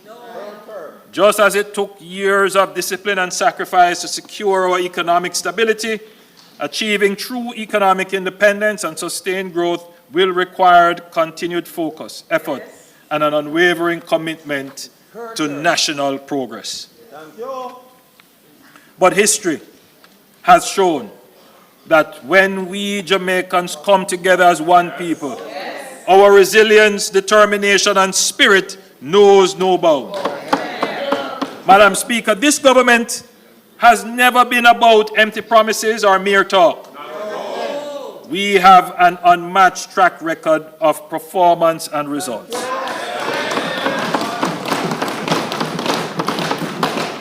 When the world faced the worst global health and economic crisis in 100 years, it was this government that led Jamaica through the storm, protecting lives, safeguarding businesses, and ensuring that our economy rebounded stronger than ever.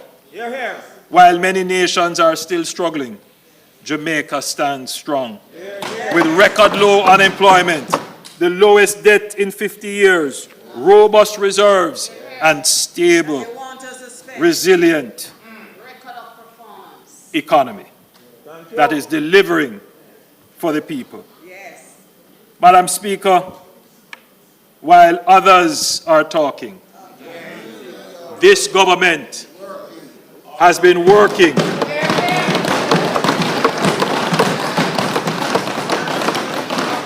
because, as Proverbs 14:23 reminds us, all hard work brings a profit, but mere talk leads only to poverty. The Jamaican people know who has delivered for them. The Jamaican people know who has steered this country through crises and into prosperity. Madam Speaker, the Jamaican people also know that the work is not yet done. I call on all Jamaicans at home and abroad to join us in writing Jamaica's next chapter. Let us together aspire for the greatness that is the endowment of our forebears. The greatness we know we have always been capable of. The greatness that has defined us throughout history. And the greatness that will propel us into the future of boundless opportunity. Let us move forward, not just with hope, but with action. Let us not just dream with our eyes closed, but envision and create the future with our eyes open. My fellow Jamaicans, now more than ever, I am convinced that Jamaica's best days are ahead of us.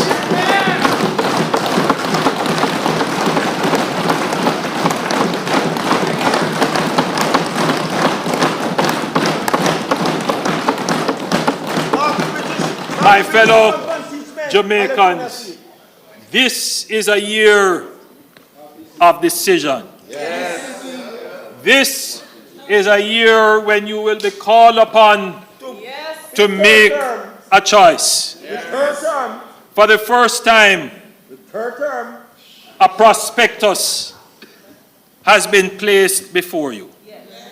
Not a manifesto.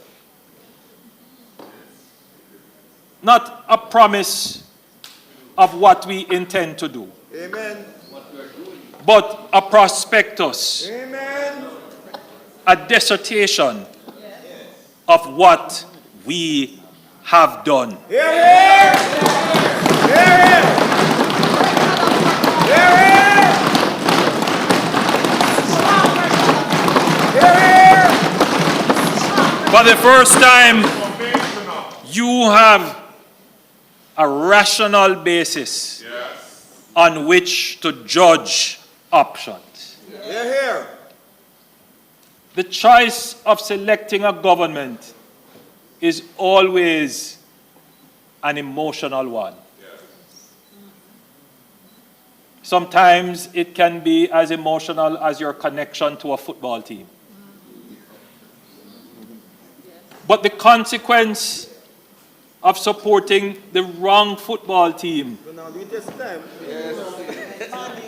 cannot compare to the anguish that you will suffer if you support the wrong government.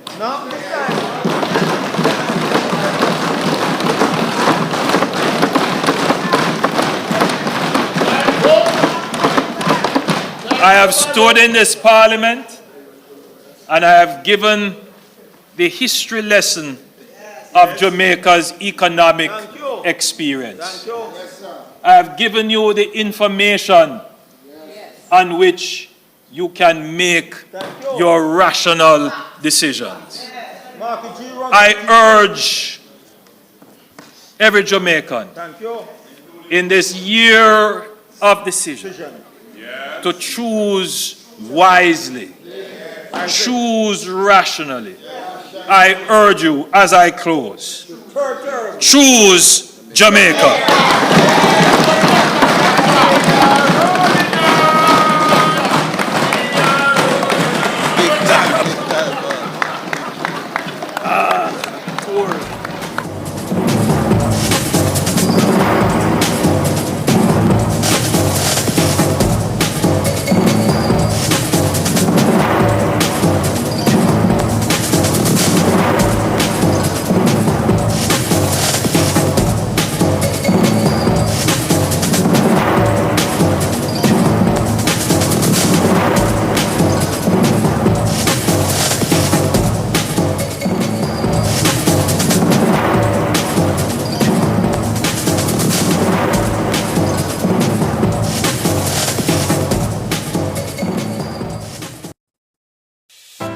Win with love. Use your JMMB money transfer